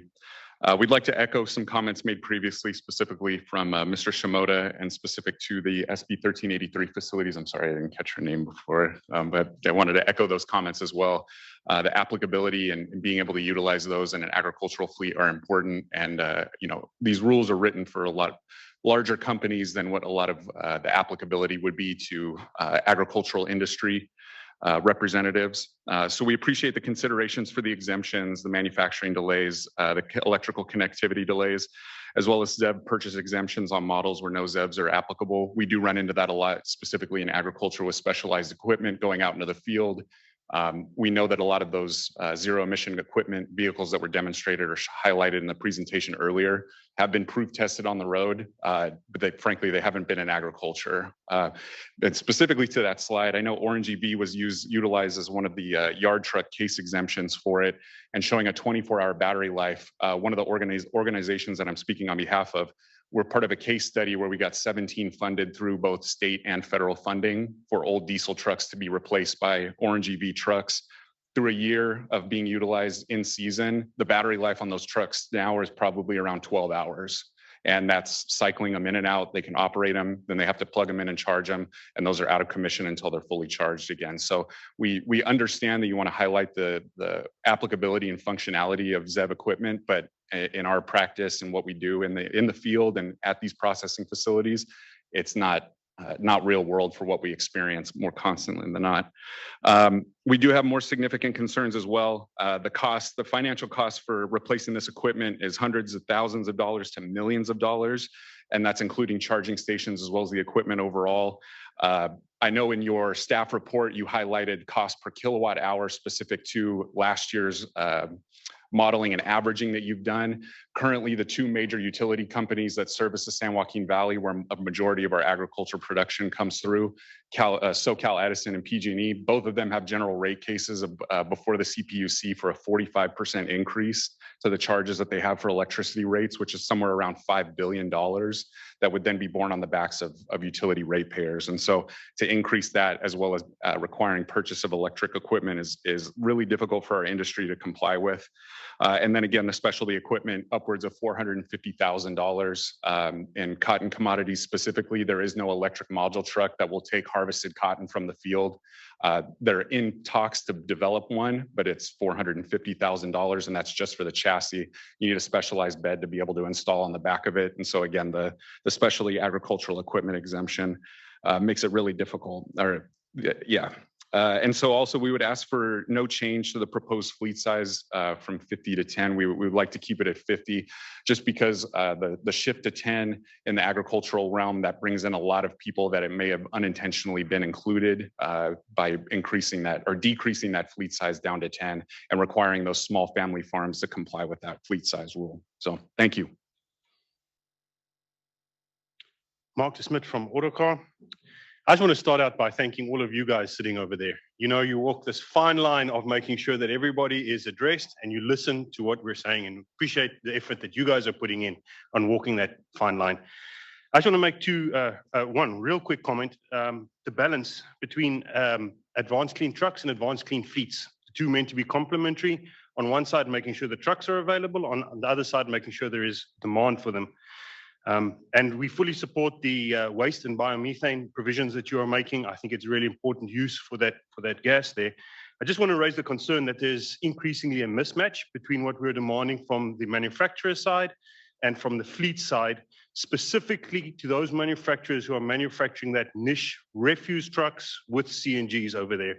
If we move them very hard to one side, on the fleet side, you create a mismatch on the truck side where we can't produce those. So while you are looking at these rules and going through them, if you can just give consideration to your advanced clean truck rules as well, just make sure that we've got alignment there. Thank you.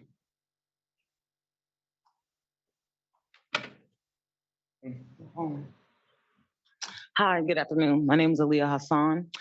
And I'd like to say that CARB has an office in Ontario, California, and they haven't had one in-person meeting at all in all of San Bernardino County. And San Bernardino County is the largest county in California, geographically speaking. And there's lots of places to have a nice community meeting to talk about the technical and logical parts of having clean air. You say that you hear us. I believe that's your technical answer. Your actions have showed that you do not hear us. And I just would like you to know that please, please listen to the Environmental Justice League, and please clean up dirty air in the communities and Black neighborhoods. Thank you.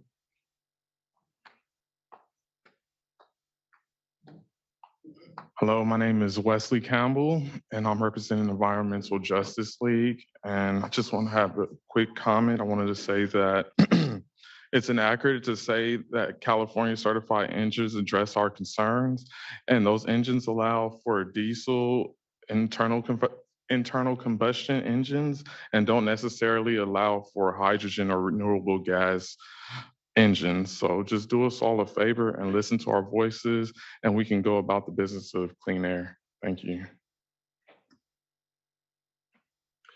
I guess I'll just take an opportunity. I want to make sure we're talking the same language again. So when we're talking hydrogen or a fuel cell electric vehicle, that's the same as a battery electric in terms of zero emission. And then we're talking about combustion engines. California adopted a standard to make sure every engine purchased here in California is effectively as clean as possible, and that starts in 2024. So even without this rule, that's going to happen. What we did change in the regulation is we said, hey, when there are exemptions, you can buy a new truck, but we didn't specify before that it was California certified, because starting in 2024, the California engines are going to be cleaner than federal engines. And so in theory, you could buy a federally certified engine and operate it in California as part of the California fleet. And now we're effectively closing that loophole. But in terms of the California standard starting next year, there's a lot of aspects to that, how the testing is done and everything else to ensure that we have the cleanest possible engines. And so that diesel, natural gas engines are effectively in the exact same pool, exact same emissions in terms of NOx as it goes. Yes, there are some minor differences, I guess, in PM, but remember that an exhaust filter does trap, 99% of that PM if everything's working right.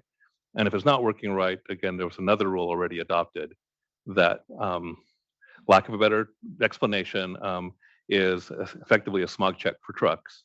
That will, the purpose of that is to make sure that trucks are repaired as quickly as possible when they do have malfunctions or are higher emitting.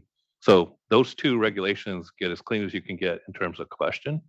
And so here what we're trying to do is get to zero and make sure that if you're going to use a combustion truck or buy one under this rule, that it is the cleanest available. So I don't feel like that's, I don't believe that's a mischaracterization. So I just want to make sure we're not talking past each other.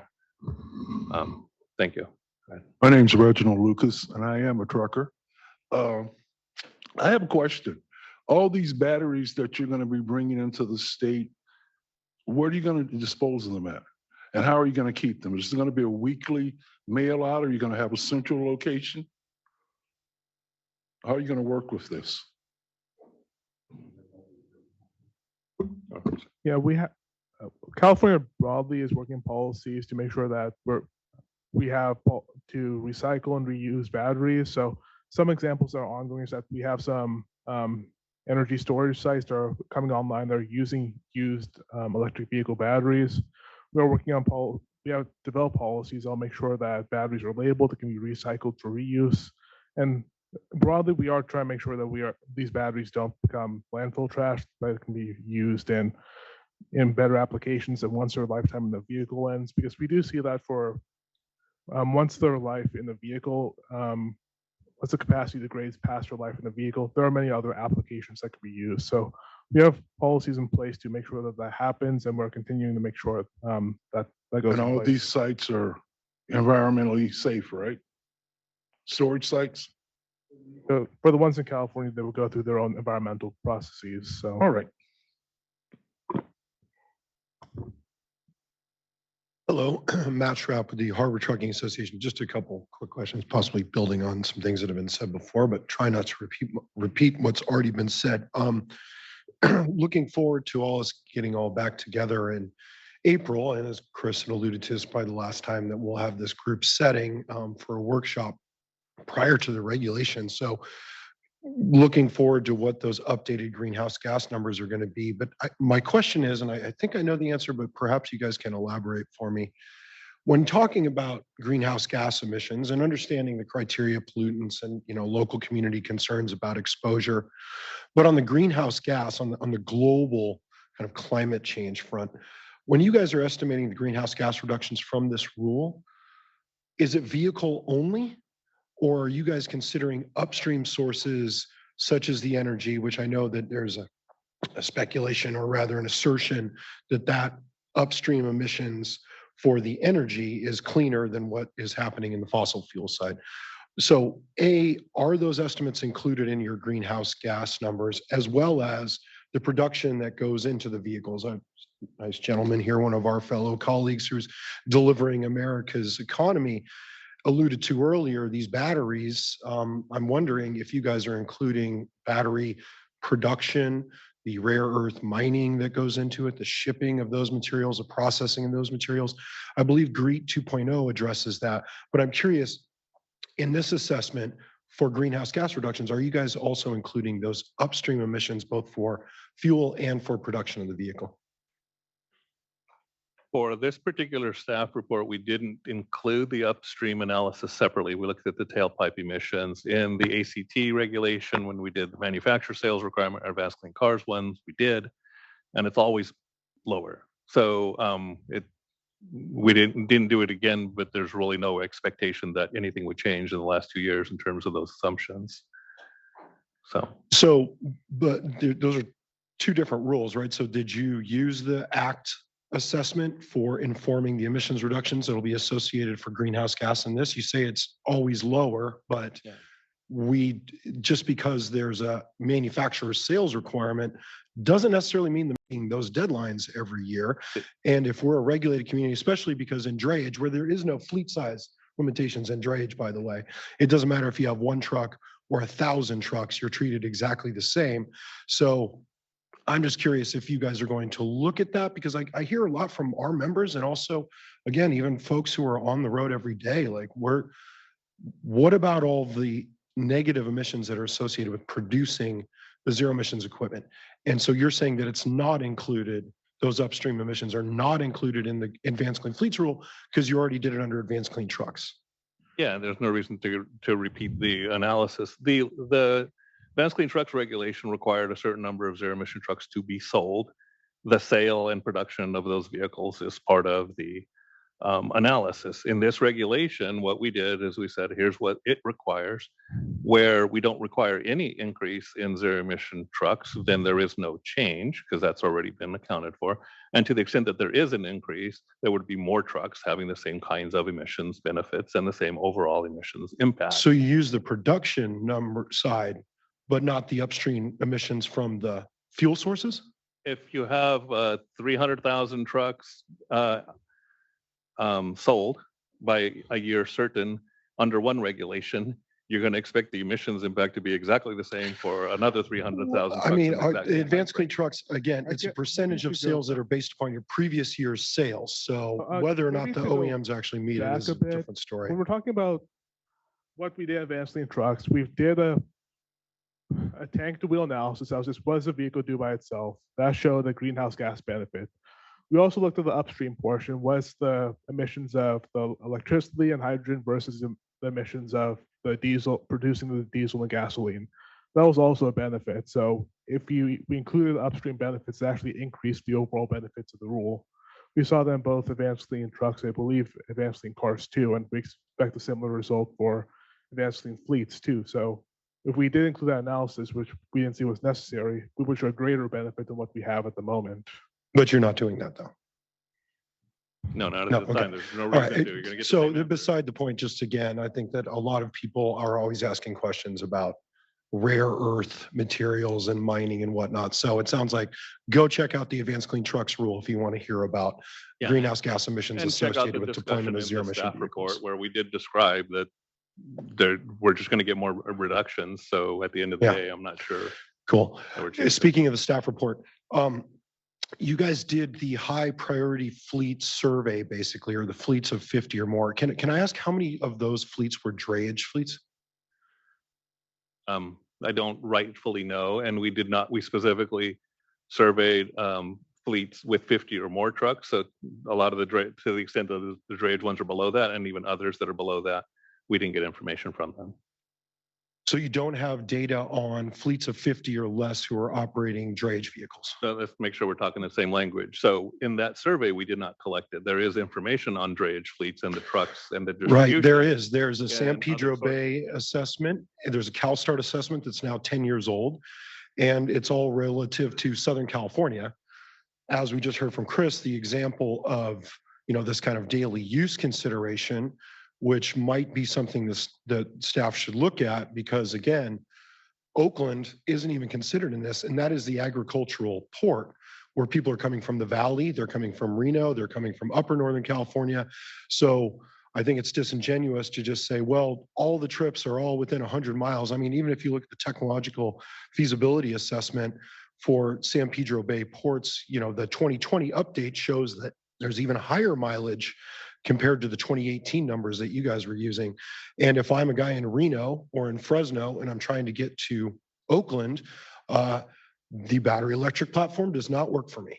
And there's no other pathway at this point in time. We can talk about hydrogen, and I know Nicola has vehicles that are available.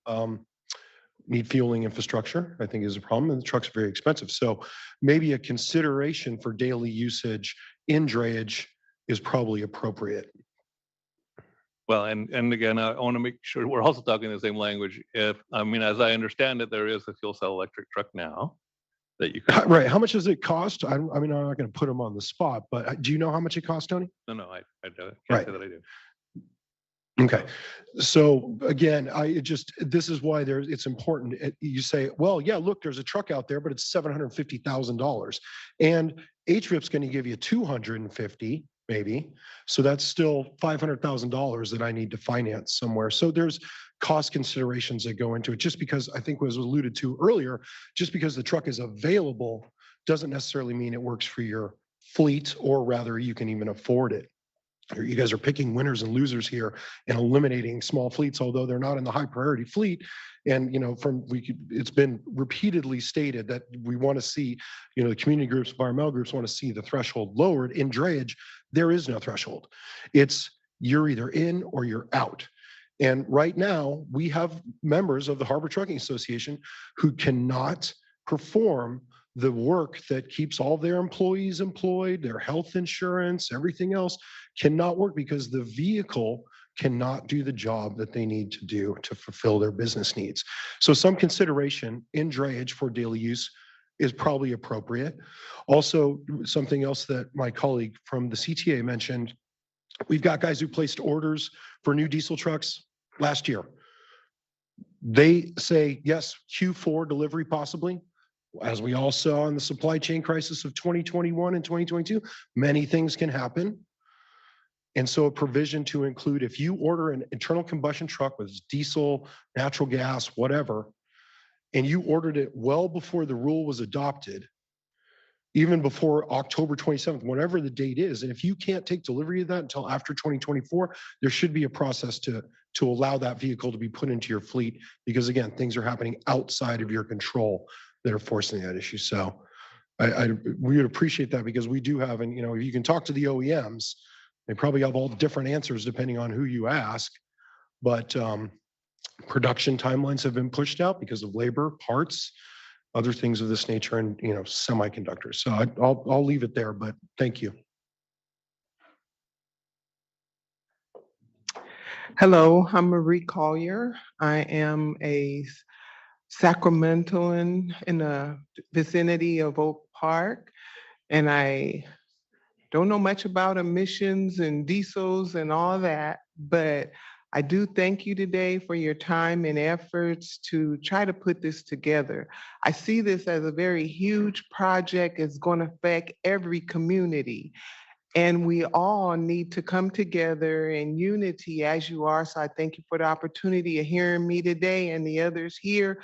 I'm also a member of the NAACP, and I see things that I don't understand, and it's not always equitable. But what's good for Oakland is also good for Sacramento and good for San Jose and everywhere else.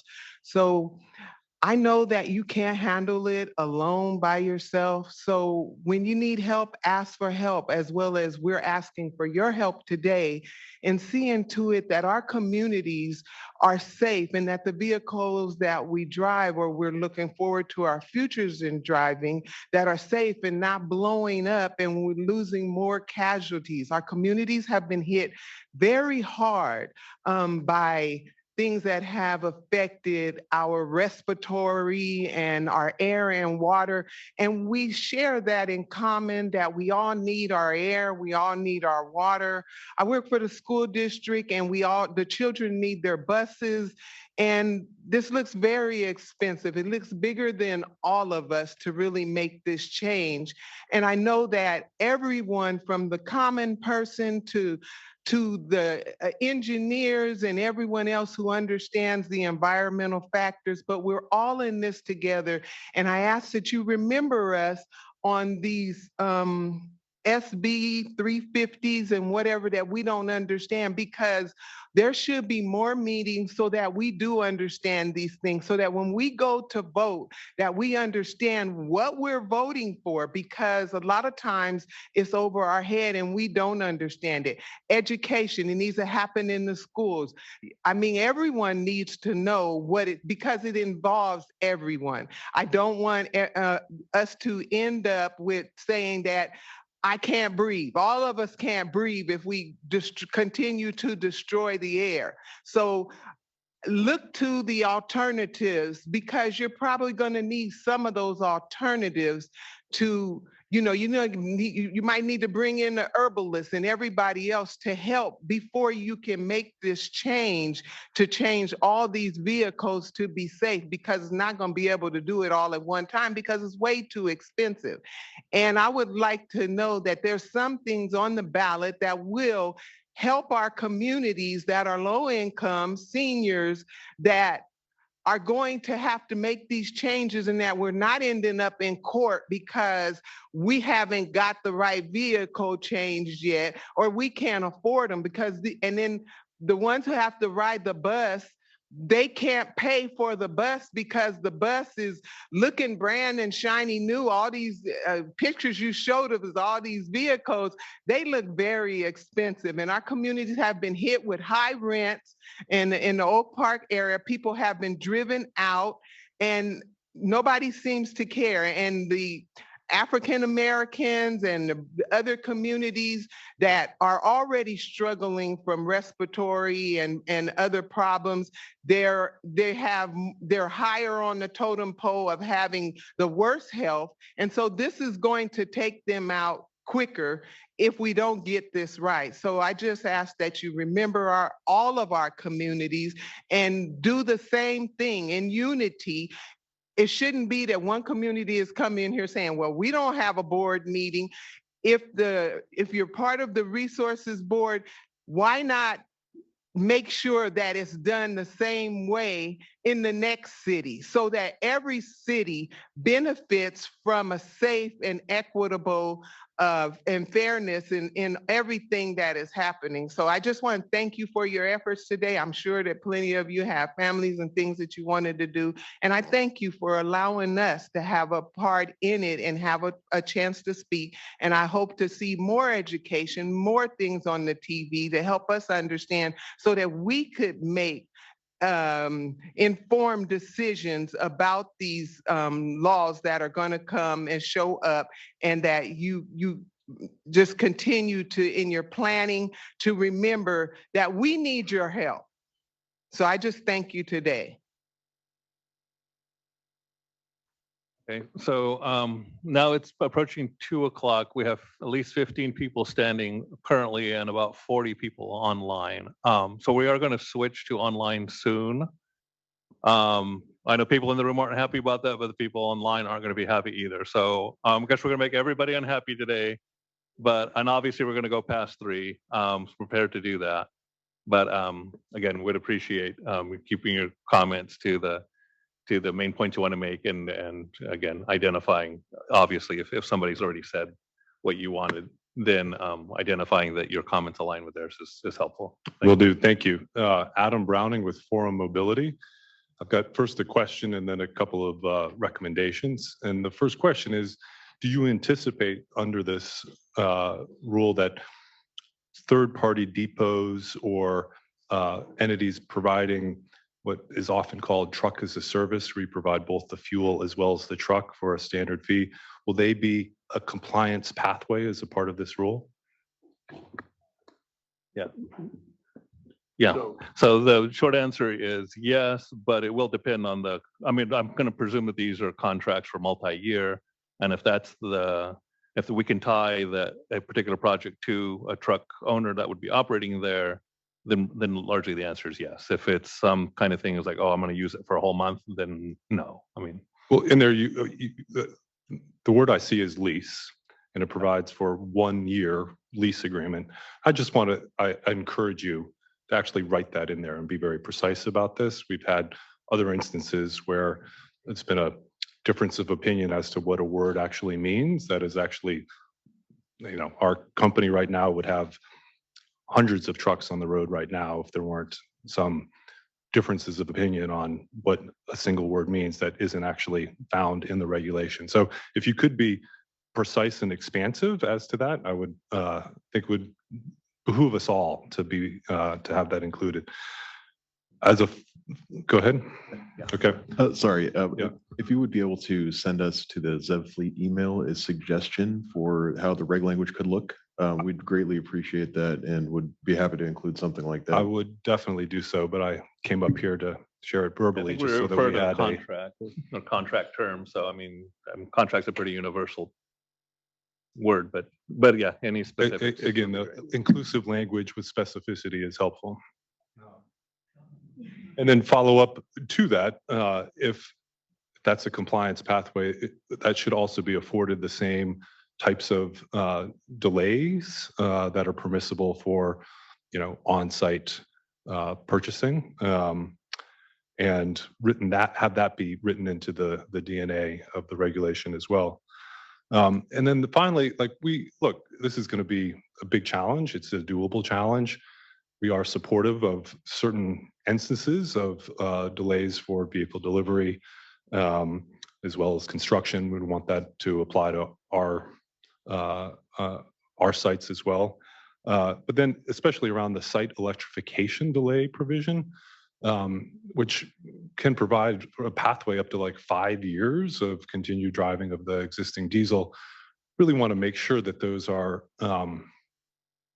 good projects that will actually go forward through. And I think it's important that you require that anyone that is seeking to build a project that also seeks that kind of delay has skin in the game, and that is painful to actually apply for that delay, but then not actually follow through. So there's language to the effect that there needs to be a contract with the utility. And I know that if you go through, for example, the Make Ready programs, you end up with a contract with the utility. The Make Ready programs are sunsetting. So what are the follow-on programs? I just want to ensure that you have a durable provisions that, again, ensure that those pathways for exemptions for delays are real projects and not just a way of buying another 5 years of driving a diesel. Right. Is that clear? I think we do. Yep. Yep. Thank you. Okay, thank you. Okay, is this the last speaker in the room, and then we're going to switch? Right. Yeah, two more in the room, and then we'll go to the online. Oh shit! Can I reach this? All right. Okay. My name is Isaiah Collier. I'm also, I guess, rooted in the community. So in relation and/or to concern of the proper application of the Fright Action Plan, I'd like to know what the appropriate response is currently to providing air conditioning in these vehicles, because the current regulations and applications of the different refrigerant types, such as R134A and others in automotive dealerships, do not specify widely enough to the community how harmful it is to the air quality, nor make it less accessible to the general consumer. The STAR certification requirements of technicians and businesses from state to personal and public limited liability companies should be tightened. And that's my main concern. Yeah, I think that doesn't relate to what we're discussing today. I mean, Like air I'm quality? not clear on who could get you a response. Oh, okay. I'm sorry. Yeah. Thank you.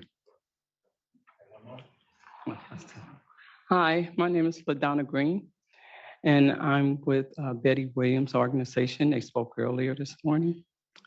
I just want to thank you guys for letting us come up here and have a voice. And we support the Environmental Justice League. Thank you. Amen. Thank you. Okay. Well, okay. So just before we finish, I mean, are there one more person? Yeah, you're in the community group. Okay, all together. Okay, yeah, we'll have one more and then we'll. Thank you. Hello, my name is Wanye. I'm with the Environmental Justice League, and I support the comments.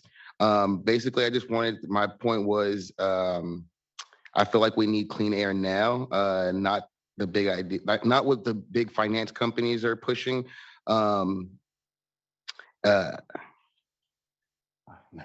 Good. Thank you. Sorry. If I may, I've stood in this line dutifully 4 times and put my name on the list, and I haven't had an opportunity to address the group, if I may. You do, but we're going to go ahead and take some online. And so everybody just stay in the chairs there along the wall, and then we'll take at least 10 and then come back to the room, I guess. So, Molly. Thank you all for coming here to speak. And I wanted to read the list that we generated last time so that you can be prepared to come up to the podium and speak. So I'm going to read the name of some people that got skipped so far. So Kimberly Tapscott Munson, Denise Lancaster Young, Marcella Craves, John Constantino, Yvonne Hervey, and then there's about 7 or 8 people after that. So I just wanted to get you folks aware that when we start taking folks from in the room, if you can come up to the podium. And then the first person online that to speak is Elaine Maltz. Elaine, I've unmuted your mic. You may speak. It's possible that they're not there anymore. Okay, so I'm going to skip Elaine for now, but still leave her place. Pamela Smith, I've unmuted your mic. You may speak.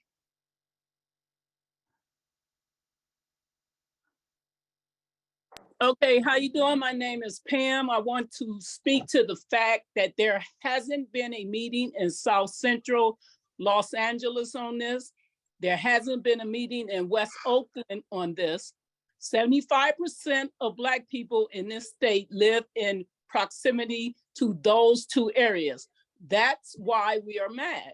We are trading away our health because you have not listened. Do not mention what has occurred. Black outreach on this has objectively not occurred. Do better and do it now. Clean our air with trucks that are proven to reduce smog today. Thank you.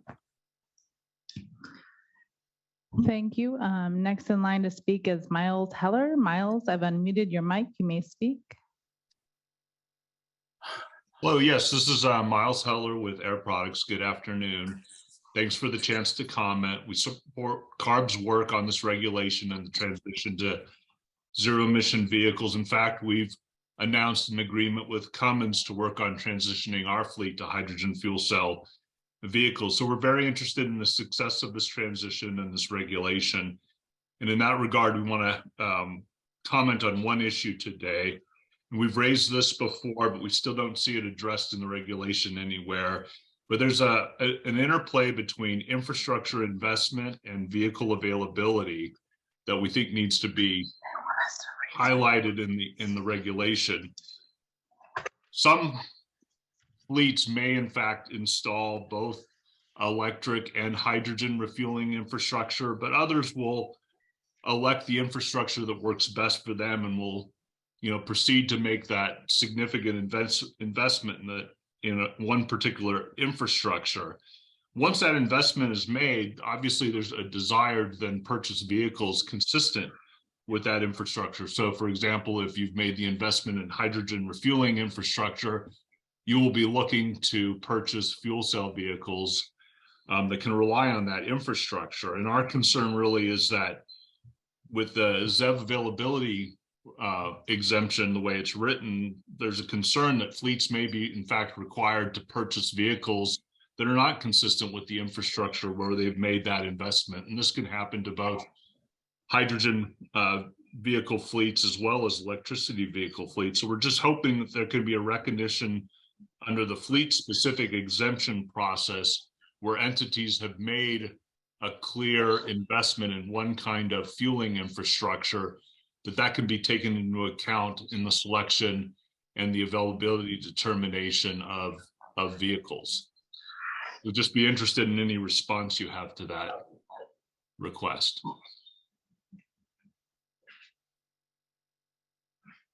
Well, I think we've received that comment before, but again, our objective is to get to zero emission. So and it's possible that presents an impediment or another loophole for a fleet to get out. I understand the concern you're raising, but again, as the market develops and as there is our retail options, then having more than one fuel type isn't going to present necessarily a problem. And so the as of today, as you might be aware, I mean, most of the trucks that are out there and available today are battery electric, and fuel cell is coming. And so if that's an option for people that they want to use it, that they can, but I don't know that we're going to write in provisions that if that's your preference, you get to wait 5 years and not move forward with electrification. So, but obviously we heard the comment. We'll take it back and see where we go. All right, next in line to speak on Zoom is Coulter Suzay. Coulter, I've unmuted your mic. You may speak. Yeah, thank you. I'm Coulter Salzer at Rush Truck Centers. I've got a multi-part question here regarding the phase-in approach to ACF. So just to get it clear, there's no minimum age or mileage requirement for replacing a vehicle under the streamlined exemption through the phase-in period, correct? I guess let me tie that back. So on the model year approach, the vehicle has to be 700,000 miles or 16 years old or older before you can get an exemption for an unavailable vehicle, right? That's correct. And yeah, and you wouldn't be required to do anything until it was actually 18 years old. Okay, but then with the phase-in period, you wouldn't actually have to wait until a vehicle's that old to replace it? So in terms of meeting the milestone, so again, the flexibility there allows you to meet the minimum number of ZEV requirement with any truck you want in your fleet. So if you have box trucks, for example, then 10% of those would need to be zero emission by 2025. Yep. And if you had a mix of other trucks in there, you can meet that 10% with your box trucks or with a different truck type if you prefer to. Okay. But because of that flexibility, the likelihood that you find yourself in a situation that there isn't a box truck for you is very low because those are widely available today. Mm-hmm. And so we don't think you'll need an exemption. Maybe in 27, when we get to some of the work trucks, there might be more challenges. Yep, I certainly agree. I guess I'm thinking more. We do a lot of vocational stuff, particularly around like Lacey had talked about, ready mix trucks, heavy cranes, those types of things that are going to be much harder to electrify in the future. So I'm kind of talking more around those particular instances. So just sorry, on one you mentioned heavy cranes. So at this point, heavy cranes are not even part of this regulation. So they'd be excluded at this point. Okay. So would vehicle purchases for either replacement or expansion before a milestone, whenever there's not a vehicle available, you had made the comment earlier that if a vehicle is purchased under an exemption, it's going to be guaranteed the minimum useful life. Would that still be the case if a vehicle is purchased for expansion before a ZEV vehicle was available? Let's say a mixer's got a requirement in 2031 of 10% of all mixers are going to have to be electric, but you're expanding in 26 whenever there isn't a vehicle available. If you get a vehicle under an exemption in 26, would that vehicle go towards the overall California fleet? So, okay, in the example where you're just in a ready mix fleet, if you're doing the milestone approach, your first deadline is 2030, so there would be no reason for an exemption before 2030. Mm-hmm. Other than purchases you need to make to meet your 2030 threshold, which would be, again, the trucks that are beyond their age. Okay. I'm trying to find the words here, excuse me, but I guess what I'm trying to say is if there's a fleet that is very good about fleet turnover, say they try and average about a 4-year turn on their vehicles, it wouldn't be unthinkable for them. 4-year average, not a 4-year turn, so 8-year turn, 4-year average on their vehicles. But if they were to start replacing vehicles whenever they get out to 24, 26, well then over half their vehicles potentially could be a newer vehicle that was purchased, but then they wouldn't be able to see a useful life before there was a 50% requirement in that group 3. Does that make sense what I'm saying? Well, I suspect so, but okay. But if all your vehicles are in group 3, then 10% would need to be zero emission. And if you are choosing to replace your trucks, a fast cycle or whatever that time frame is, then you're doing that knowing that you have that 10% threshold to meet. So if you're not buying electric trucks when there are some that you would need to get to your 10%, then that's on you. But you wouldn't be required to add any until until that 2030 date, at which point you'd have to have that 10%. Okay.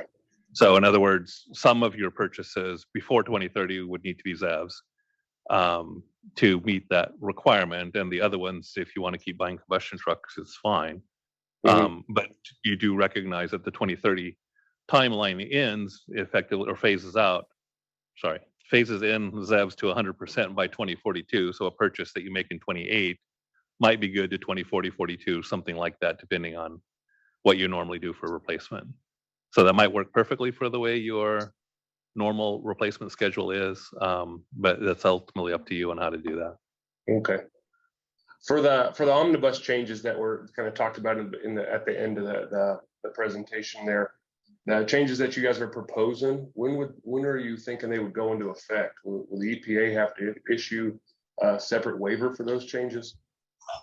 No, we don't think so, because they're just a minor change to one of the flexibility provisions. So we're hoping to get them in effect in time for the 24 model year. Okay. And then just kind of lastly, just to make sure I didn't miss anything, there's been several times where people were talking about other topics and we were told that this call was specifically about ACF. So I guess I'm just curious why omnibus was even brought into the conversation, or if I just missed something that I'm not aware of. You didn't miss anything. So we just found out last week regarding some unexpected changes to manufacturers' plans to comply with omnibus, and we're trying to smooth the transition to omnibus and avoid any supply disruptions. And so Tony's team was incredibly gracious to let us sort of crash their workshop so that we could use this opportunity to publicly vet what we're thinking. Okay, thank you guys. Yeah, thank you. And then for those who are interested, there are already mixed trucks in Europe right now. So I don't think it's going to be that long for them to come here. All right, next to speak is Elaine Maltz. Elaine, I'm going to call on you one more time, and then I'm going to remove your hand from this queue. So you may speak. Hello, I'm Elaine Maltz from San Diego 350. I'd like to cite Suzanne of Earth Justice's comments, and I'd like to say me too to all of the remarks he made. Thank you. Thank you for that comment. Thanks, Elaine. Next in line to speak is Sean Vigil. Sean, I've unmuted your mic. You may speak. Hi, my name is Sean Vigil with this transportation planner at the city of Fairfield. I'm also a project manager for our transit and municipal fleet electrification. And I just wanted to add a comment that kind of, in addition to one of the ones my colleagues in person touched on. As you heard earlier, we have about a $30 million funding gap for our phase 1 electrification plan. We got about $14 million in federal funding, but that's all FTA funding, so that's just transit related. And it's been very difficult to try to fill that gap for the medium heavy duty municipal fleet. And part of that is when we say that, you guys throw out like, oh, there's this much available funding or incentives, but the issue with that is that they're from a hodgepodge of sources, and they all have their different requirements and reporting requirements. And I'm not sure if you realize kind of how much staff time we would have to devote to all those different sources to get enough funding to help fill that gap. And I don't even think there's actually enough funding out there total. But we have hired consultants to help us, but that's expensive. Like, for example, we want to apply for RAISE, the RAISE federal grant, and that was going to be at least $50,000 in consulting fees. So, I get it. There's a lot of these programs out there to help, but basically I need like either, a half part-time or almost a full-time position filled to help go after all these sources. And on top of that, you have all the different reporting requirements for them. So it's really not as easy as you guys say it is when it comes to all these funding opportunities. We're short-staffed as it is. It's difficult to hire people to help go after these grants and to help with all the different reporting requirements. And, it doesn't really seem to be like a central site to where we can go and, find everything that's out there. I know there's a lot out there that we're not going after, and a lot of it is related to basically the lack of staff to do that. It's very time consuming to go after all these different, funding programs there. So that's all I have. Okay, thanks, Sean. Next in line to speak is Tigran Agdian or Tigran Agdian.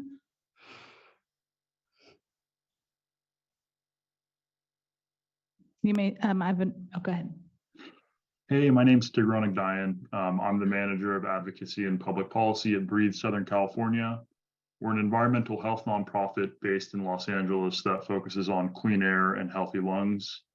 And we have the following comments on the proposed rule. We'd like to thank staff for moving the 100% medium heavy duty truck sales from 2040 to 2036. However, we'd still like to encourage lowering the fleet threshold from 50 to 10. Additionally, regarding the ZEB availability exemption, to ensure fleets who are using the exemption are purchasing the best available technology, CARB should require fleets to purchase engines certified to the California Omnibus 50 milligram standard. Thank you for the opportunity to provide comments, and that's it. Thank you. Next in line to speak is Will Barrett. Will, I've unmuted your mic. You may speak. Hi, thank you very much. I'm Will Barrett. I'm the National Senior Director for Clean Air Advocacy with the American Lung Association.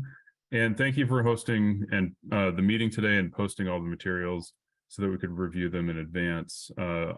We see the ACF as a rule that will save thousands of lives, prevent significant suffering, and reduce disparities and negative health outcomes by driving to zero emissions and spurring the shift away from combustion.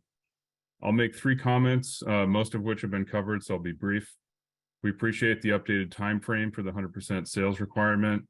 This element has been discussed by many in the health, the environmental community, the environmental justice community, and we support this inclusion. The second comment I want to make is to the fleet size element. Again, we will join with this large collection of organizations encouraging the board to include the lower fleet size of 10 for Class 7 and 8 tractors. As you've heard, these are the largest contributors to local air pollution burdens and regional ozone challenges, and feel that this should be a broader capture in the rule.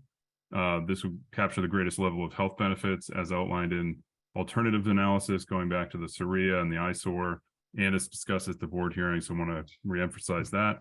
And then the last thing I wanted to touch on is on exemptions.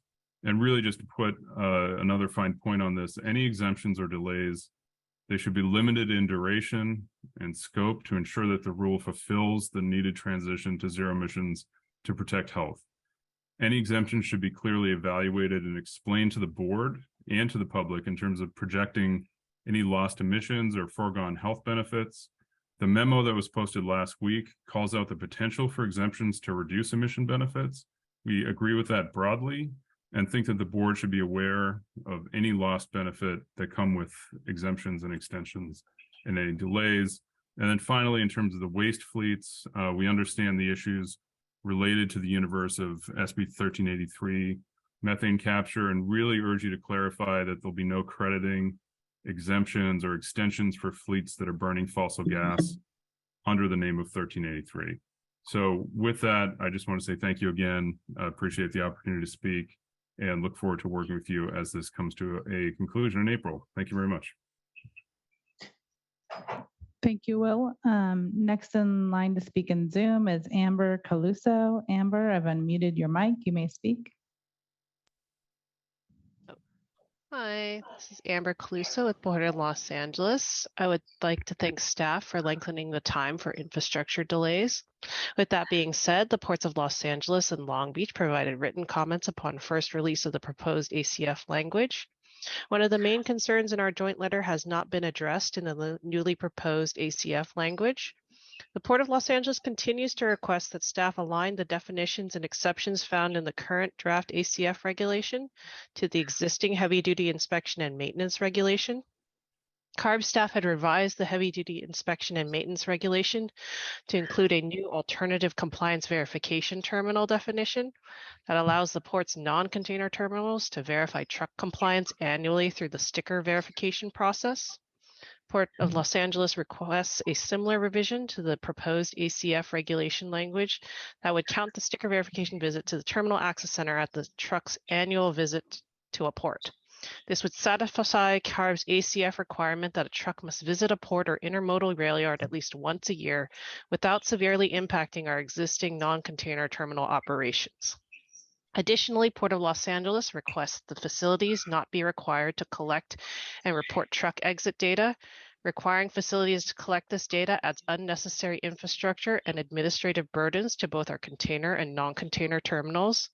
None of our terminals currently track all the trucks exiting their terminals. Furthermore, exit data is not required to enforce compliance with the ACF regulation. Not providing the alternative compliance verification and requiring terminals to collect exit data will delay trucks from leaving the port and thus generating more truck emissions. This is the opposite effect of what this regulation is trying to achieve. Thank you for the opportunity to comment. Thank you, Amber. Is there any, do we want to respond? No, okay. So next person in line to speak is Mary Alyssa Rancier. Mary, I've unmuted your mic. You may speak. Hello, my name is Mary Alyssa Rancier, and I'm speaking on behalf of the Associated General Contractors of California, or AGC of California. AGC is a member-driven organization with over 900 members that provide commercial construction services. We do support the comments that were made previously by Sean Edgar and will also be made by Calcima. We appreciate that you did not reduce the vehicle threshold. We believe that there will be some negative repercussions, particularly for smaller businesses to succeed if the vehicle threshold would be reduced from 50 to 10 vehicles. Additionally, those stakeholders should be consulted and fully involved in the rulemaking process if CARB were to consider making this change. AGC of California also appreciates the added flexibility of the 5-day pass, as well as the added flexibility of waste and wastewater fleets. However, we recommend adjusting the definitions to include all organic waste that may not necessarily be operated by government agency or subdivision. Also, while we appreciate the added times to the infrastructure construction delay and site electrification delay extensions, we believe that 5 years still is not enough time. The state will see unprecedented growth of the electrical infrastructure in the years to come. This regulation will increase demand for ZEVs and their associated chargers, which will limit availability even further than what we are currently experiencing. Therefore, we suggest that the language be added to the final package that adds additional flexibility to fleets that stretches beyond the 5 years in cases out of the fleet's control where needed.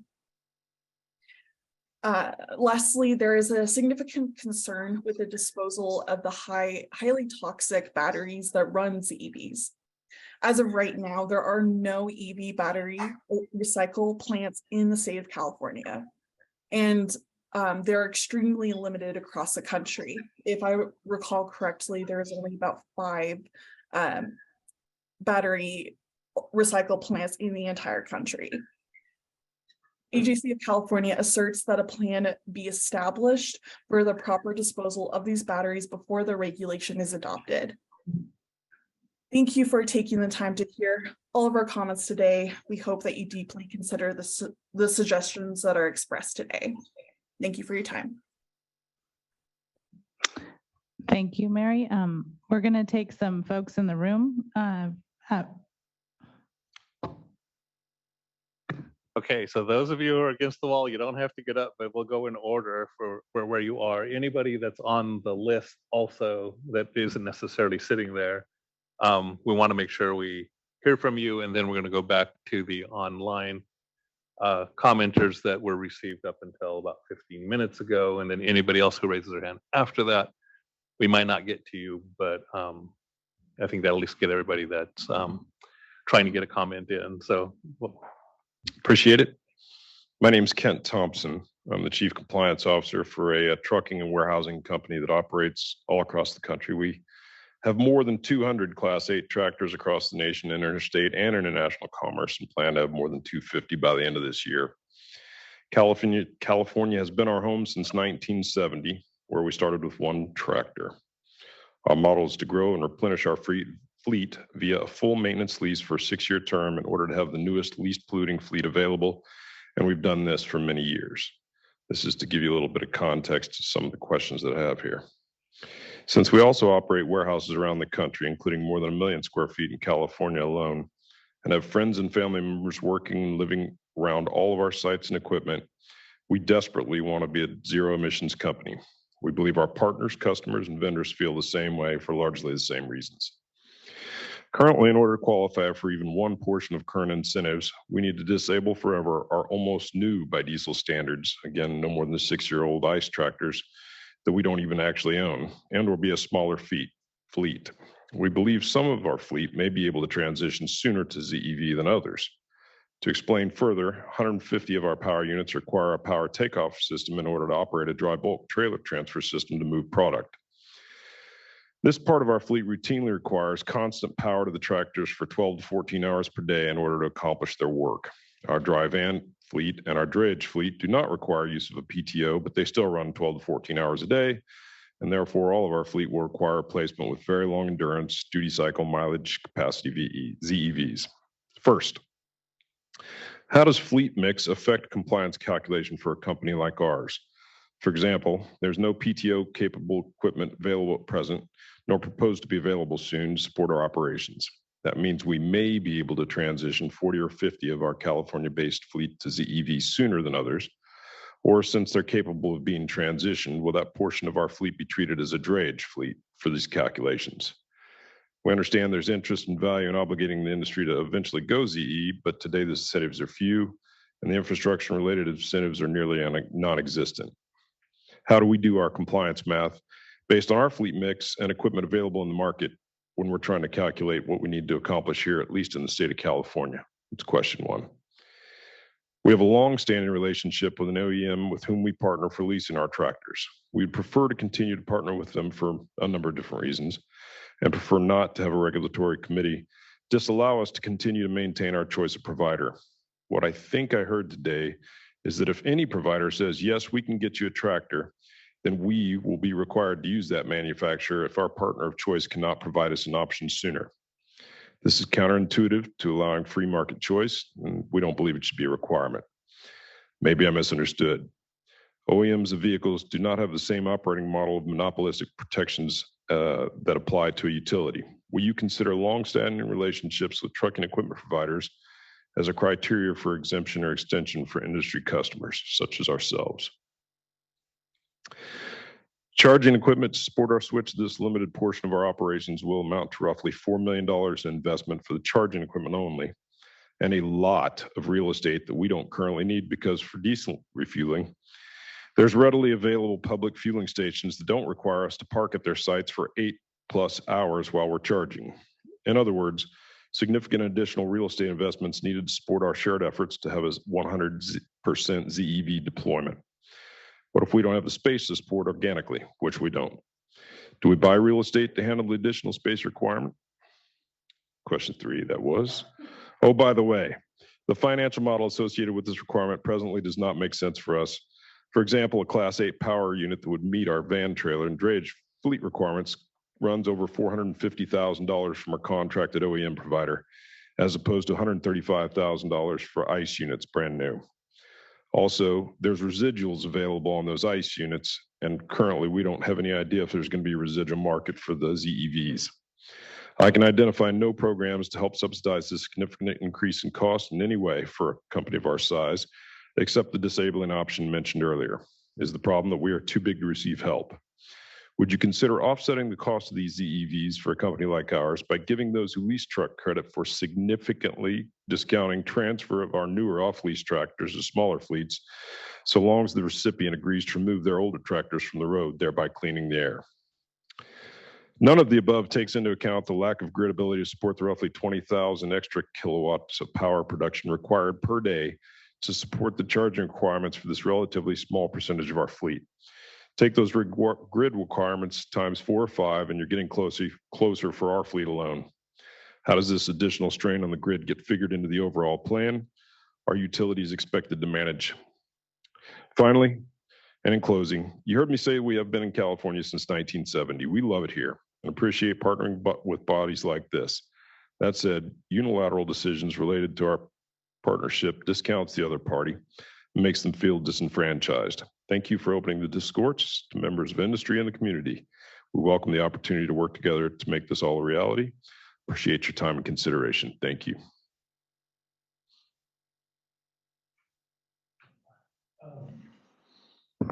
Wouldn't mind getting a little bit part of your answers, but I know we have to manage time. But so if you let me just do some high level summary and see if it helps and if I get the points.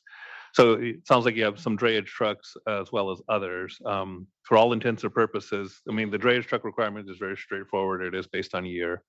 And I presume you understand that. In terms of the other requirements or the high priority fleet portion of the regulation, you can include and count all your drayage trucks in the same compliance option. So if you're doing the model year schedule, it's identical in essence for the remainder of your fleet. But if you want to use the milestone approach, we will count those any drayage trucks that are zero emission towards your overall average. So if you're getting to that 10% of your 200 or 250 number, you'd need 20 tractors by the 2027 timeframe. And if they're all drayage, then that's great.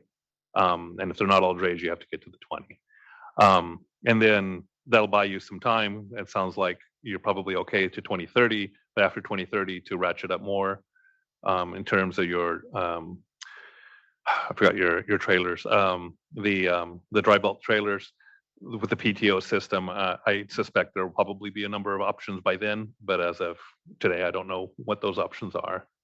And if we run into a situation where a manufacturer's not producing a truck with the PTO capability to operate your trailers, then we would consider that item to evaluate in terms of providing an exemption since it can't do what you need it to do.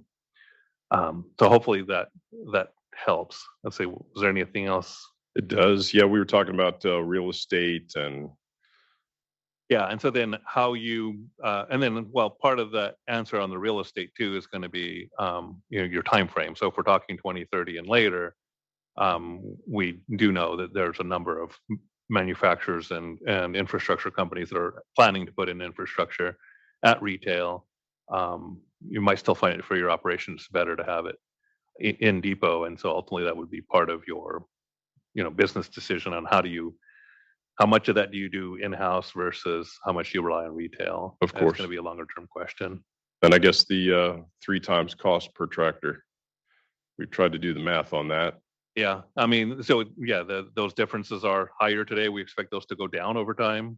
So again, buying yourself a little time, we expect those to decline as manufacturers ramp up their production too, because next year is really the first year that we're requiring it, but it's California and 7 other states at this point. They're going to require increased sales of zero emission trucks. So we anticipate that those efficiencies of production will also bring down those incremental differences, not lower prices, but incremental differences will come down. But in order to do that and maybe help the whole footprint in writ large for California as far as getting more polluting tractors off the road, is there any consideration for the, we bring these tractors off lease, they're only 300,000 or 400,000 miles. They've got another 700,000 miles of use in them, and they're all CARB compliant. Yeah. But you did mention what I've heard of before is a truck trade down concept. Right. I can say that in our funding programs, more than once have tried to make that succeed and haven't actually found a way to make it work. So it's actually a much more complicated issue than it sounds like. I'm sure, but if there were a market maker, then perhaps. Okay. Thank you for your time.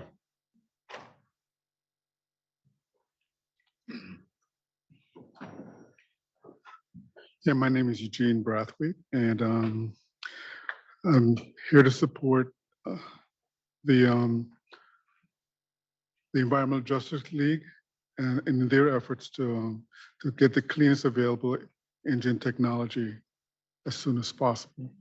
Statement is very simple and straightforward to the board to continue to do that work.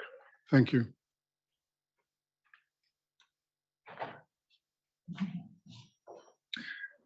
Good afternoon. My name is Dan Chaw with Omni Government Relations, and I'm speaking today on behalf of Enterprise Holdings. Enterprise is one of the world's largest rental transportation solution companies. We've engaged staff and, as Paul and Tony know, in conversations about revising the proposed ACF in the spirit of helping CARB achieve the overall goals set out in the ACF, and have offered suggestions to ensure that the final rule achieves meaningful reductions in GHG emissions. However, it is critical to note that rental companies and its fleets inherently are and should be treated differently in the rule. Rental companies simply serve as a conduit through which fleet owners and end users use the vehicles we rent. The customers are the ultimate end users of the trucks, not the rental company, and fundamentally use of EV rental trucks is dependent upon consumer demand for those vehicles. Absent this demand and adequate infrastructure, EV trucks will sit idle in our lots and not contribute to any emission reductions.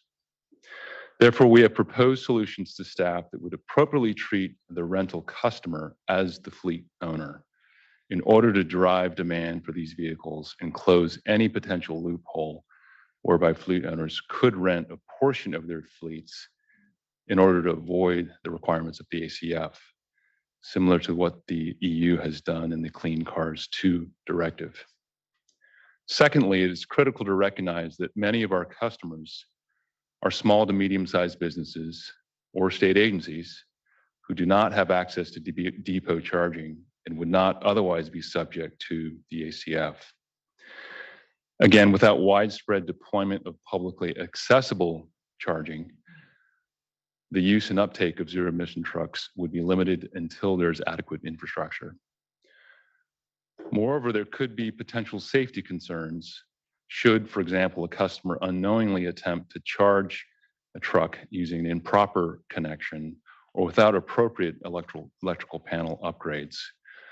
When our customers rent from us, they're either supplementing for vehicles based on a temporary or seasonal need, or worst case, they're in a bind and are in an acute need for a vehicle. Without access to depot charging or publicly accessible infrastructure, ZEV trucks could pose some unique challenges and in some cases could present safety hazards. Accordingly, we suggest a solution that would increase access to safe and fast charging, whereby fleets that install accessible DC fast chargers, rental companies that install accessible DC fast chargers can get credit towards their milestone obligations. Encouraging installation of infrastructure will help accelerate adoption of zero-emission trucks. Finally, we believe that currently exempted fleets, such as public safety fleets, should not count towards a rental company's fleets. For example, if Cal Fire, one of our significant customers, is exempt from the rule and will continue to need ICE trucks, we believe rental companies should be able to deduct that number that is rented from Cal Fire from exempted fleets. Deduct the number of trucks from exempted fleets from the total fleet subject to the ACF from Enterprise's total fleet number. We thank staff for their diligence in the ACF rulemaking. Look forward to continuing conversations with you all around fine-tuning these proposals in recognition that rental companies should be treated differently in the rule. Thank you very much.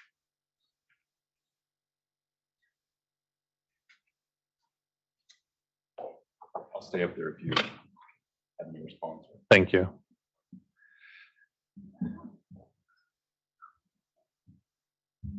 Hello, everyone. My name is Ronisha Sykes, and I'm a member of the Sacramento chapter of the NAACP. There may not be enough electric trucks by 2045, and we cannot wait that long for a solution. For clean air and less pollution, I and my neighbors that couldn't be here support the Environmental Justice League truck operators to the cleanest available engine technology now. Thank you.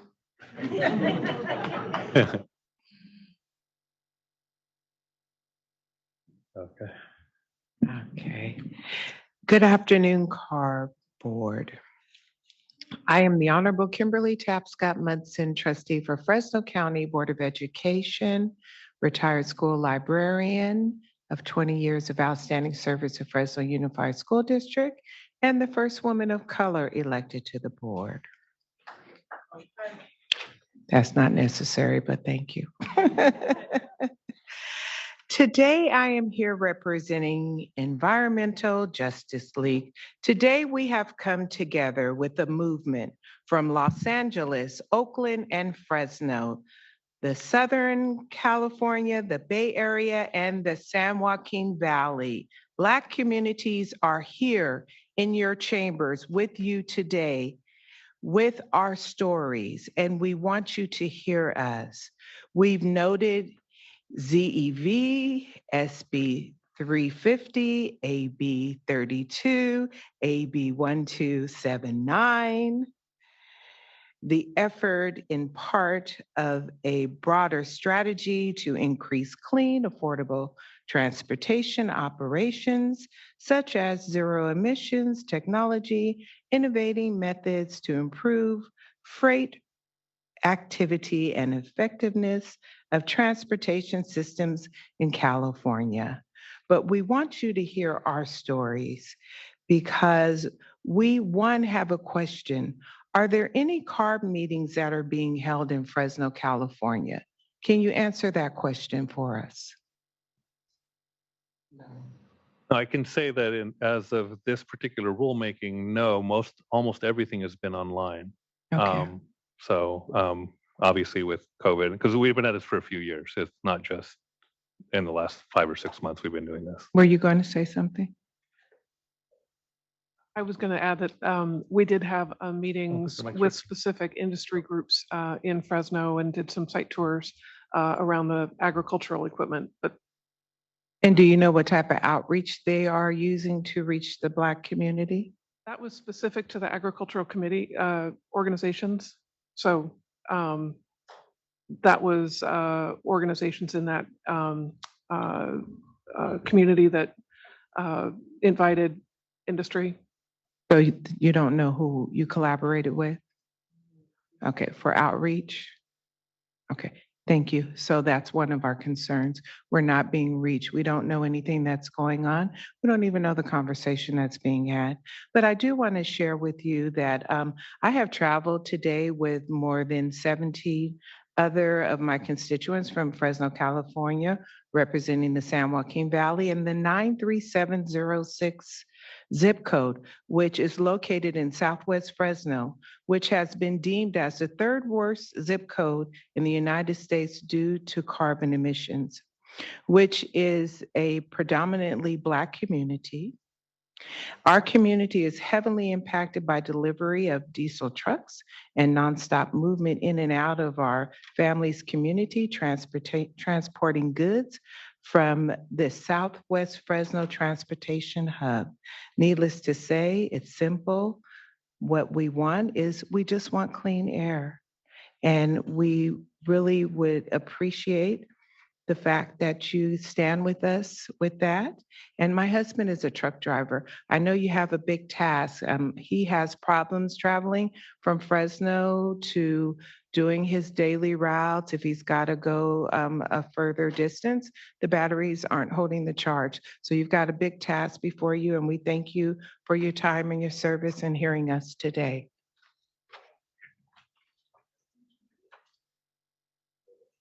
Hello. Good afternoon. When you talk about additional flexibility needed, I am a farm labor daughter. And in his legacy, I stand for him. and also for my community. Hello, my name is Denise Lancaster Young, and I came all the way from Fresno, California, just to represent my community that has been impacted by CARB and ignored. And the BIPOC community has been ignored by CARB. One of the things I would love for you guys to focus on is helping us to reduce asthma and lung disease today, not waiting until 2045. And that comes with flexibility in your proposal. I believe achieving California long-term air quality, climate and public health goals that require transition from conventional combustion technologies to zero emissions everywhere is feasible to get near zero emission, powered by clean, low carbon, renewable fuels everywhere. For the record, we will not stop advocating for CARB until you acknowledge and act on clean air that includes our communities of color as well. We are concerned with pursuing an electric truck only rule for freight fleets and allowing heavy polluting trucks and widespread electric trucks are viable and will take more than 20 years to improve our air, and that's unacceptable.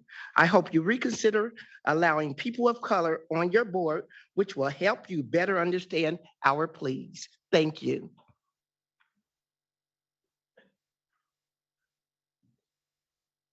Hello, good afternoon. My name is Marcella Graves, and I came all the way from Fresno, California. The air quality in Fresno is really bad. They do have a lot of trucks coming up and down the valley. I've have asthma. I'm an asthmatic child since I was born, and my lungs are getting really bad. I just had surgery February the 2nd. I don't smoke, I don't drink, anything like that. It's just the bad air quality.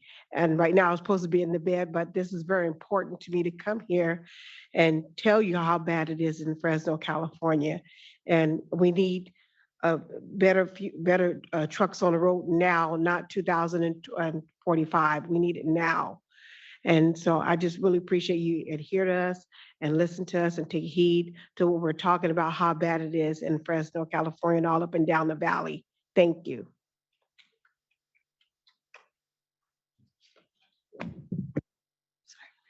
Hello, Kayla Robinson on behalf of CR&R Environmental Services. We're a Southern California-based waste and recycling collection company that operates one of the largest anaerobic digesters in North America.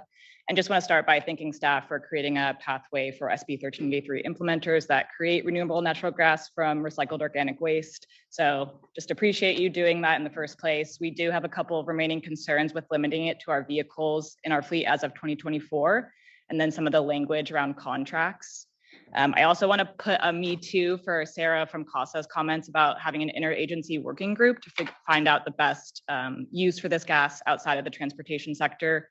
As we've said in the past, we're agnostic to using in the transportation sector, but we just want to make sure that there's a plan for where this gas is going to go, and look forward to working with you on that. Thank you.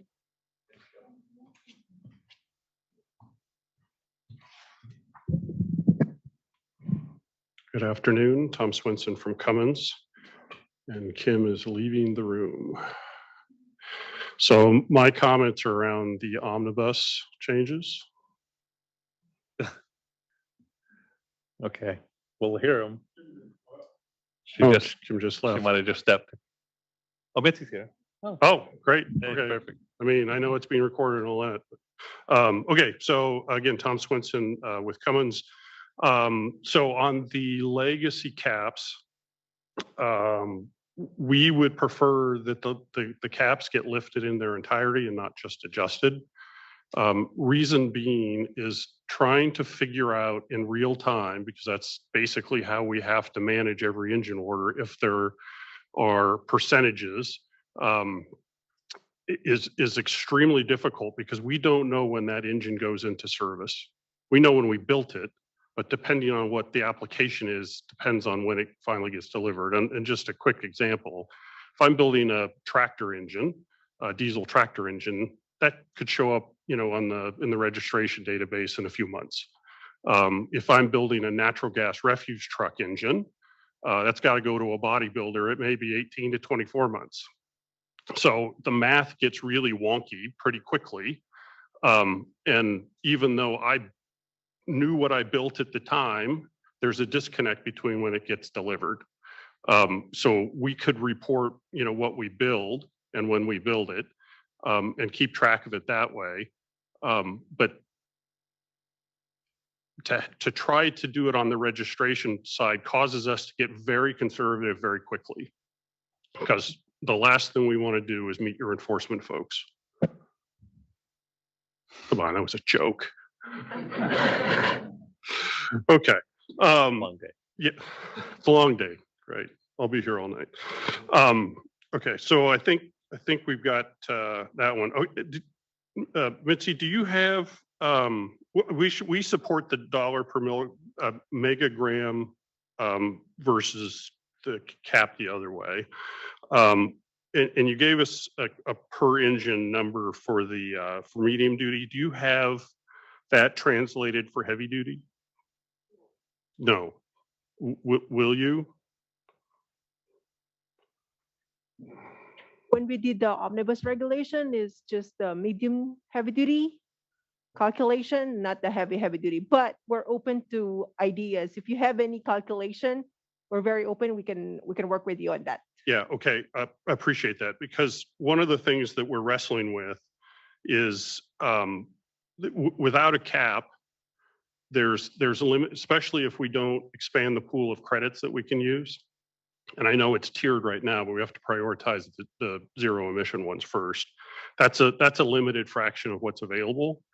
And without any cap, supply and demand takes over, price goes way up, right? And that drives the cost of the legacy engine way up in concert. So I'm a bit limited due to competitive constraints to talk about any particular numbers, but we're more than happy to talk to one-on-one around that kind of thing. The other just general concern is, even without the caps, and we don't know the whole universe of credits yet. We're trying to do our due diligence to find out who has them and who's willing to potentially entertain selling them and those sorts of things. But even without legacy caps, there is the potential to have throttled product availability. Now, I'm not raising the flag saying that will happen. We're just saying, that has the very real potential. And then sort of as an overlay to all of this, we're already late to the market for 2024, meaning our OEM partners, so the truck builders, they're trying to open their order books for model year 24. Until we can figure out what we have to offer and how much it will cost, that is all on hold. And so we're late. So time is of the essence, understates, the urgency that we have, so that we don't have hiccups as they, load that information and get it through their distribution channel. Thanks, Tom. Yep. I'll probably set up a meeting with you regarding the calculation with the other omnibus team, with Paul and. Yeah. Great. Yeah, we'll look forward to it.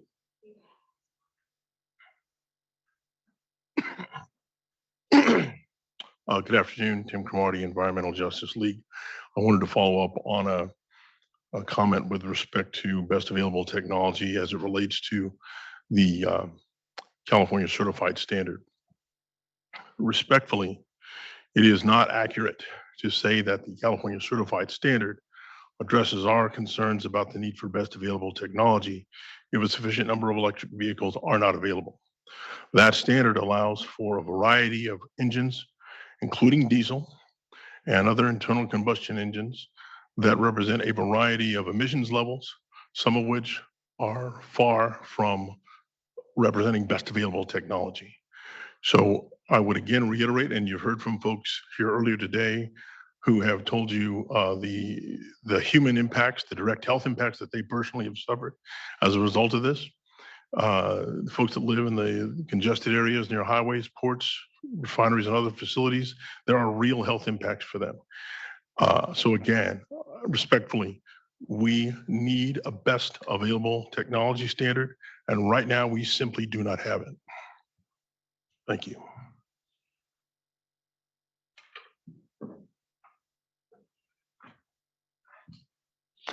I think I made it before 3 o'clock. So I know there's people online, so I'll try and be quick. But I think I have a couple of new topics, if that's hard to believe. John Costantino on behalf of SEEB. So certainly the preview drafts are a step forward in a lot of ways from what we saw last fall. But there's some frustration and disappointment with the 2 steps back that I think we see as well, including some of the bureaucracy, some of the discretion, some of the complexity that you've added into this rule. So I'm gonna go through a few points, but just to be clear, you guys are accepting comments. I heard Chris say earlier, send something to the ZEV email. Is that the plan, or what's going Chris on with was that? saying if somebody has like red line edits that. Well, was a I have mistake red in line language, edits, then- yeah. Yeah. And obviously we're here, we're listening, so give us- Right, I'll certainly talk about these, but my question is it worth the effort to send you red line edits on some of the things that we're about to talk about? Sure, yeah. Okay. I'll take it. So sooner is better. Right, yeah. So SEEB has commented in the past that because we have a large, diverse state, there are outliers. And a lot of what we've talked about today has been, on average, for the most part, it's expected that, but there are substations that will need to be built. There are transmission lines that will need to get built. And I don't see in the rule how that is handled. And enforcement discretion isn't good enough. So the ask is that there be some sort of extreme or outlier infrastructure ability to, if the utility comes in and says, we need a substation and it's going to be 10 years or 7 years or whatever, there needs to be a way to deal with it. Otherwise, everybody is sort of scrambling. Transient vehicles, we haven't talked about that, the 5-day pass. We don't understand why it has to be consecutive days. We don't understand why it has to be approved in advance. The example that keeps be given to me is a large fleet has somebody in Reno that drives to Bend, Oregon. That F-250 now became part of the fleet. They go to a conference for a week and come back. There's no way for that to happen without adding to their compliance requirements. And it's something that at the end of the year, you could say, I had 4 vehicles, each ran 3 days. Please, can I get the exemption, rather than this sort of complex process where you have to know in advance that somebody's driving into the state for 1 day or 2 days. So I'd love to see that change. And then there's the question about technology path. If you've chosen hydrogen or battery electric, but the ZEV availability is the opposite technology, are you allowed to get an exemption based on you're not heading in that direction? You have infrastructure set up for one path, not the other. So that's a question. And then I had a couple of more minor questions. When do you think the first list will be prepared and posted? And along with that, when things come off the list, they'll come off in 180 days later. But the question, I read it originally is every 6 months, the list would be updated. But I was told that was not the way it's read or written. And so every week you guys could be updating. It depends on the latest. So that leads for a constant checking of fleet managers of what's on the list this week. Did I get my purchase order in this week, as opposed to January 1, July 1, something like that. And then there was a recent ZEV forklift workshop where there was discussion of coordinated infrastructure planning. If you have a facility with ZEV forklifts, light and medium duty, off-road, yard trucks, the idea that was presented by CARB was that somehow there would be a coordinated effort and that one rule doesn't trump the other, and maybe there's a way to work through that. So love to see some discussion that if you have multiple ZEV opportunities in front of you, that maybe an extra year would be a lot better than rushing ahead for one. And then, I mean, they're independent of each other now, and maybe they should be coordinated. So that's my points. Thank you.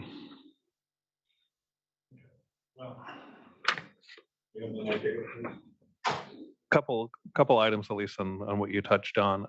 So if a substation gets built, I mean, the language we have right now is the utility says it can't be done in the 2 year, 3 year, whatever time frame it is, and we would grant an extension for that because the utility can't do it. The criteria is that they either enter into a contract to move forward, or they do this attestation saying they'll move forward with the project in some longer timeline. So I feel like that's largely covered, and we don't Not just for specify 5 that years. It's not.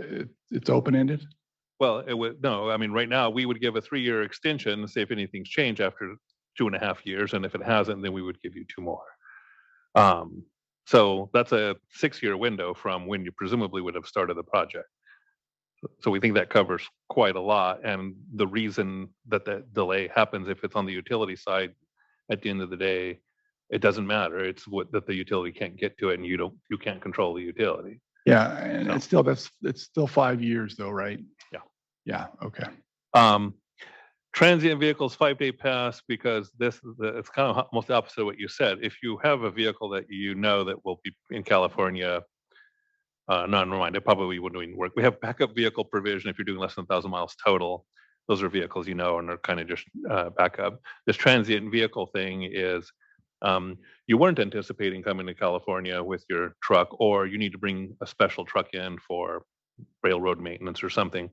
Then you can bring in a truck that wasn't part of your current fleet. You weren't planning to bring it in at any time, but you go online, report the truck, you get your 5 days from whatever day you want to come in. If enforcement pulls you over and you have it, you're happy. We're happy. And if we see it here and you don't have a pass like that, you're in violation of this rule, because you're either hiding something from us or you're not meeting the requirement. I wasn't going to bring that up, but the idea that someone has to have a piece of paper to say they're in compliance with this rule, which is based on a yearly average math. So if I drive in a truck and don't get a 5-day pass, I'm subject to the rule and I have to have a ZEV. My math has to work out. So I don't understand why I would be in non-compliance by not having a hall pass for, I mean, if someone needed a part in an aerospace firm and they need it on a 24-hour notice, it's just not going to happen. So then they have to figure out compliance. And so that's why the question is, why does it have to be in advance? And why does it have to be consecutive? What if they came in, parked for 5 nights, and then drove out on the 6th day? I mean, there's just lots of examples. And so we'll put this in writing. We don't have to debate it. It's late. Yeah. It's late in the day. So we'll leave it at that. Okay. I guess we'll leave it there. Okay. Thank you. Hi, I'm Tom Coquette, and I'm representing the Environmental Defense Fund today. As we wrap up here today, I wanted to focus on the sort of higher level policy goals and environmental targets that I think I want to remind you to take into consideration as you finalize the preliminary 15-day changes, and comment on 3 of them. First one is on moving the 100% target date for 100% sales from 2040 to 2036. As you know, the governor's executive order directs you to come up with policies and programs that get 100% fleet of heavy duty trucks by 2045. And starting that 100% in 2040 wasn't going to cut it. So I think it's just absolutely essential that to meet that governor's directive that you move this up and take this advantage of getting 9 years instead of 4 years of 100% sales to roll up towards achieving that goal. The second issue is the lower fleet size threshold, which is not in the 15-day changes.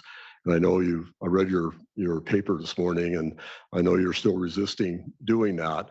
But I just want to point out that I think your data in that report says that the current proposal gets 2/3 of the tractors, the heavy-duty tractors, covered under the rule, and dropping it to 10 gets 91%. That's a lot more tractors. Those are the tractors that are the highest emitting ones and contribute the most to the air pollution problem that we have, and to contribute a lot to the high fuel use, to the carbon dioxide problems that we have. So I really think that you ought to think through that and take advantage of doing that now and not putting that off to 2028. There is a kind of a golden rule here about CO2 emissions. They go up in the air and they stay there for hundreds of years. And so the rule from that is that doing things now is always more valuable than doing them later. And I think you need to keep that into consideration when you do this. Also, it's just really important that these vehicles get to zero, because if they remain on as a diesel or as a natural gas or even as a renewable natural gas vehicle, they're emitting NOx. The zero emission ones aren't. They're emitting ultrafine particles, which we know are bad for your health and are not very well regulated at all. So these are other considerations that are important, not only for everybody's public health, but particularly for the frontline communities that are exposed to these diesel trucks. And then the final one is on, I can't do nearly as good as Hassan about why you need to be more conservative and restrictive on the wastewater and waste fleet trucks. There's a lot of them out there.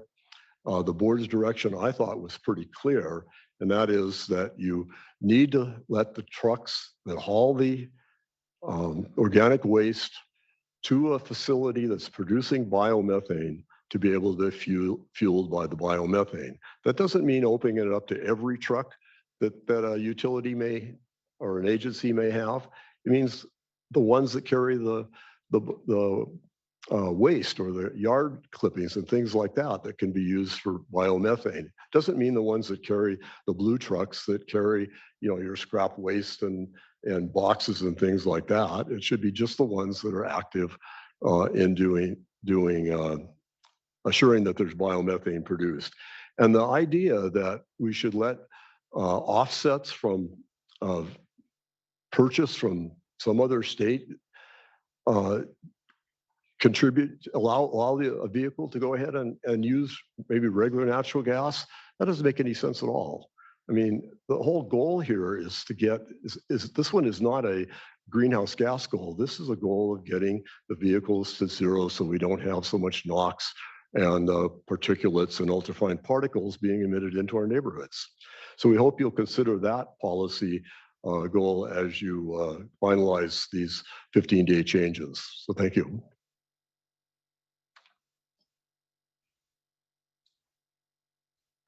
Good afternoon, Nicole Rice, California Renewable Transportation Alliance. I have a comment and then a couple of questions. So we've discussed a lot today about the need for exemptions, and resulting from those exemptions are going to be, in some cases, the purchase or continued use of an internal combustion engine truck. And so I just wanted to join the chorus of individuals that were here today to urge the staff and the board to consider requiring the prioritization of the cleanest available technology related to the use of those ICE trucks. We've had a lot of conversation about omnibus and how it's going to intersect with this law. And there's, a lot of discussion about what these emission standards are going to be under that rule. However, that rule does dictate what a difference between what is legally compliant under the rule versus what is the cleanest. And that's why we are urging staff to ensure the prioritization of the cleanest available technology when those ICE trucks are going to be used. The fact that we have even had this last minute discussion about needing to do something with the omnibus rule as it intersects with the vision under ACF just demonstrates the challenges that are before us. I think even today's conversation just continue to highlight the continued challenges that is in this rule. I know that change is clunky and difficult, but there's also different ways to approach how we go about achieving our main goal, which is cleaner air quality and meeting our standards. We have talked a lot about the trucks, about zero emission trucks, but I think it's important that in addition to getting the trucks online and scaling them up, it's also that conversation that was had by Julie Levin earlier today related to feasibility. And that is all about our infrastructure support and our operational needs. And so it's important to remember that we're just not talking about the trucks. We are also talking about everything that supports the use of those trucks under this regulation. And so therefore, we feel that we should not forfeit any opportunity to achieve cleaner air. And we certainly can't dismiss the co-benefits of greenhouse gas emission reductions. And that is why, again, we are urging the use of the prioritization of the cleanest available technology. We need a clear and specific near-term strategy to avoid just having diesel become the traditional higher emitting diesel to become the default. And so, again, we urge staff to take that into consideration and make those amendments to the draft proposal. I also wanted to align my support with the concerns raised by those fleets who are subject to SB 1383. I also wanted to align my comments in support of the concerns expressed for the need for an exemption for when you have a lack of retail charging access.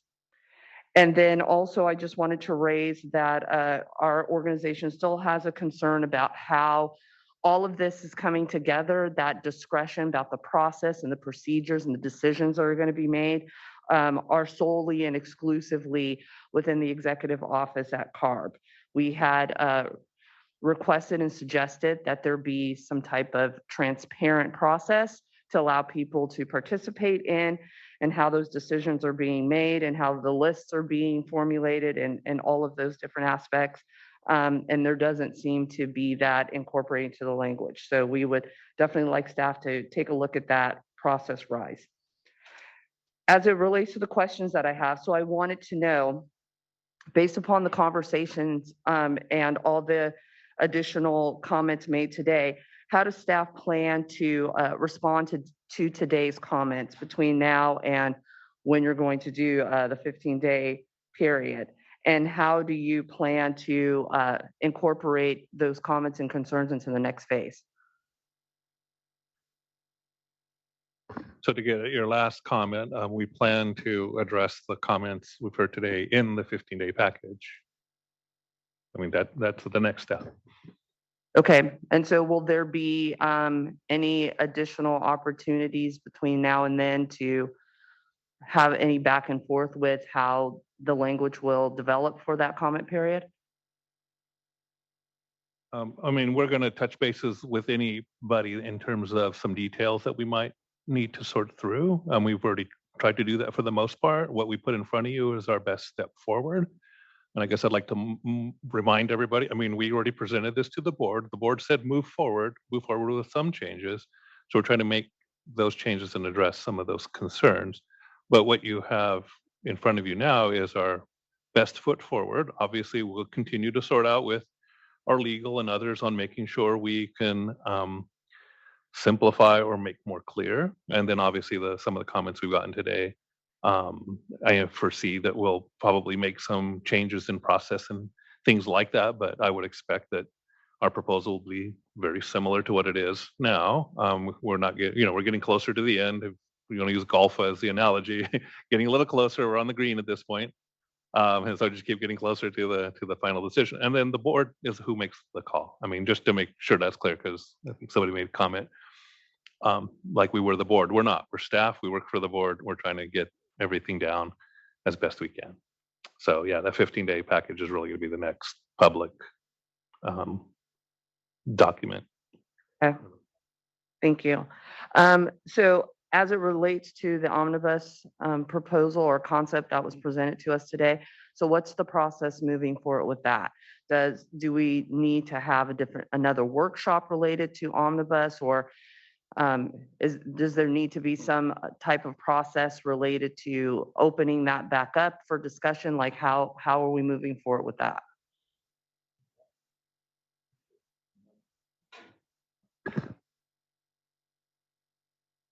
Hey, Mitzi, it's like, in terms of, I mean, at this point, I'm not certain, in terms of moving forward. Obviously, we'll take the feedback from today as well, and then factor in how does that fit along the process. But obviously, this proposed regulation on ACF includes engine requirements and tying to the California engine standards. So I think there's a lot of overlap there. But I can't speak to more process or what else we need, because what we're talking about sounds like a pretty small change overall. So does it need to occur simultaneously or before ACF is adopted? That regulation's been adopted. We're talking about making a change to it. So yeah, so I don't know. I mean, I think it can be done in the same time frame, and it can be done in a different time frame. It doesn't make any difference. But the idea is to address next year's engines. So it would have to be something this year, of course. Also, I don't know. I know there was some talk about the list under the ZEV purchase exemption, I think is the new name for it. Do you have a time frame about after potential adoption of this regulation, how that list will be populated, how quickly it will be populated? Well, again, to answer that, it depends on where we end up on the final language. So as one of the things we indicated is as fleets submit applications, that will be one other mechanism to say, here's the information that will go on the list. So we're looking to see how much more similar we can make those between each other. So yeah, I mean, it depends on where we end up on the final proposal. Okay. So. And my last question has to do with, I missed this comment, so I wanted to clarify, but there is reference about the purchase of new ICE vehicles and used ICE vehicles. The new ICE vehicle purchases need to be California certified, but the used ICE vehicles do not.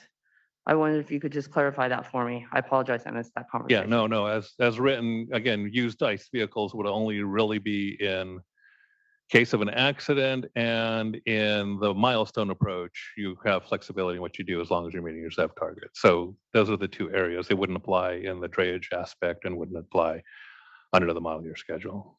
Okay, and so then. And it wouldn't apply under most of the exemptions. It would be new purchases that would be the exception. I mean, sorry, exception to buying the ZEV is buy a new engine or an engine vehicle. Yeah. Okay, so I mean, we still have 30 more people, so I want to make sure we. No, I'm good. Thank you. Okay, thank you so much. So yeah, so last two people in the room, and then we're going to the people that had their hand up, and there's probably still 30. So. All right, thank you so much. Thank you for going past 3 o'clock. Veronica Pardo, Resource Recovery Coalition of California. We've submitted comments, written comments, as part of a larger coalition of waste haulers and providers. So please see those comments. But more, I'd just like to tell a little story about, I represent a trade association, small, mid, and large size haulers that operate throughout California, refuse haulers. And we are, really actively, our members are making a good faith effort to understand the provisions of this regulation and make this transition. And we're putting together a webinar right now just for manufacturers. And I can't tell you how difficult it is, one, to get them together, to put together this webinar to actually say, okay, we have vehicles. But even then, if they're even willing to present, they're saying, well, we don't have vehicles really even available for sale right now. So we're going to tell you about vehicles that are coming, but we don't have them right now. So the on the ground reality of when you say, these vehicles are available, they're commercially available, is if you really are trying to go and purchase them right now, they're not available to you. So that's just the vehicle side. We've already talked a lot about payload and performance, and I think we understand that the idea is that these will improve over time. But the infrastructure side is also very real, and I want to align my comments with that of CTA and Chris Shimoda, specifically around that site electrification issues. If you have a site that goes to their utility and they say, well, we have issues, in our larger system, we need to upgrade here and here in our system, and just even locally, regionally, we can't deal with you right now, then you can't even get past those various steps to then show, again, you're making good faith effort, you're reaching out to your utilities. And so we need to have, I'm really concerned about our operators making the good faith effort, being able to have deployable vehicles. These are essential service providers. I totally recognize this is greenhouse gas, climate emissions, but at the end of the day, if your refuse does not get picked up, that in and of itself is a health and safety issue. And, we have really important agreements to meet to collect and manage that material. So you've heard a lot of this, but just having these protections and provisions in place and kind of hearing that the regs might change in the future doesn't necessarily give a lot of comfort necessarily to fleets, but we want to have those protections now. So thank you for your time today and going past the hour. Thank you. Hi, good afternoon. Ryan Canny with Clean Energy. I'm last year in the room and want to thank staff for their time and stamina today. I know I'm tired just sitting watching this. I'm sure you're exhausted having to work for 6 hours on this constantly. So thank you for your time today. I wanted to support a lot of what was mentioned today. I won't rehash a lot because it was already said, but I'm just wondering, our industry has talked about, pull forward concept requiring 0.02 starting in 2024. We're also looking at proposing at getting rid of the credit consuming diesel vehicles that are in the omnibus regulation. And I'm just wondering if staff has given any further consideration to making it 0.05 and below starting in 2024 and getting rid of, in this regulation at least, those credit consuming diesel vehicles. Any further consideration at this time? I think we've had the discussion before. I already forgot what you mean by credit consuming, but the omnibus regulation is effectively an average. And so for every clean engine below the standard, there's one above. So to somehow say we're going to say that's achieving something different isn't real. At the end of the day, because that regulation is an average, then that's what you can expect to see, knowing that some are going to be above and below that average. It's the above. And then a fleet owner isn't going to have to just try to distinguish which engine family was above the average, which one was below the average, and then also then in theory we would be restricting what they could buy, because maybe it's the bigger engines that are below the average and the smaller ones are above, or who knows what, or vocational or not. It just presents a lot of complexity for no real benefit. At the end of the day, I mean, no emissions benefit whatsoever. So why would we do that? Is I think the mindset that we have, and that's the way the omnibus regulation set up. We're looking at more of a tiered approach, where that would be those that meet it or under it would be in a third tier, maybe after ZEV or NZEV. And then, of course, those that might be average above it would be maybe in a fourth tier. But just to prioritize, to the comments today, to prioritize the cleanest possible vehicles on the road, that's what we're advocating for today. So. Thank you. Just two process questions before I leave.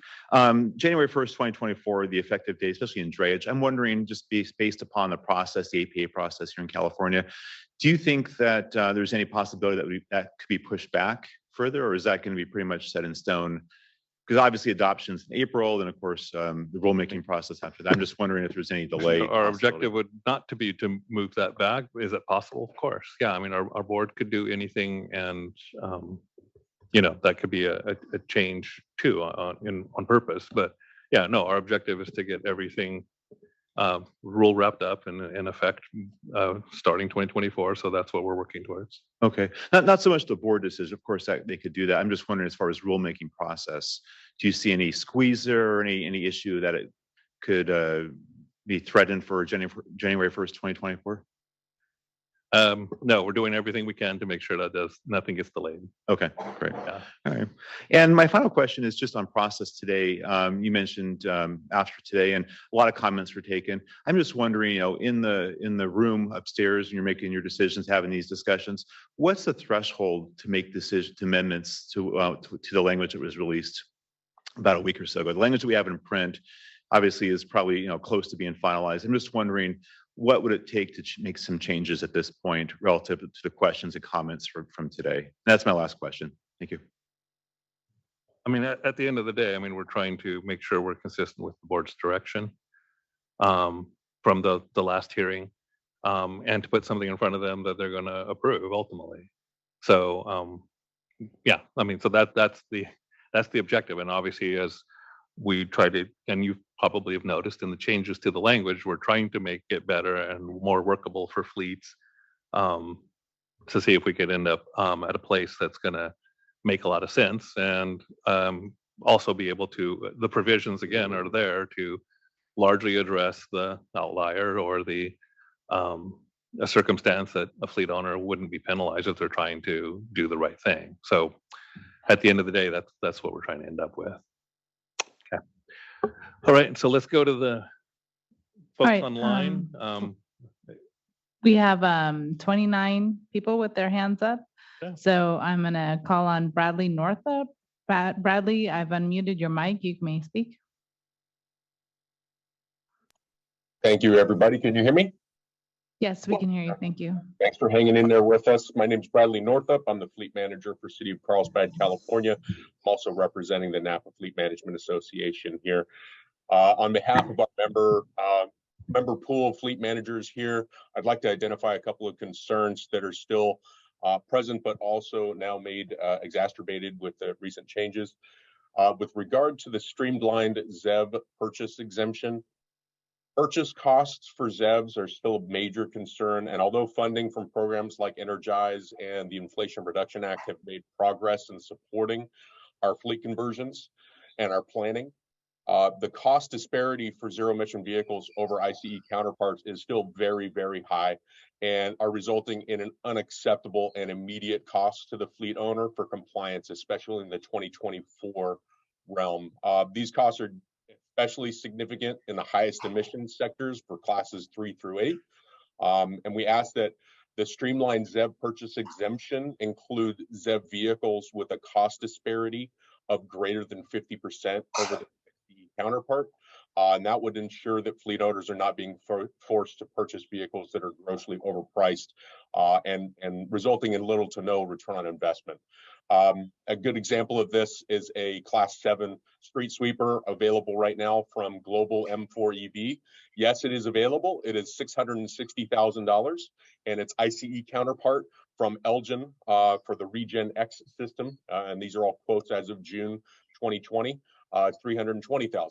So in effect, even with all of the funding that is available, we are grossly inflating the cost of doing business, which leads to, in the realm of public, increased taxes from taxpayers, and for everyone else as a consumer, costs going up. Additionally, with regard to the fleet-specific ZEV purchase exemption, within that streamlined exemption, we feel that the statement of good engineering judgment of the executive officer is a little too broad. It should be removed, and I implore CARB staff to include more relevant work truck attributable considerations for exemption, which would go beyond just make, model, and weight class of a vehicle. Just calling out a vehicle as a Class 2B van does not indicate its capability of the job that it needs to do. We ask that staff include vehicle parameters such as the payload capacity, the operating hours per a 10-hour shift, the equipment cycles for that 10-hour shift, that they're equipped with lift gates or movement arms, The operating weight by axle is going to be especially important here as we start getting into gross vehicle weight ratings that could even exceed the 20,000 pound max per vehicle axle as required as the maximum for loaded wheels and axles. And these considerations are going to ensure that the vehicles that are being considered for exemption are being evaluated on the real world function of that vehicle and not forcing fleets to buy a vehicle based on the fact that it's a class 2B van or class 2B pickup truck even. It can't do the same job. So you're having the fleets now do less with a more costly option, and it's going to impact the fleet's ability to do their jobs.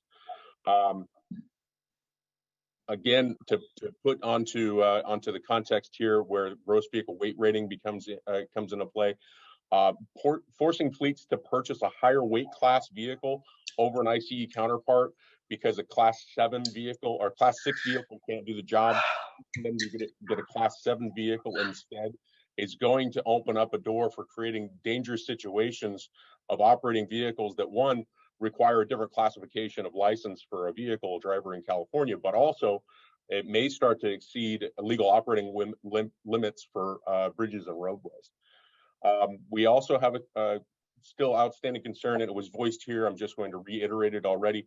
The waste and wastewater compliance pathway was changed and is now a milestone requirement, whereas there are still waste and wastewater fleets being operated by public agencies. And we ask that public agencies have that ability to choose their pathway as originally indicated. And I'm going to finish this with one final question. Tony, you mentioned that there were some revisions being visited for the Department of Finance, and those documents that are being prepared, are those going to be shared before the 15-day change packet for us to be able to comment and review? And if so, what sources are you using to estimate the vehicle cost and those forecasts?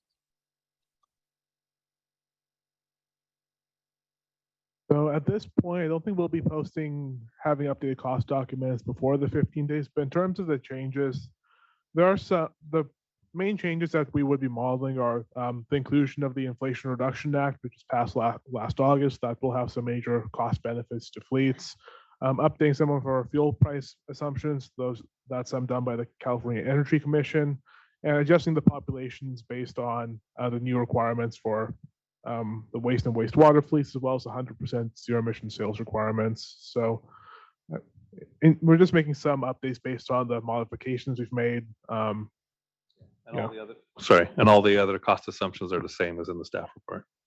Okay, so there's not going to be any change to the base assumptions of the cost predictions of the 2025 model years based on the existing cost that we have now? Yeah, no. Okay, because every day we're getting more and more relevant information to bring forward actual manufacturer costs versus what we still have in the staff report is still from 2020 numbers from Argonne National Labs and the inflators. So if we're going to be pulling in more relevant cost information, I agree we should include the cost information for all the additional funding, but we have more information now in the last year of the actual cost of these vehicles in the next year.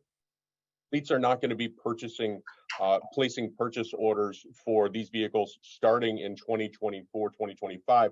We're trying to get ahead of all this, and waiting for 2024, 2025 is just an extra step for fleets to get stuck with price increases of 20, 30, and 40% that we've already dealt with. Okay, thank you. All right, next in line to speak is Chris Bennett. Chris, I've unmuted your mic. You may speak.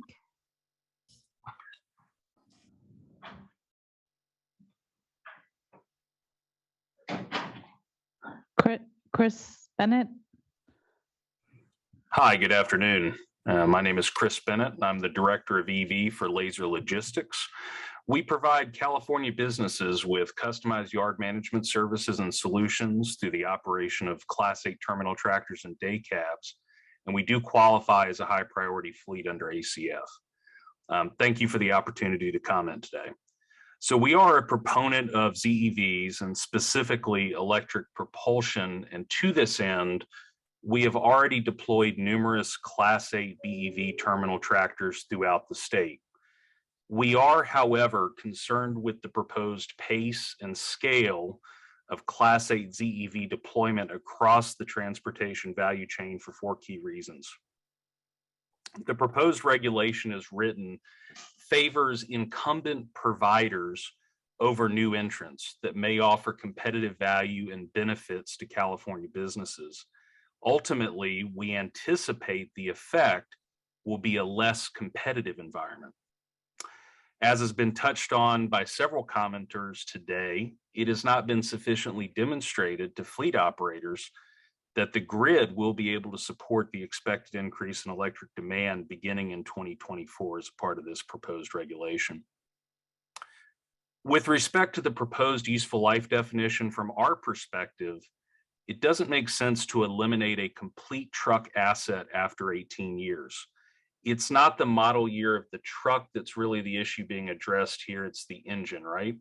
So there are concerns about Class 8 ZEV tractor manufacturers being able to meet the expected demand due to supply chain constraints. So a more sustainable strategy from our perspective would be to clarify that trucks with diesel engines, even after meeting the proposed 18-year useful life term, could be repowered with 100% battery electric propulsion.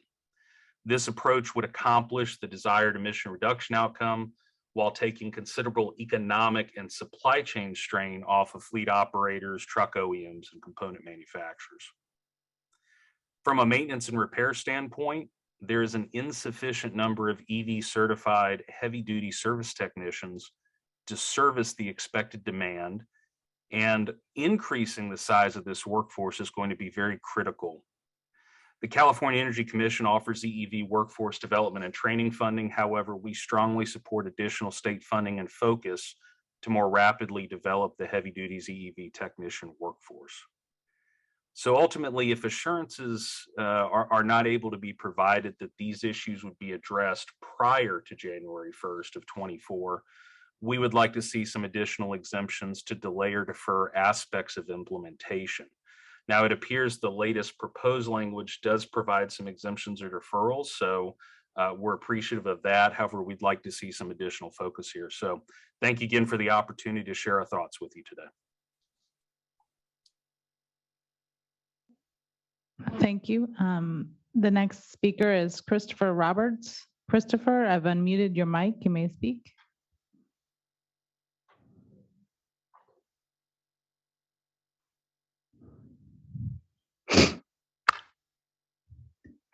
Okay, I'm gonna skip ahead to Nazreen Johnson. Hello, can you hear me? Hello? Oh, sorry. I was yes, on mute, I guess. I apologize. No problem. Good afternoon. Yeah, thanks. Good afternoon. My name is Christopher Roberts. I'm a project manager at TruckNet, the largest truck stop in San Diego and one of the largest in Southern California. Growing up in the San Diego-Tijuana border, I have seen firsthand the devastating impact of diesel emissions on air quality in my community. This experience has energized me to work hard to prepare for the California Air Resource Board's Advanced Clean Fleets regulation, but I've faced numerous challenges in planning for electric and fuel cell Class 8 trucks. Despite obtaining grants, the funds are in most cases not strong enough to meet the high costs required for adequate infrastructure for Class 8 hydrogen and electrification. Our organization has struggled to secure the necessary funding for hydrogen dispensers, electrolyzers, or DC chargers of sufficient size. This lack of infrastructure will hinder the adoption of zero-emission vehicles to a high degree. However, we have been awarded sufficient grant money to develop biogas infrastructure for our Class 8 transportation community. I am grateful for the inclusion of biogas to a limited extent in the CARB regulation, but I would also like to see a pushback in the deadline for biogas drayage trucks involving cross-border operations. Classifying biogas as similar to diesel is misleading and ignores its potential as a much cleaner and safer alternative, especially when considering the full life cycle of energy transmission. Not all energy used for electrolysis or electric generation comes from renewable sources, while biogas eliminates one of the most harmful greenhouse gases, methane, which is 20 times more harmful than carbon dioxide.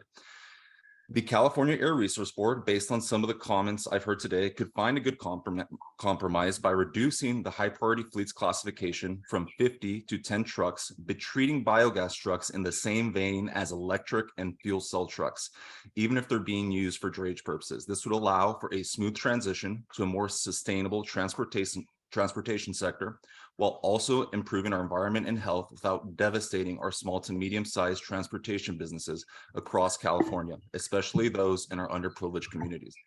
It is important to note, for those that are not aware, that diesel particulate matter is one of the most harmful emissions on the road today because of its strong carcinogenic properties, a quality that no other emission can lay claim to. The goal of the California Air Resource Board, in my opinion, should be to eliminate diesel from our roads, and biogas is a crucial step towards this goal.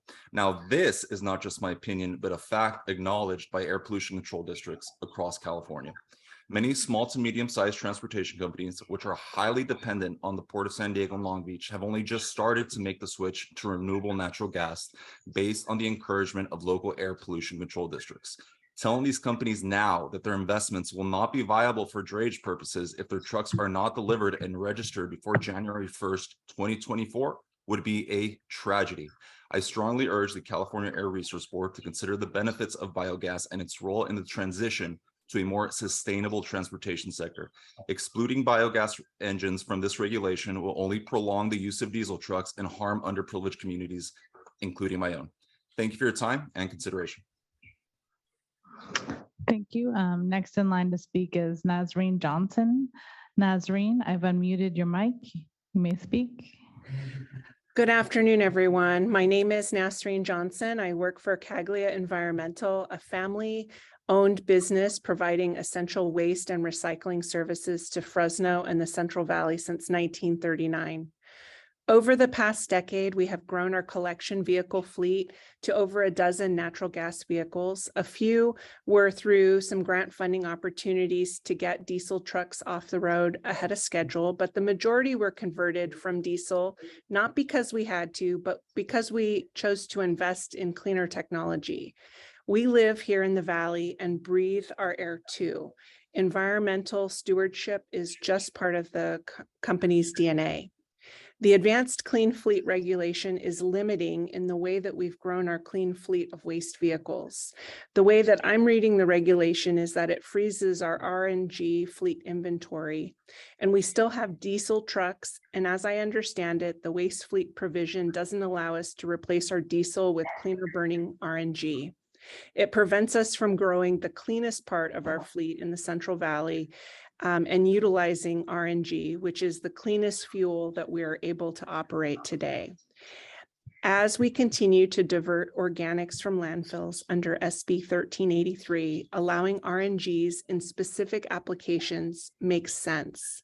Despite some of what you've heard today, the technology of electric heavy duty vehicles hasn't yet advanced to fit waste collection needs in the Central Valley.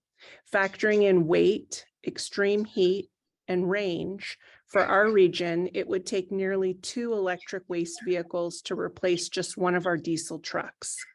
We are contracted to haul waste from municipalities, and our low-income communities won't be able to support the additional cost increases to double our fleet infrastructure to collect waste. However, our RNG trucks are comparable in collection and range to our diesel trucks. We ask that you provide flexibility for waste collection vehicles to utilize RNG as the electric vehicle technology improves to address the needs in this essential industry. Thank you again for the opportunity to comment. Thank you, Nazreen. Next in line is Aravind Kalias. Aravind, I've unmuted your mic. You may speak.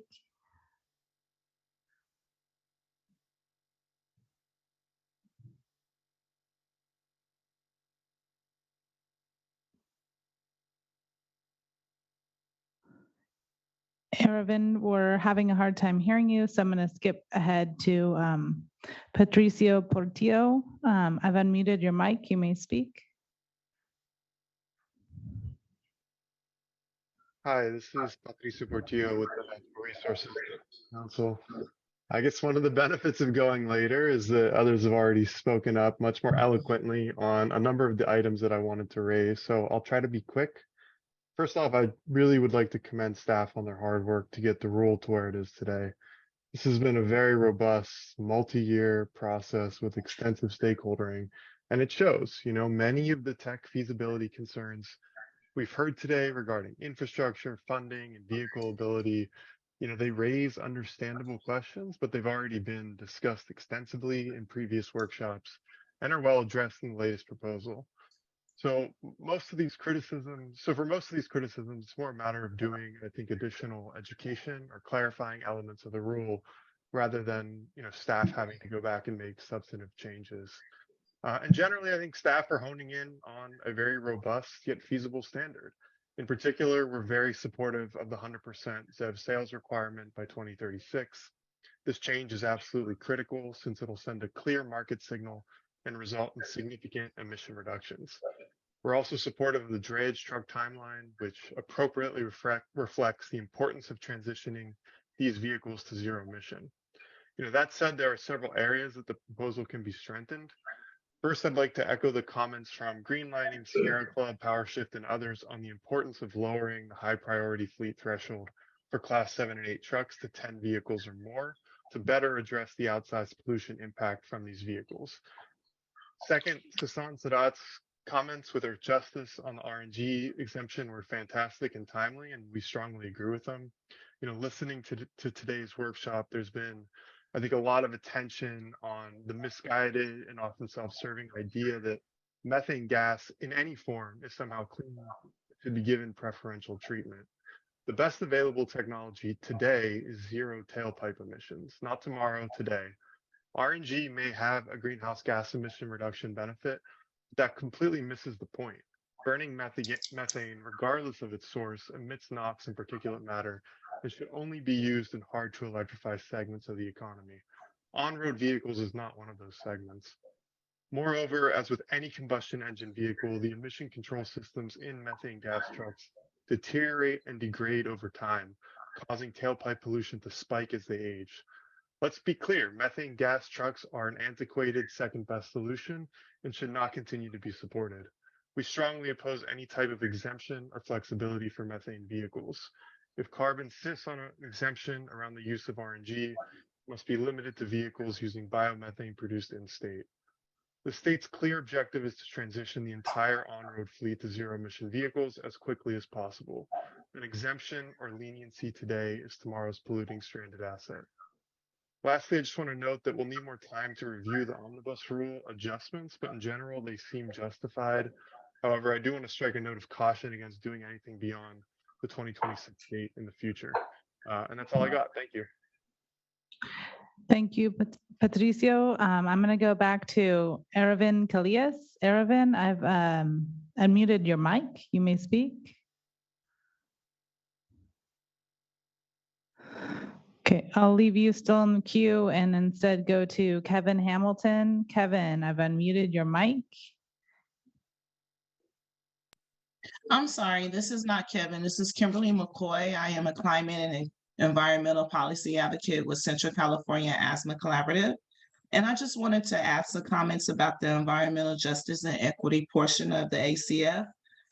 We can end the harmful environmental injustices that are shortening lives in Black and Brown communities across California.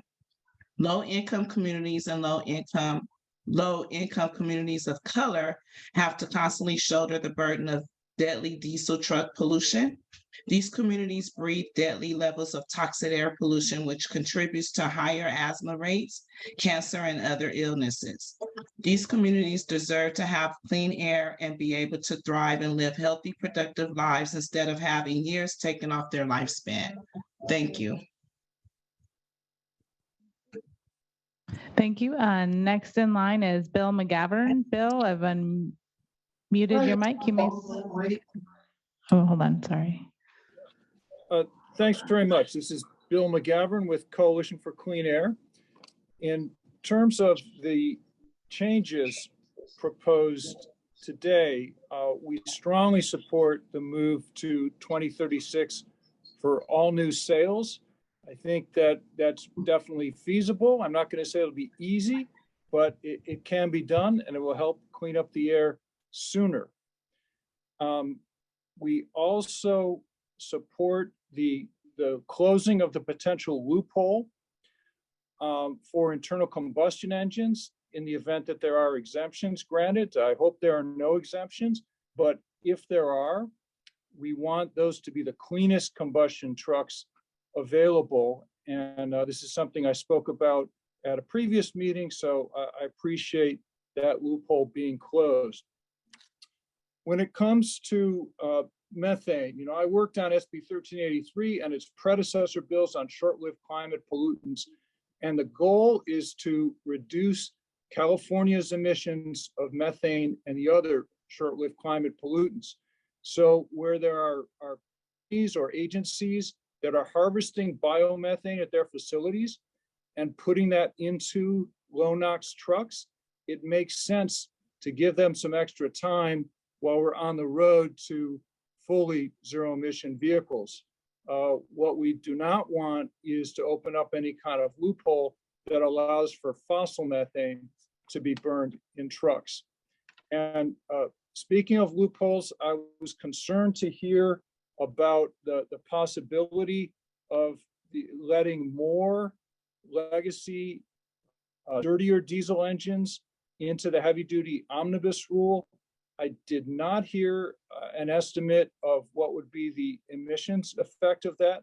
I really would like to hear that, because it sounds to me like we'd be ending up with more dirty engines and fewer of the cleaner engines that we're supposed to be incentivizing from heavy-duty omnibus. So, you know, I'm not really sure why that's necessary or why we should be making changes in the omnibus rule at this late date. Finally, we particularly support the drayage provisions in the rule, because those are so important for low-income communities of color that bear the worst burden of pollution from drayage trucks. And we agree with the many environmental and labor colleagues who have called for reducing the fleet threshold from 50 trucks to 10 because of the increased emission reductions would be garnered from that. Thank you very much. Thank you, Bill. Next in line to speak is. Wait, Molly. Oh, sure. Go ahead. Let me just address the omnibus part of that. So, Bill, thanks for the comment. Any potential changes that we make to the legacy provisions in the omnibus rulemaking would be wouldn't result in any emission increases, because any additional legacy engines that are sold, the emission increases versus the 0.05 standard have to be offset. And the first way for manufacturers to do that is by making more heavy duty ZEVs. So it's all sort of designed to work with the ACT and ACF rule and try to encourage the success of those programs. Thanks for that response, Kim, and let's continue that conversation.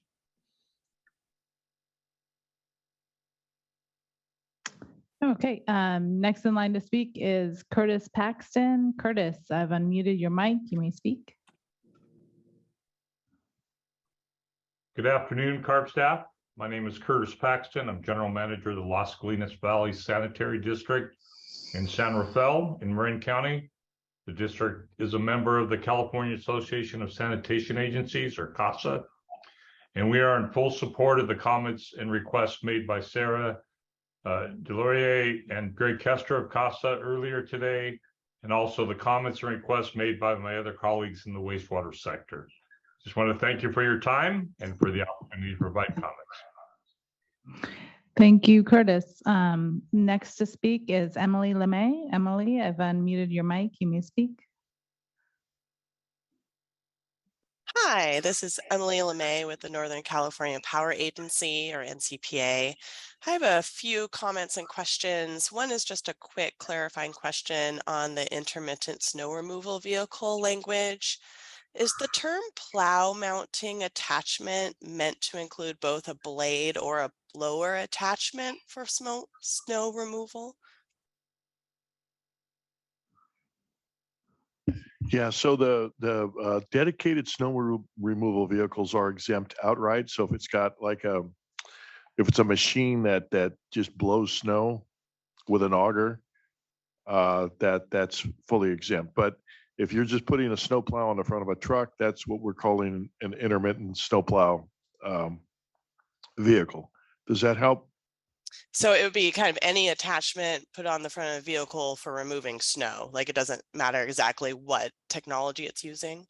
Yeah, we envision just a plow, but I don't know if there might be other instances where you're going to remove snow, use a truck to remove snow. Yeah. Okay, and I could talk to the snow folk to see if there's better language, and we'll send you an email. Okay, and then on the daily usage exemption, one comment is there should not be a limit to the types of vehicles that qualify based on their rated energy capacity.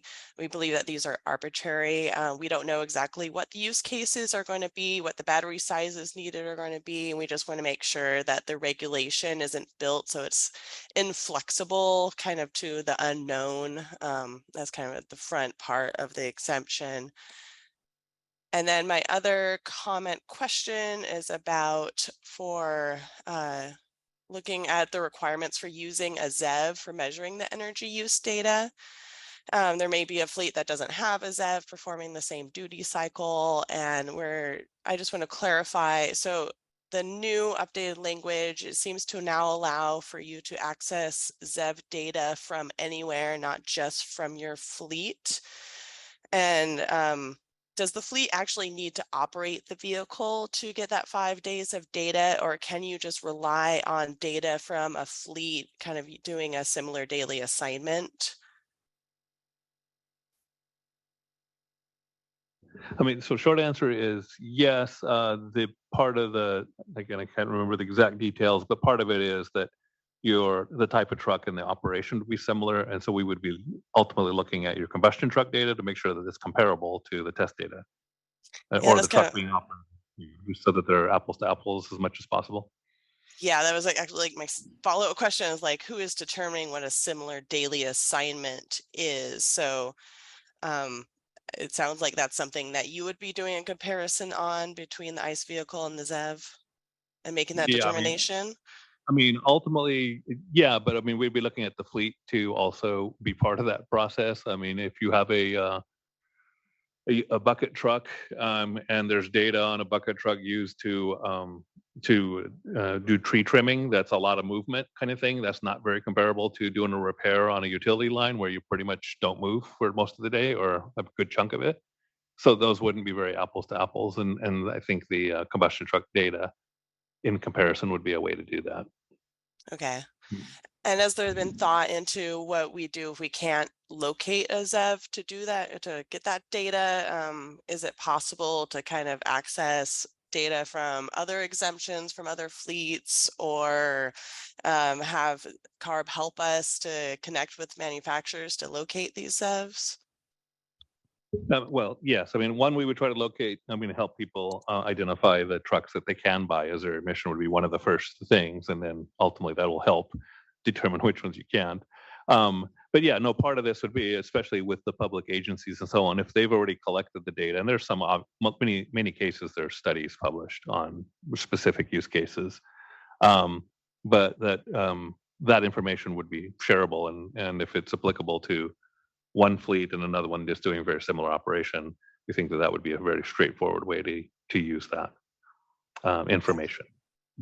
I'm concerned just about the barrier here, especially for smaller fleets. If you might have to spend months trying to track down a fleet with a ZEV doing a similar daily assignment in order to get the data they need just to put in the exemption request. And so my preference would be that we would be able to use ICE data and some conversion factors to get to that, but hope to keep working on this language to make it workable.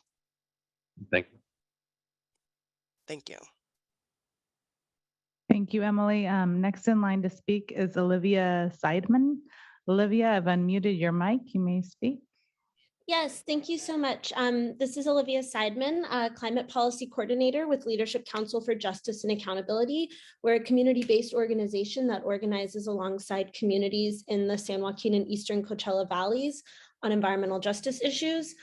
First, I do want to thank CARB staff for moving the 100% sales mandate to 2036.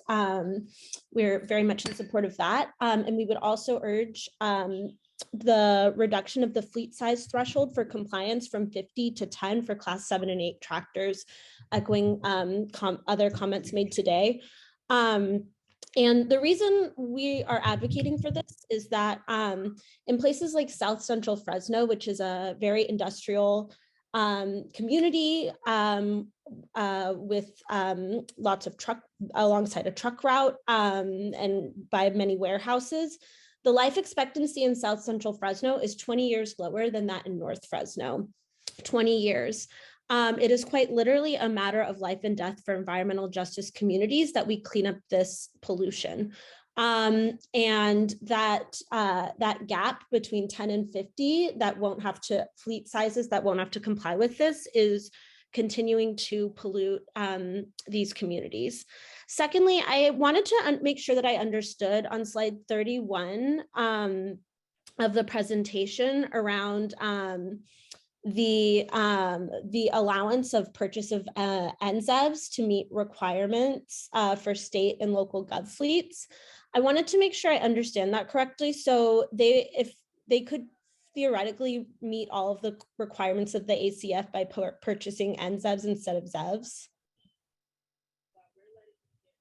Yes, that would be a possibility. And to be clear, that when we say NZEV, that's a vehicle that can do some all-electric range, a minimum, a threshold, so still an EV part of the time, and then would run on combustion engine. Yeah, that is a really huge concern for us, again, because that is still continuing to allow pollution. And why was that change made in this most recent version of the rule? Because that seems like quite a step backward to me, and is completely against kind of what the intent of the rule is to, phase to zero emission. No, understood. Yeah, no, we had it in the high priority part of the rule. And because the public fleets tend to have a lot of, lack of a better term, work trucks or vocational trucks, that having the NZEV possibility there effectively would potentially address and reduce the need for exemptions, because the vehicles would operate on multiple fuels for one, and would still have the zero emission benefits. For part of this operation. Okay, thank you for the clarification. That's helpful. But again, we really strongly urge removing that. Allowing NZEVs is, again, just against the spirit of what this rule is trying to do in the first place, and does still increase pollution in environmental justice communities. If the goal is to reduce exemptions, I think rather than just allowing NZEVs as an eligible purchase, there's got to be a way to do that so that ZEVs are still the first priority for everything. And then if someone, requests an exemption, if an NZEV is, preferable to a fully ICE, an internal combustion engine, I feel like that might be, if the alternative from an exemption is an ICE, then I think it makes sense to mandate that it's an NZEV, but the way that this is constructed so that they can theoretically meet all of the requirements by NZEVs is still polluting communities. So would strongly urge against the inclusion of NZEVs there. And when we have the technology for zero emission, there's absolutely no reason that NZEVs should be allowable to meet any ZEV requirements. Next, I just want to strongly urge the removal of the use of biomethane for wastewater fleets, and the likelihood that this could actually incentivize methane production if the LCFS is used as well. In the Central Valley, we've seen this with the expansion of dairy digesters and the production of factory farm gas, because the LCFS credits are so lucrative. We're seeing dairies actually make more money through the LCFS than by actually selling dairy products. And as a result, they've increased their herd sizes in dairies across the San Joaquin Valley, increasing enteric methane emissions that aren't captured through the process, and drastically increase air and water pollution and odor in surrounding communities that are already environmentally overburdened. So my understanding is the way that the wastewater fleet exemption rule is crafted, this could mean that it could theoretically either credits could be generated from, they could use the LCFS to purchase credits, incentivizing biomethane production, either in California or in other states as well. And so really urge against that particular amendment that allows for the biomethane exemption. And lastly, I just really want to quickly say this is a little bit outside of the purview of the ACF, but really thinking about like some of the downstream effects of this rule around like hydrogen production, and just, you know, making sure to collaborate with other agencies and through other parts of California rulemaking to ensure that hydrogen production is through electrolytic powered by renewable wind and solar. When we're talking about zero emission, it's a hydrogen powered vehicle. You know, if the hydrogen production itself is through fossil fuel combustion or biomethane production, there still are downstream effects to communities. And then also thinking about beyond just the transition to zero emission, there are other impacts to track route communities from medium and heavy duty fleets, brake and tire pollution, which is actually increased with ZEBs because they're heavier, noise and vibrations and safety concerns. And really urge CARB to take those into account in terms of regulating medium and heavy duty trucks. Thank you. Thank you, Olivia. Next in line to speak is Todd Carlson. Todd, I've unmuted your mic. You may speak. Oh. Todd? Yes, thank you. Can you hear me? Yes, we can. Thank you. Hi, my name is Todd Carlson. I'm the fleet manager at Southern California Edison. I had 4 points and questions to help the board move forward with the ACF regulation, which we as a company support, and thank the board for their leadership and work on this. The first topic I'd like to bring up is the infrastructure exemption. Thank you for adding that to the rule. We do have concern as a utility, though, that it's a little rigid with the 100% requirement for a specific timeline. There are often edge cases that can exceed that timeline, and we're also not entirely clear why the exemption sunsets in 2030. We do see a lot of truck electrification happening beyond 2030, and that will require ongoing infrastructure. What we would suggest is really just allowing the executive officer to have some discretion for those edge cases. So if we find a site that has, you know, gotten into a very difficult situation, there, as mentioned earlier, I believe there could be archaeological issues or legal issues surrounding the build out of a given site, at least allow the executive officer to have some way to address those and provide accommodation so that we're not we haven't painted ourselves into a corner on that front. If you could, maybe Tony, can you perhaps share what the reason for the sunset in 2030 or what CARB's thoughts were on the sunset in 2030 on this particular point?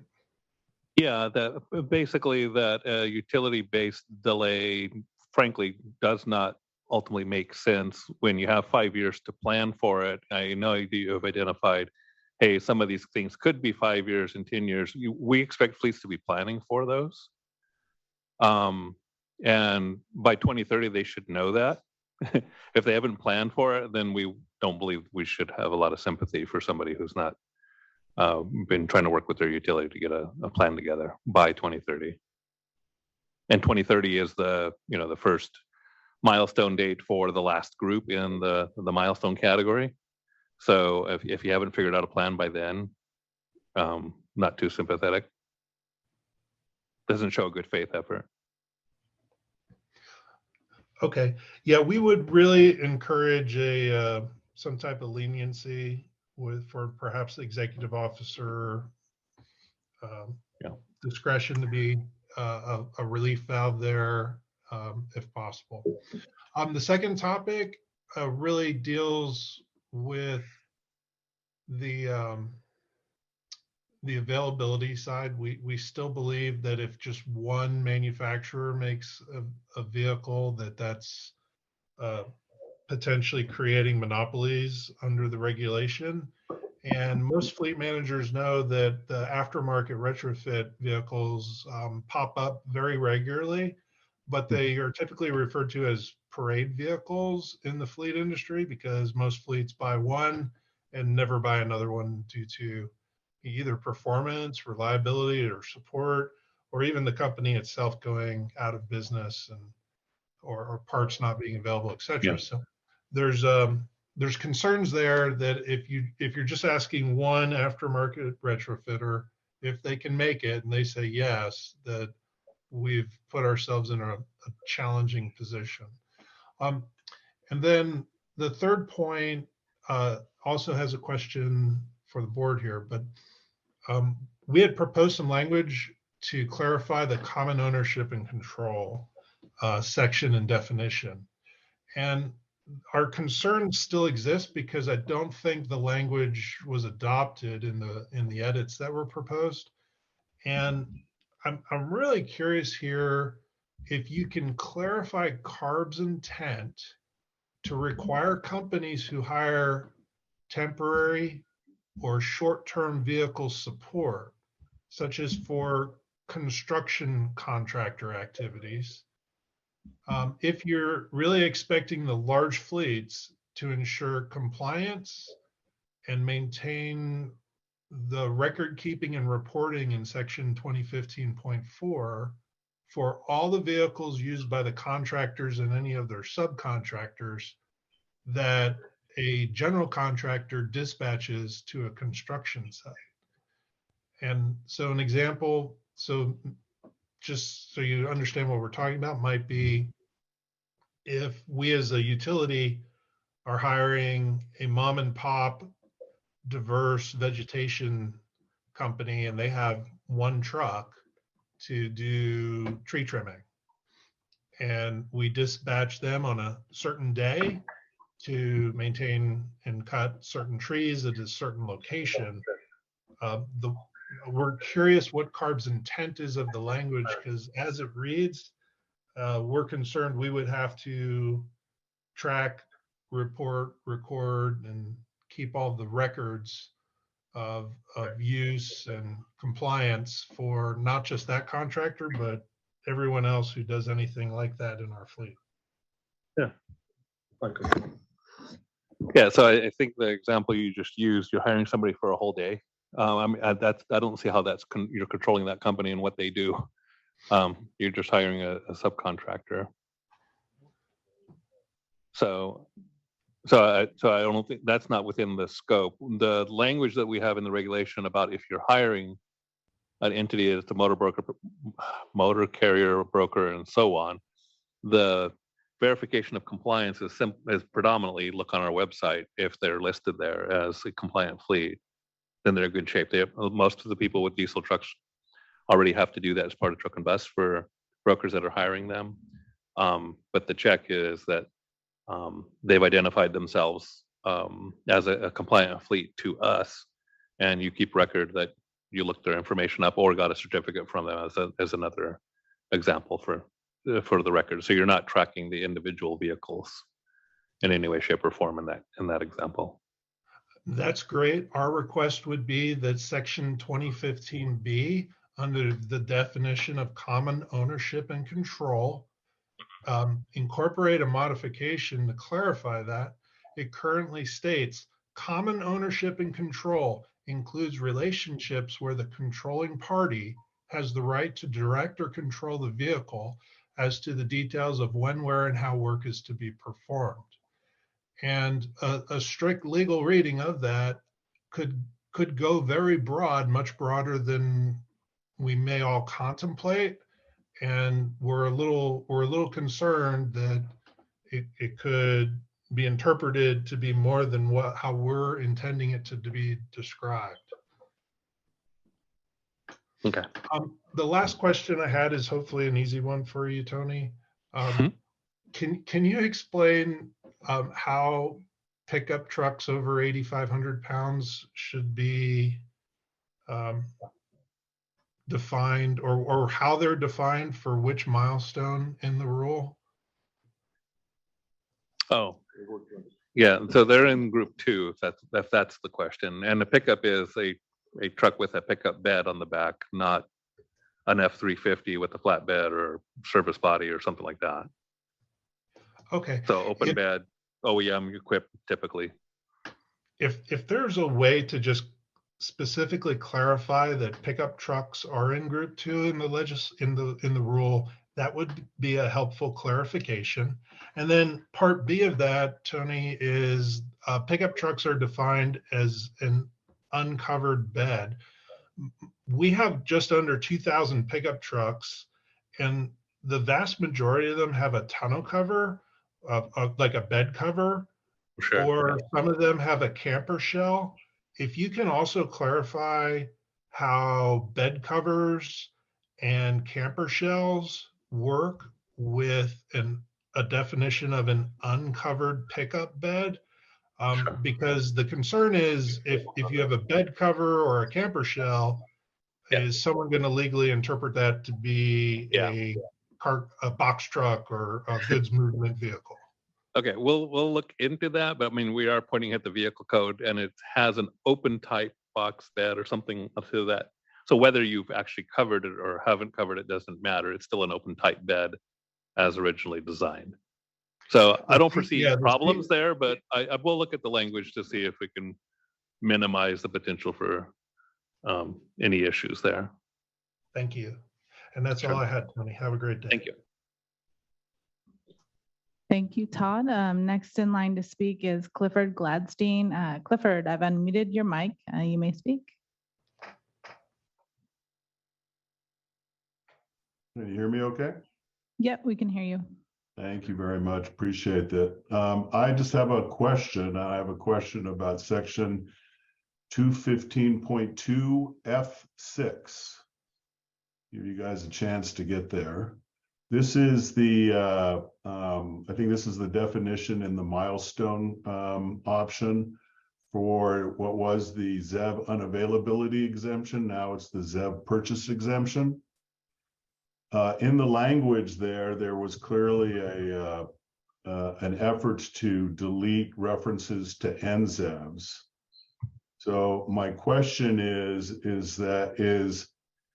the intent of the revised language to give fleet operators the exemption if they can't find a ZEV, but if a NZEV is available, that they still can get the exemption even if the NZEV is available and thereby purchase a diesel truck instead of the NZEV?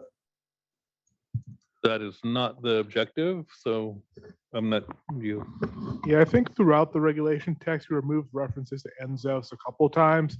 That was because upfront in the NZEV flexibility section, which has a section number, we kind of say that for all purposes, an NZEV is the same as a ZEV if it's produced before 2035 model year. So just to keep the language shorter, we removed the reference to NZEVs. But if a NZEV is available and a ZEV isn't available, we would, in that case, require the fleet to purchase an NZEV. Okay. All right. That answers my questions, and now I'm going to go have supper. Great. And we'll look at the language and make sure we didn't miss something. If you're asking the question, we'll look at it again. Thank you. Yeah, it should be section, section 2015E, NZEV flexibility. So.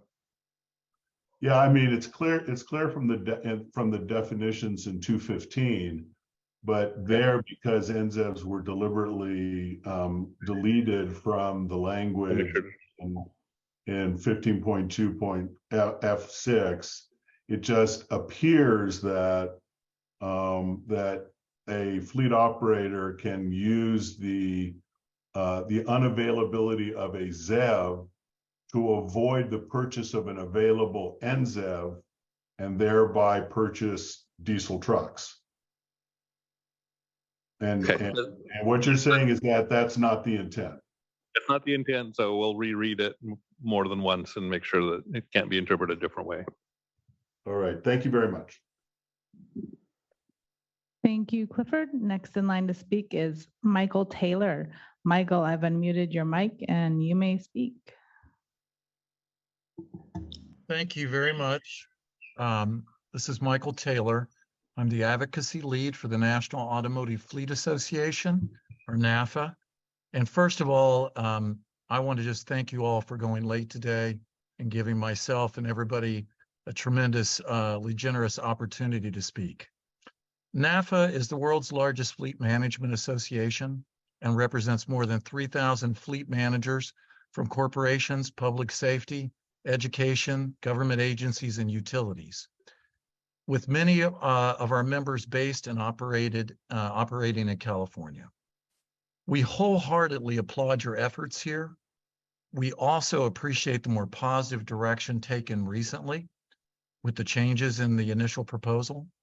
But we still have serious concerns around the fleet managers and fleets we represent being able to comply as the regulation is currently proposed.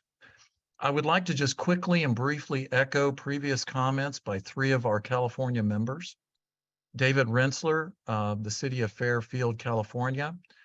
His big concern was, and he operates a fleet that serves the disadvantaged community in part, in that he's been working as hard as he can to put together all the different funding grants available, and he's still facing a $34 million shortfall. Next would be David Worthington, County of Santa Clara. Here, I think David made a really strong argument about the current language around delivery delay not being realistic and it being inconsistent between state and local fleets and high priority fleets. And then last, Bradley Northrop of the city of Carlsbad asked that the streamlined ZEV exemption include vehicles with a greater than 50% cost disparity over their ICE counterpart, and also mentioned our serious concerns around total cost and cost estimates. I just wanted to share one thing that happened in Washington, D.C. today that I think is relevant here, particularly with some of the comments that Brad made. The Energy Independence Summit occurred today in Washington. That's a Clean Cities Network event. And there was an executive officer from the South Coast Air Quality Management District on a panel discussion around electrification, and stated that EV heavy trucks still cost 4 times ICE heavy trucks and have not come down as some expected. To echo what Greg suggested and what Bradley suggested in his comments, we still urge that a more appropriately revised and updated impact assessment document needs to be provided for additional Department of Finance review that really fully reflects the actual current upfront cost estimates to fleets and the annual costs over the course of the 25-year regulatory plan so that businesses and government entities can properly plan and budget for compliance. With that being said, our members, and I think many others, clearly still have some serious operational availability, functionality, and cost considerations that we all believe need to be addressed for all of our members to be in compliance. You know, I know in speaking for our members, and I think for many of the others, if not all of them, you know, we see this as a historic undertaking, and we would really like the opportunity to come in and articulate our perspective and try to help get this regulation as correct as it can be initially, knowing all the complexities and the historic nature, but also keeping in mind, you know, we want to be fully compliant. I appreciate you giving me the time to speak today. I will also mention that we have requested a staff meeting NAFA has with some of our California members, and I hope to get a positive response to that sometime in the near term. And thank you again for staying late. Greatly appreciated. Thank you, Michael. Next in line to speak is Yasmin Angleres. Yasmin, I've unmuted your mic. You may speak. What?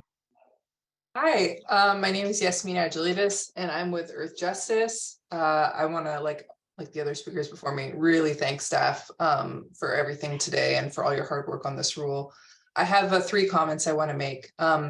First, on behalf of the coalition of more than 70 community, environmental, labor, and business organizations, I want to express very strong support for shifting up the timeline to require 100% zero-emission truck sales by 2036. We're very grateful to Chair Randolph and to staff's leadership in doing this, and in the lives you'll be saving by making this change. Second, we ask that CARB change the regulated fleet size to 10 or more trucks. I won't go into too much about this, and I'll kind of rely on my past advocates who went into this, but by regulating fleet sizes of 10 or more big rigs, nearly 90% of the pollution from California's big rig fleets would be covered under the rule.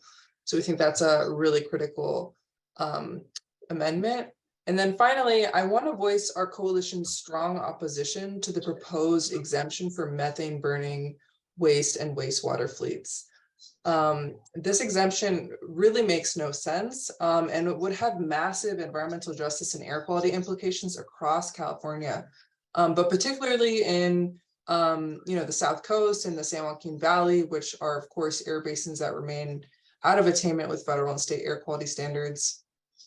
To get a sense of just how large this polluting exemption would be, there are over 16,000 garbage trucks in California. Over half of them, so about 9,000 trucks, would be allowed to stick with old polluting technology under this exemption. And as we've heard today, some industry lobbyists are trying to blow that up to be even larger. But this exemption is a lot broader than what the board requested at the last hearing. The board requested flexibility for fleets that were helping the state meet its SB 1383 goals by capturing and running on biomethane from in-state waste operations. But in reality, about 100 to 150 or so trucks in California are actually running on methane directly captured in California. And the way that the proposed exemption is now, it would allow any methane burning waste or wastewater vehicles, even those operating on fossil gas, to continue polluting until 2042. This just really doesn't make any sense. But even more sort of like on top of this, the irony is that refuse trucks are really ready for electrification today. They're one of the most able to electrify now. CARB's own reports continue to show that refuse trucks are some of the best able to electrify. Just to kind of give some examples of this, there's a recent report published by the International Council on Clean Transportation just 2 weeks ago that concluded that from economics alone, it could drive 63% of refuse trucks to be battery electric by 2030 and 74% by 2035. City of LA Sanitation Department committed to 100% zero emission refuse trucks by 2035. There are more than 10 options of zero emission refuse trucks listed on CARB's own website for HVIP. And of course, CARB has the 2R initiative, which gives additional incentives to refuse trucks. And on top of this, electric refuse trucks will reach cost parity with diesel versions as soon as 2026. So I have 3 requests. First is to narrowly tailor this exemption so that it strictly excludes fleets that operate on fossil gas and only claim to run on biomethane through book and claim of out-of-state biomethane credits. This is absolutely critical. Second, please reject industry requests to continue purchasing methane burning trucks beyond 2024. And then third, we ask that CARB perform a demographic analysis to assess and to acknowledge which communities would get the brunt of this fossil gas loophole. One other sort of challenge that would come out of this is, and would be really terrible, is if this methane truck loophole gets included in this rule and then other states adopt it, and sort of a loophole that's happening throughout the country. I think that would be very bad and a very far-reaching outcome. So those are my requests. I actually have a few questions for staff as well. So one, can you can you just explain what justification is there to allow the out-of-state credits coupled with biogas to be exempt from this rule? And then 2, will you be providing an estimate of where and which communities would see these emission impacts from this loophole?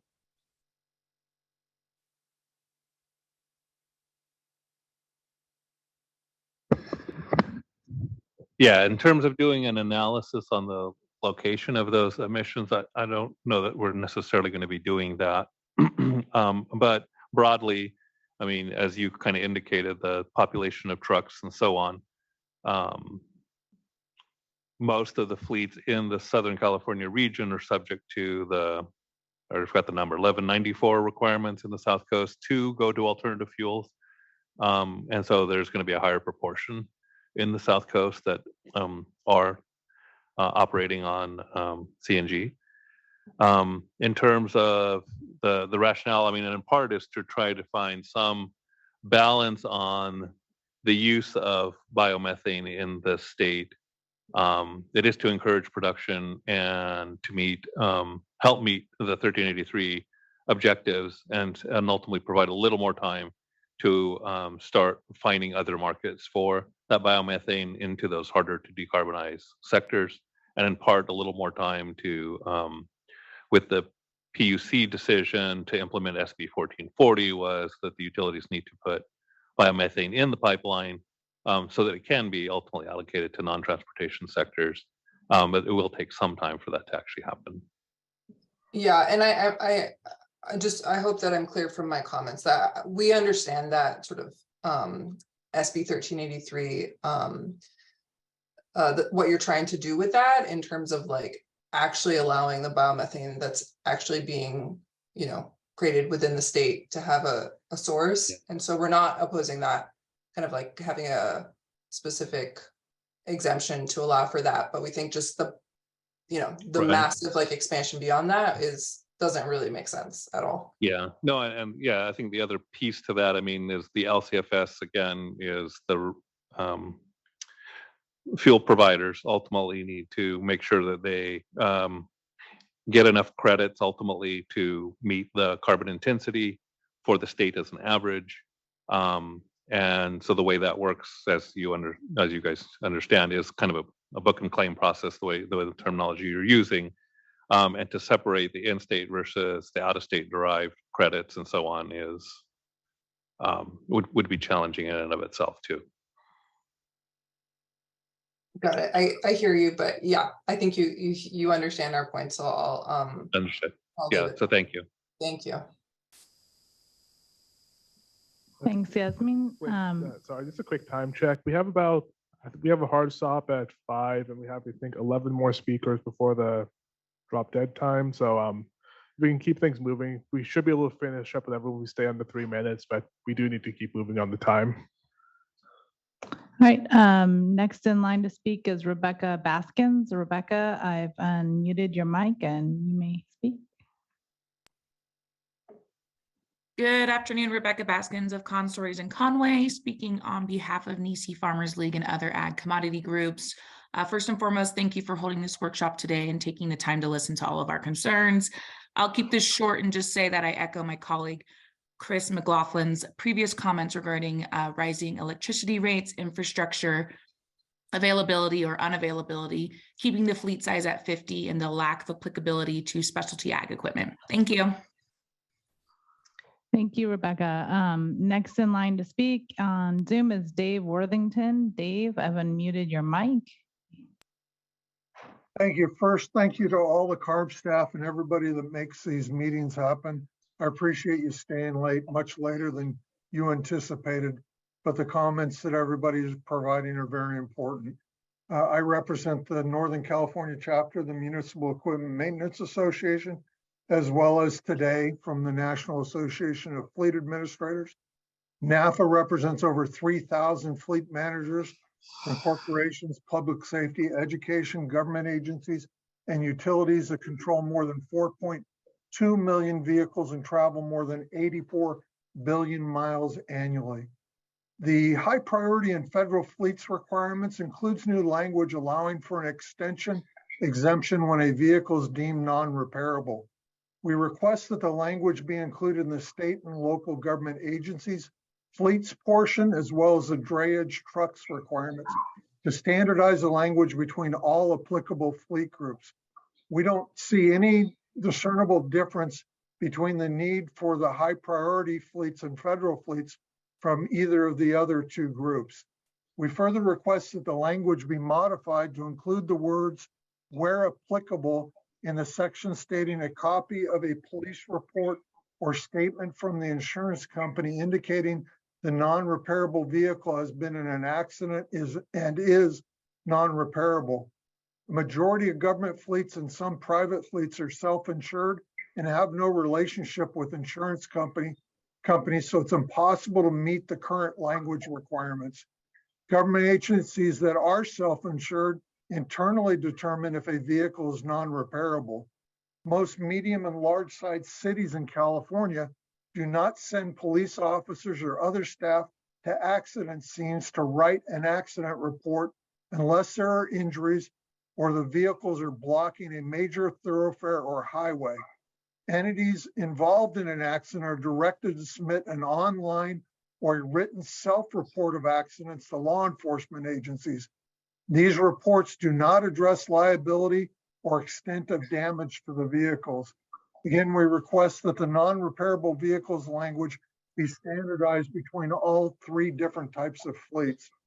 We also want to address the need for additional language added to the state and local government agency fleet requirement infrastructure delay extension section to include an extension for fleet overnight parking locations that are leased instead of owned by government. A significant number of cities, counties, and other agencies lease facilities where vehicles are parked overnight. In my 13 years of charging infrastructure experience, I have found that most landlords of lease facilities are not agreeable to the installation of charging infrastructure. Of the landlords that are agreeable, they request leases to be renegotiated at a higher cost, longer term, or other changes that are not related with vehicle parking and charging infrastructure needs. The proposed lease terms change often and do not meet governmental, operational, or budgetary needs. Some landlords will not reopen lease term negotiations because they intend to not renew with a government entity. Lease terms can vary from ones that expire in 3 years to as long as 15 years out into the future. The request a specific exemption extension be added to this section of the proposed regulatory language to address the challenge of government lease facilities. Again, thank you for your time. Appreciate your consideration. Hope you have a great evening tonight. Thank you. Thank you, David. Next in line to speak is Steve Poncelet. Steve, I've unmuted your mic. You may speak. Wait, I'm sorry. That was, and now you should be able to. Hello, can you hear me? Yes. Yes, hi, thank you, CARB staff for staying late. I'm Stephen Poncelet. I'm with Truckee Donner Public Utility District. We are a community-owned electric and water utility in the Truckee-Tahoe region, and we provide critical electric and water infrastructure and support emergency response. One key comment that we've made before is our vehicles do work in the field, so range and miles really isn't a big issue for us. And while many comments have been made about fleet size and drayage and transport of people, goods, and equipment, our comments from a utility point of view really don't apply to that. I do support the comments made by CMUA, NCPA, SCAPA, and Aqua. I do encourage CARB staff to continue to work with them to come up with a regulation that works with all. I do want to thank the inclusion of intermittent snow removal equipment. I can tell you that Truckee Donner PUD operates extensive equipment, and we do have, with our intermittent equipment, removable blades, and I guess a plow and a blade are the same thing, and that's a question. We do have removable blowers as well, so I encourage the regulation to consider the various types of snow removal equipment, whereas, for example, we do not spread sand or salt. So again, I think allowing for those unique things. There's been talk in the past of when we talk about the work our vehicles do, about infield fueling. And in the latest regulation, I believe it's 10 to 80% in 1 hour. And while 1 hour might work for transport of goods for emergency response and outages, 10 to 80%, we need 10 minutes. And even that's questionable. And then for infield capabilities, we have specialty vehicles, 4x4, off-road, turning radiance, clearance, plus all the equipment. And so we would request that infield fueling require that the infield fueling equipment have the same performance and accessibility as the vehicles they're trying to fuel. On mutual aid, we are a small utility in the electric and water space. We have 80 employees and 37 vehicles subject to this regulation. And that floor of 25% is very tough for mutual aid. And in the December storms last year, we had mutual aid from Roseville Electric. And under the current rule, we wouldn't have been able to access that, and we wouldn't have been able to provide the mutual aid. On commercial availability, our main comment is that we buy specialty vehicles. The chassis is just the beginning part for our integrators who build the specialty vehicle. There needs to be a something more than an attestation from a manufacturer that a vehicle exists. That includes field trials and volume manufacturing. And then the ability of a manufacturer to say they can make an equivalent vehicle is particularly problematic with our specialty vehicles. And again, that maintain critical electric and water infrastructure, and we wouldn't want to leave the performance of that up to the manufacturers. And then to close, I wanted to talk about the daily use exemption. We have talked in the past the fact that our vehicles will go in the field and stay there for days while, until the job's done, while crews rotate in and off. And staff has stated in the past that the daily use exemption is designed to address that use.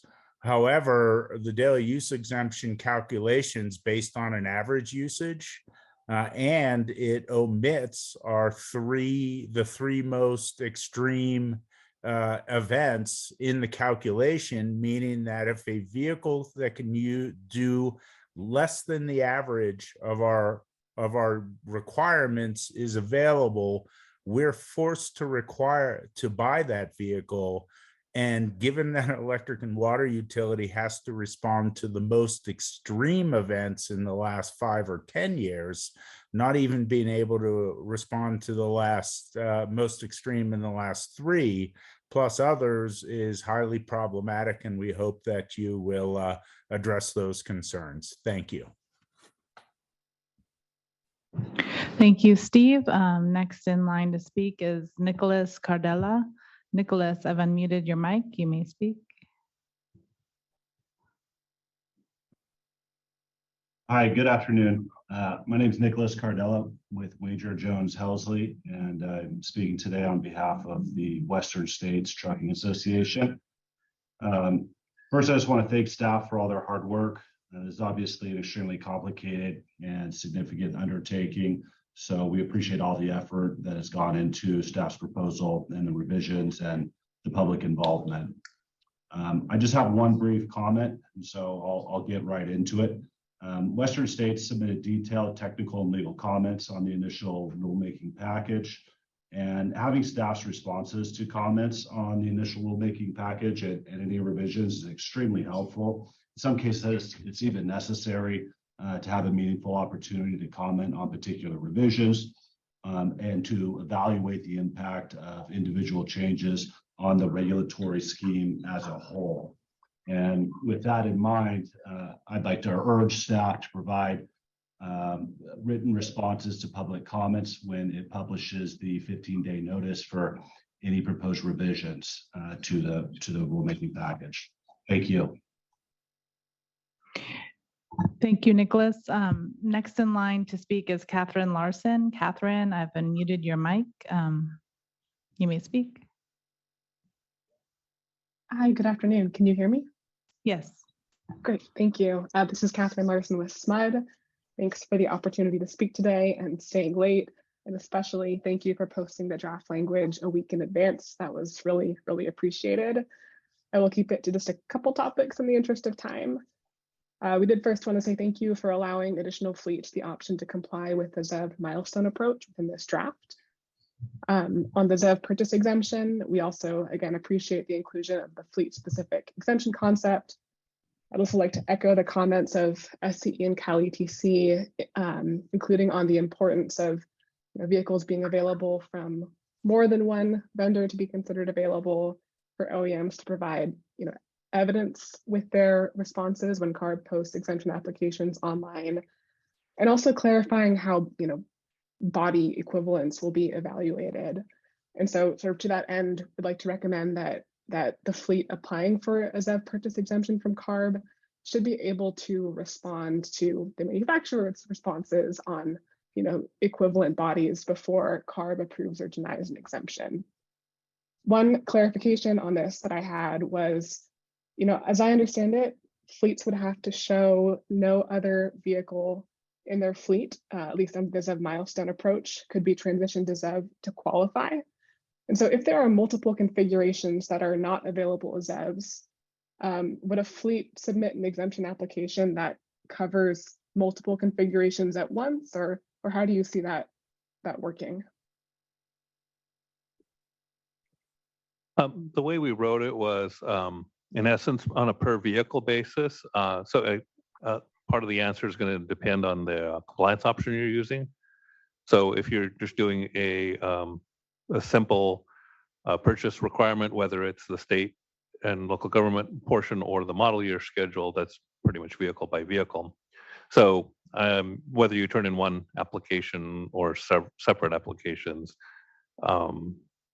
I guess doesn't matter so much. I guess for simplicity, it seems like it'd be better to just receive one application package, but I think we'll have to play that one a little bit by ear, because it might make sense to identify whatever number of bucket trucks you might have for that request. And if you have other completely different truck types, it might make sense to do as a separate request. But so we're not limiting it to a particular approach. Okay.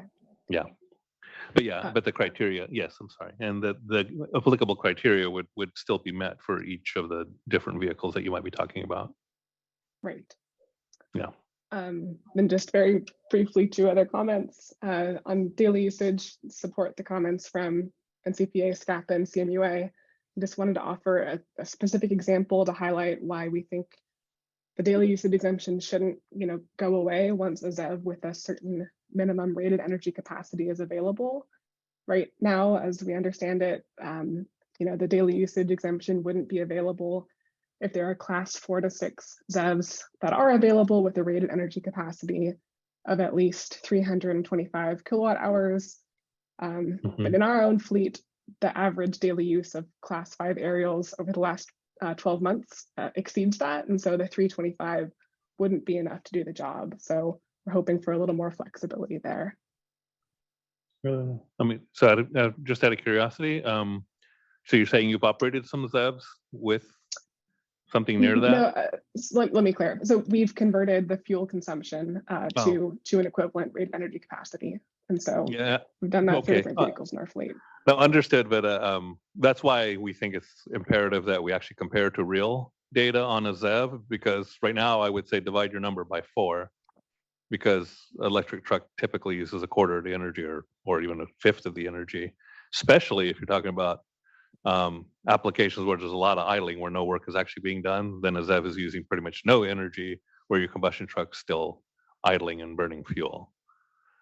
So yeah, yeah, because I think that you're not the first to have said that. I mean, we've had that from many others.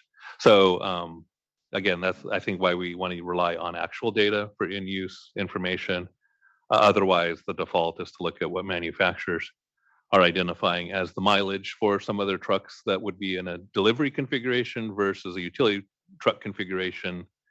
You know, it looks like on one of them that I'm recalling, if the truck has 200-mile range, as a delivery truck, it might have 160 as a bucket truck, presuming that the bucket's going to use 40 miles of your range. So I'd be very surprised if the 325 would not be more than double of what you might need for a typical day. But again, the approach, if we rely on actual data and from an actual ZEV, I think then the uncertainty would be removed with that. Thanks for that perspective. Last comment I'll make really quickly is just on the site electrification extension. There may be a couple clarifications that we think would be helpful. And one is that we, or at least SMUD, can tell fleets how much capacity is available at a given site, but not necessarily the number of vehicles that are supported. That would depend on the type of chargers the fleet determines are necessary, and then the number of vehicles, again, that they determine can be supported by the charger. So look forward to working through the details on the language, but there are a few clarifications like that we think would be helpful to address. Sure, yeah.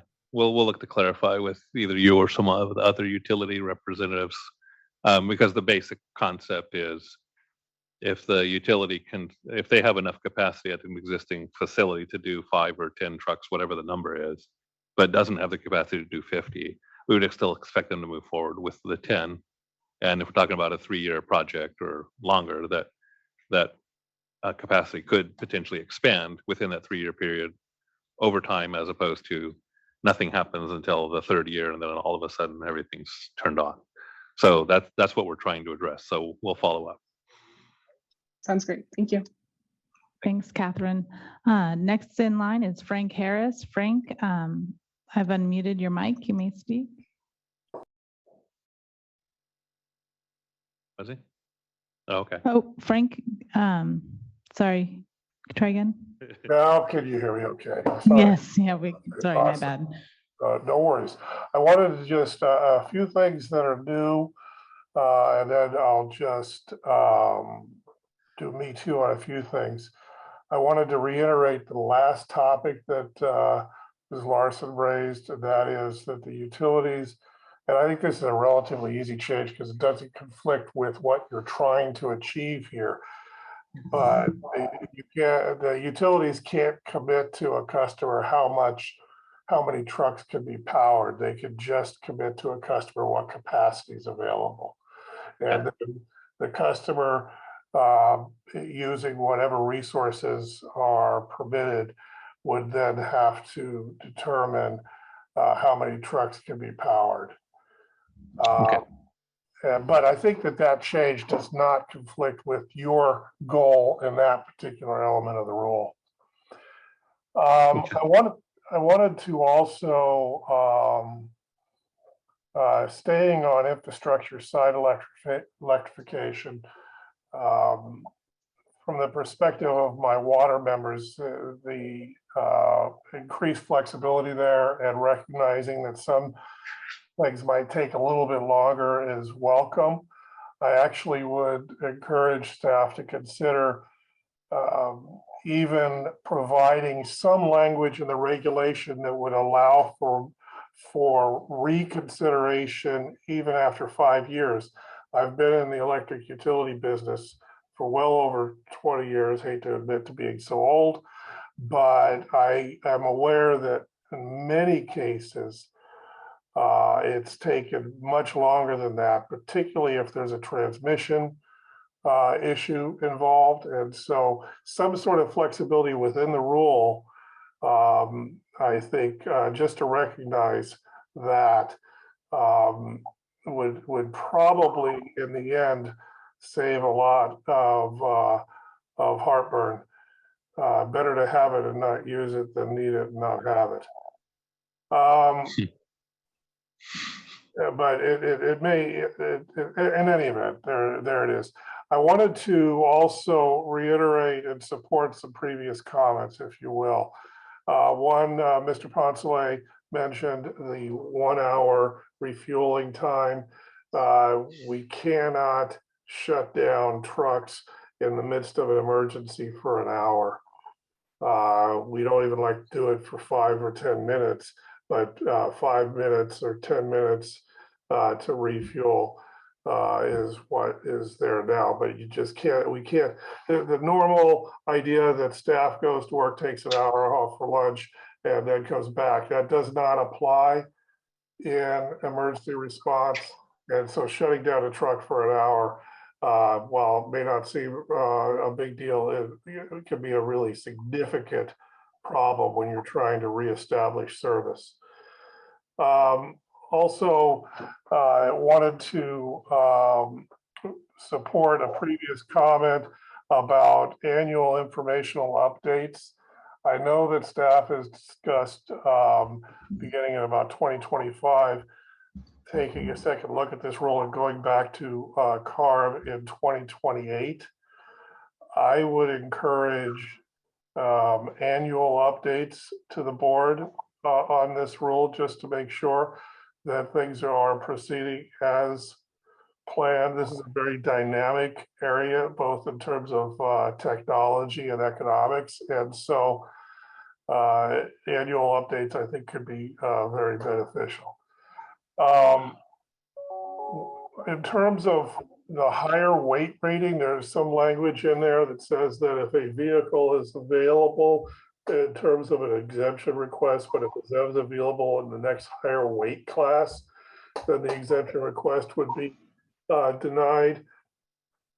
While on its face that may look like it's perfectly fine, an F350 versus an F250, for example, but when you're talking about large bespoke specialty vehicles designed to work on water, wastewater, electric infrastructure, that higher weight rating actually might make the truck unusable for the needed application.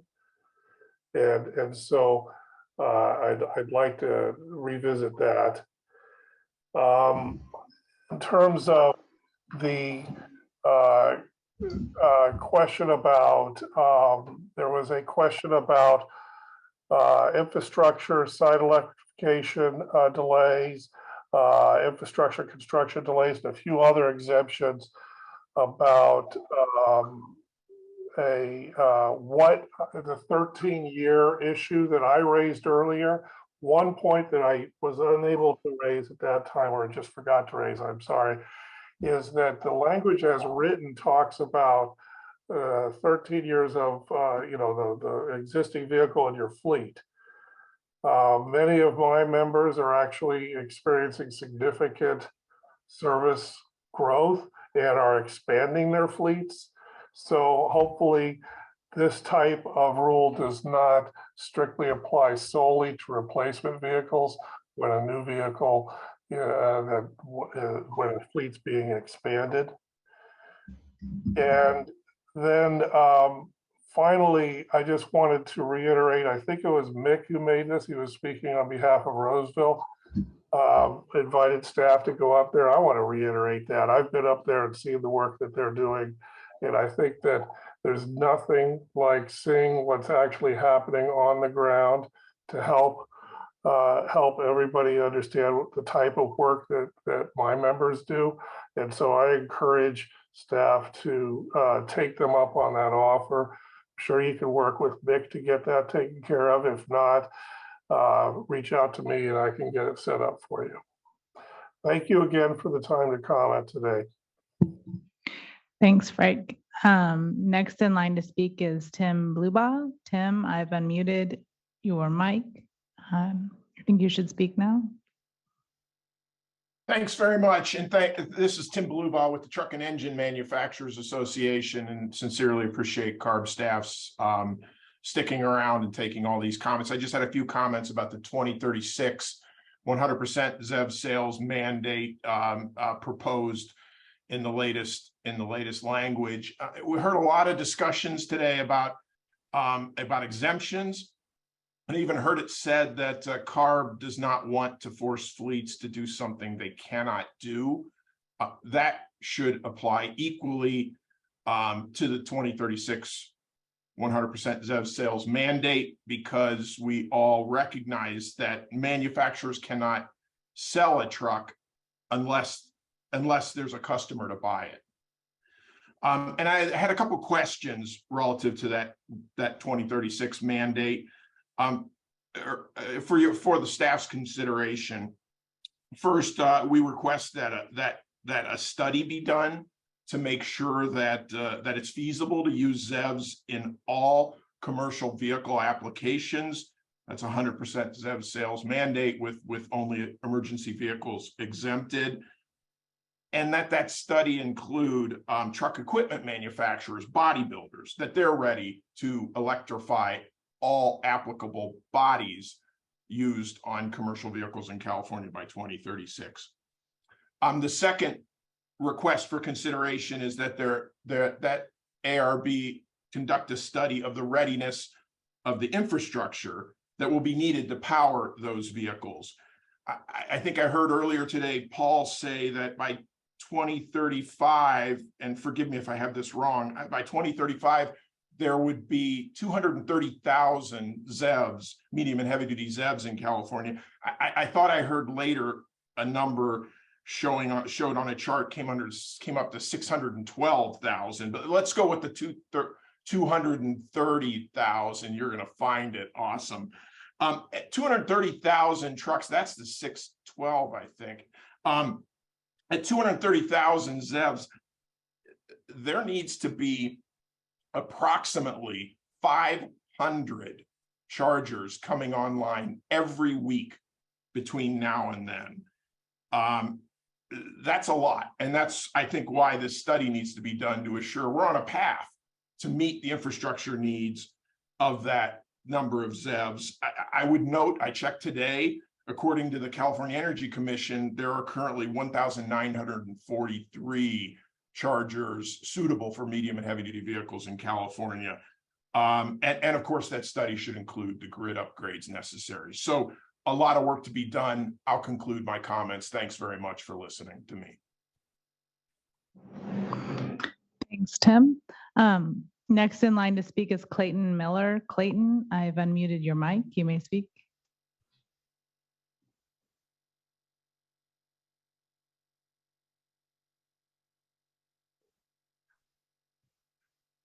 Good afternoon. Clayton Miller, and I'm representing the Southern California Contractors Association. The SCCA is a member of the Construction Industry Air Quality Coalition and supports the comments that have been previously submitted by Kayak. The SCCA is an all-union trade association of engineering contractors with approximately 300 members. They work on projects including streets, highways, dams, build bridges, and flood control infrastructure throughout the state. Integral to the services they provide are the use of medium and heavy duty truck fleets.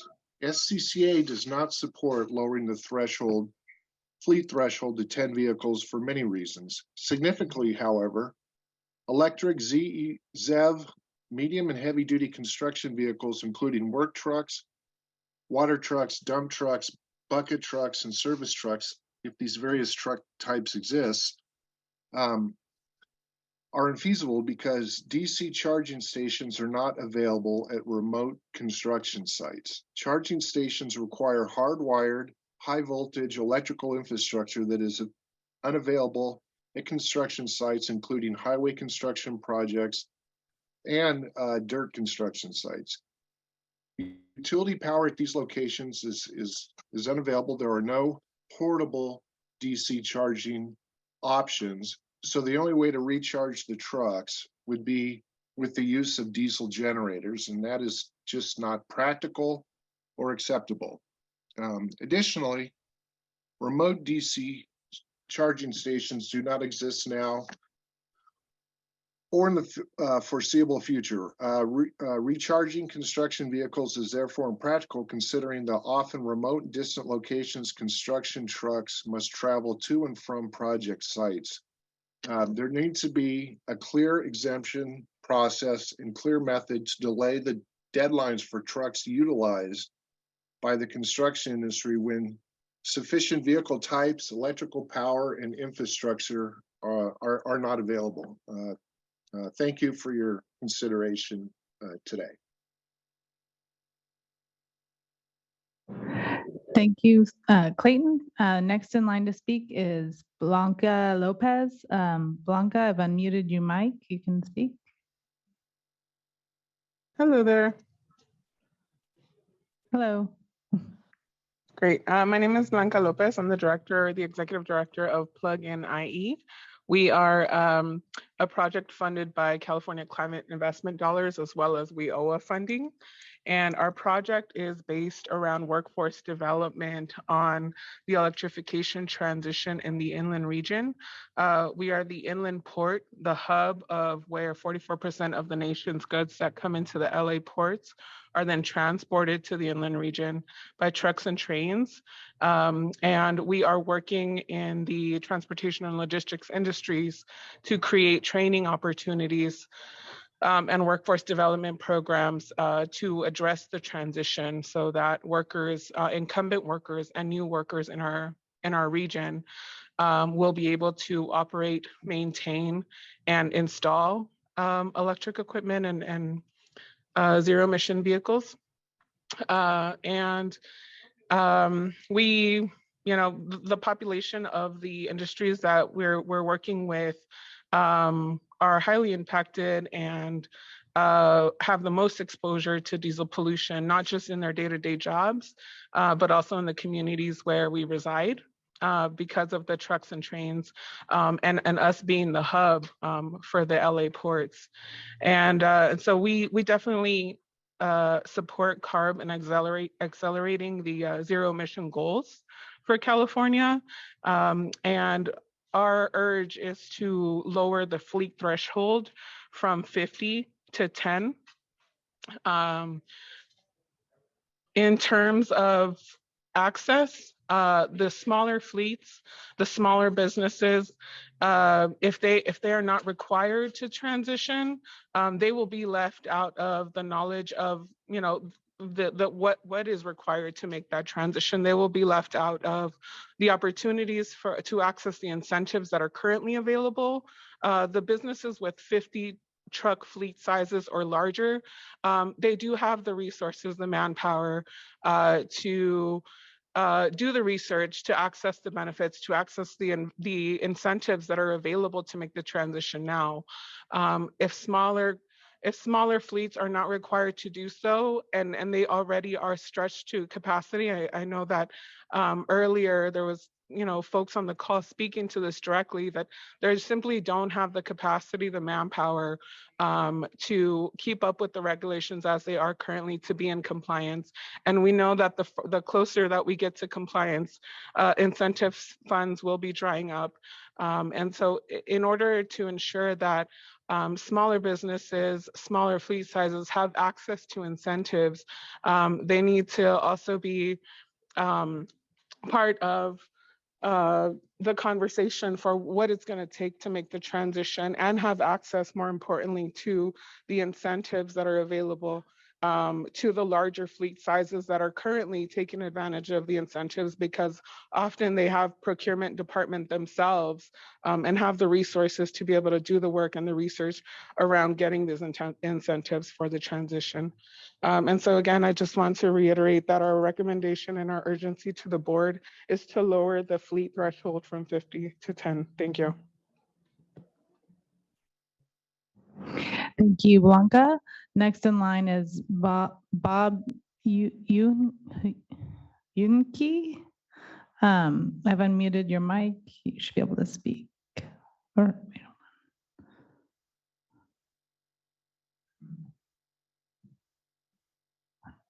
Bob, try again.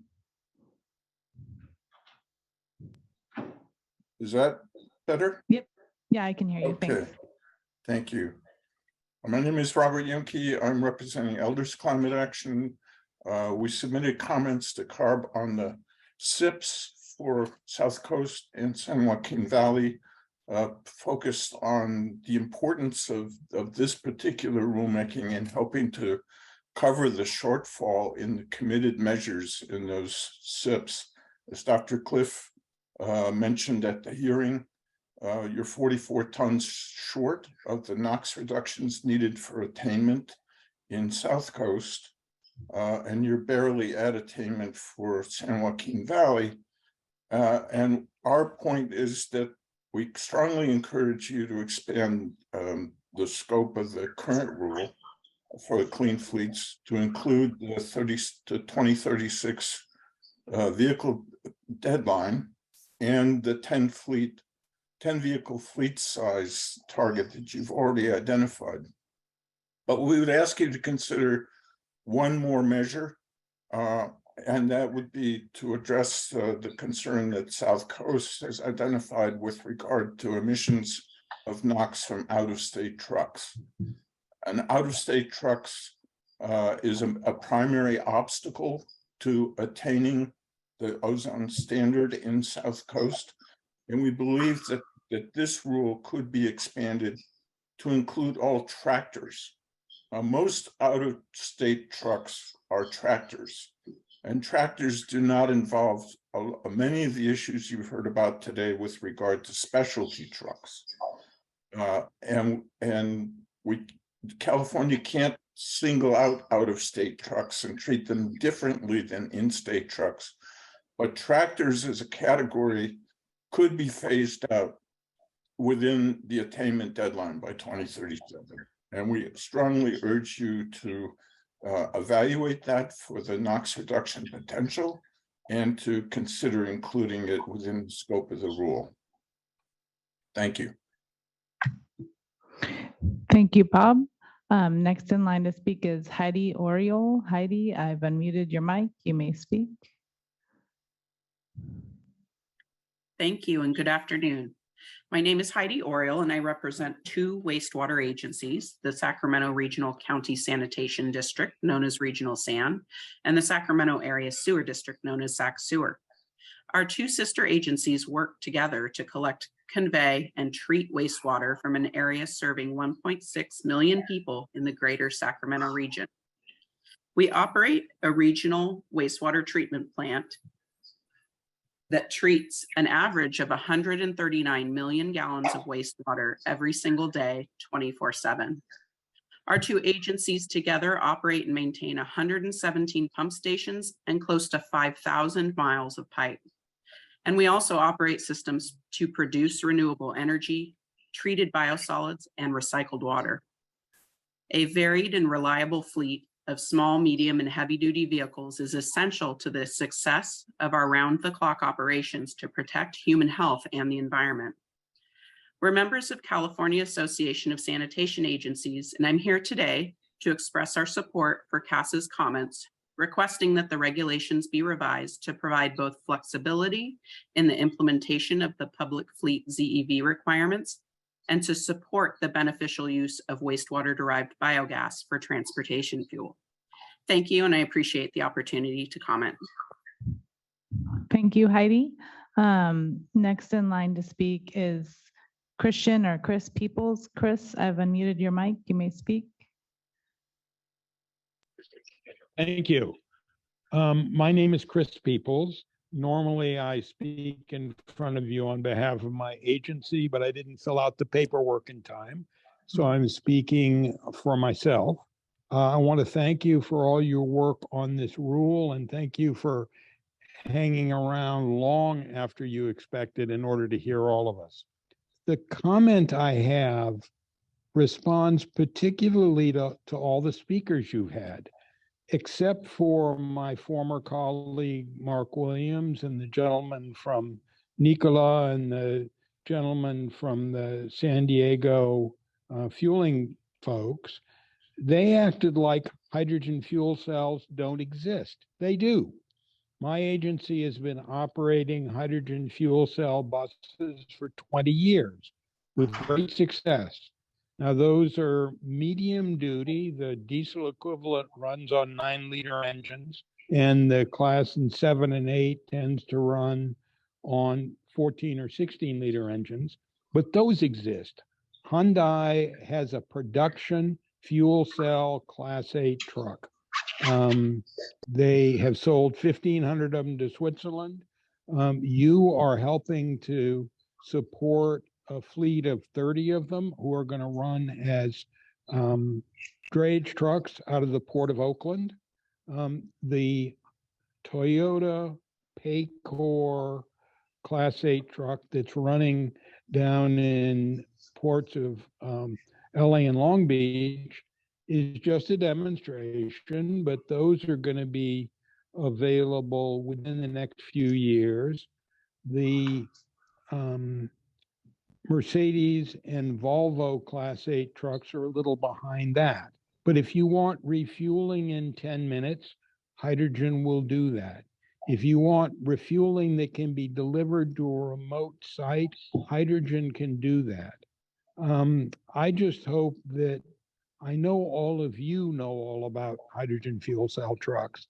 I just hope all of the people on this call are aware that they're a real alternative, that there are some models that are currently available, and there will be many more available in the next few years.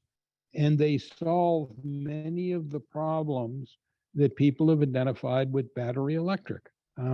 So go hydrogen. Thank you very much. Thanks, Chris. Last person to speak today is Eric Neandros. Eric, I've unmuted your mic and you may speak. All right, the last speaker. Well, thank you all for staying so late. Actually, wasn't planning to comment today, but I thought I might help clarify some of the topics around exemptions, particularly around the unavailability of a ZEV or NZEV. First, I just thank CARB for hosting the workshop so we can get clarification and kind of the direction the rule is headed and the policies that CARB is prioritizing. It's been very helpful to hear all this today. Also, I want to make sure that I'm clear. I fully support moving to zero emission transportation and better yet, negative carbon emissions as soon as possible. We're intimately involved working with lots of major OEMs and fleets on zero emission strategies. We have a little show that we hope all the attendees show up to from the workshop today in May called ACT Expo.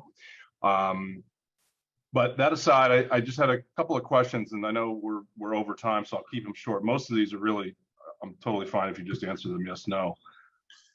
I'm pretty sure the ACF rule, that's a climate focused rule. It's not criteria based. Is that right? No, it's definitely part of the SIP. Yeah, it's a major part of the SIP. NOx reductions is, yeah. Okay. Yeah. Tony, on the number of the comments that the Environmental Justice League made and questions they asked, you responded that the board directed the staff to require best available transportation technology. And from what I think we understand, that means a truck with an internal combustion engine that meets the emission standards in place at the time of purchase, which can be a diesel powered truck. That's right, right? Yeah, the heavy duty omnibus regulation is effectively an engine / vehicle standard. It can be met many ways, and it applies to both diesel and natural gas, since that's the main ones of discussion today. Gotcha. Okay, so diesel trucks can be purchased. So in 1998, they can be purchased in the exemptions and in the milestone approach. Again, the requirement there is just purchase a certain number of ZEVs. So yes, you can continue to buy combustion trucks, although you might use them for limited time. Right, understood. Yeah, and sorry, I thought I clarified at the top. This is sort of all under the unavailability exemption. Okay. Okay, so we can buy a diesel truck. In 1998, CARB classified diesel truck exhaust as a toxic air contaminant, meaning that it's known to cause cancer. That hasn't changed, right? It's still a TAC? Sure. Okay. Even though, Tony, you did clarify diesel trucks have very few PM emissions, the smog check rule for trucks is helping to make sure that that gets maintained, but the diesel that still comes out of the exhaust is still considered toxic, right? Sure. Okay.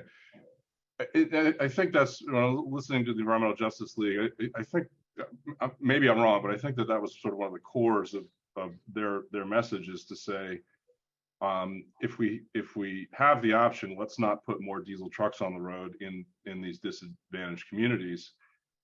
I also think, as I was thinking, listening today, I believe the governor has also set a policy goal of ending diesel fuel emissions by 2030. I think that was one of his early commitments. And of course, the governor and CARB are working to address climate change as quickly as possible. So lower CI value fuels are better than higher CI value fuels.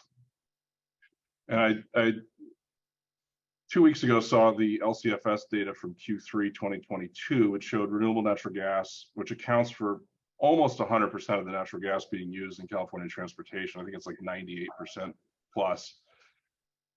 But it showed that the carbon intensity of compressed natural gas in California for transportation fuel was minus 112, making it the only carbon negative fuel in the LCFS, and confirming that quarter over quarter, the carbon intensity continues to go down, which we know is because of the development of in-state lower CI value RNG projects, which are, I think, great examples of circular economy, making local investments in construction and jobs. And I think it was clarified today, we currently do not have any alternative pathways for RNG to be moved into pipeline into non-transportation uses, although that might be the case in the future. But today it's really transportation. So as I sort of add all that up, again, in the case of an unavailability exemption, I think what CARB is saying is it's still okay to buy a diesel truck, which extends the use of diesel fuel, contrary to the governor's policy, and a truck that will put toxic emissions into the communities and disadvantages communities in particular.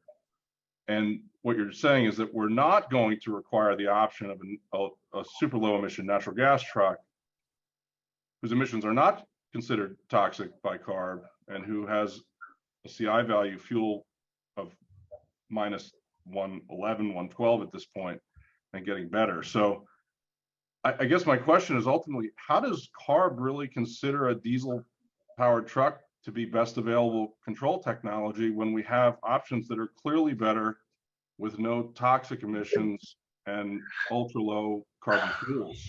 So Cliff, we recognize every technology has its pluses and minuses. Sorry, Cliff was before America. And the omnibus regulation, part of the regulation does say, hey, if you produce engines early, CNG being one of them, you get to produce 17 dirtier engines in the process. That's already part of the omnibus regulation because the board deemed that was appropriate. I get that, and I think it was clarified that under the omnibus, we're going to consider and the carbon intensity.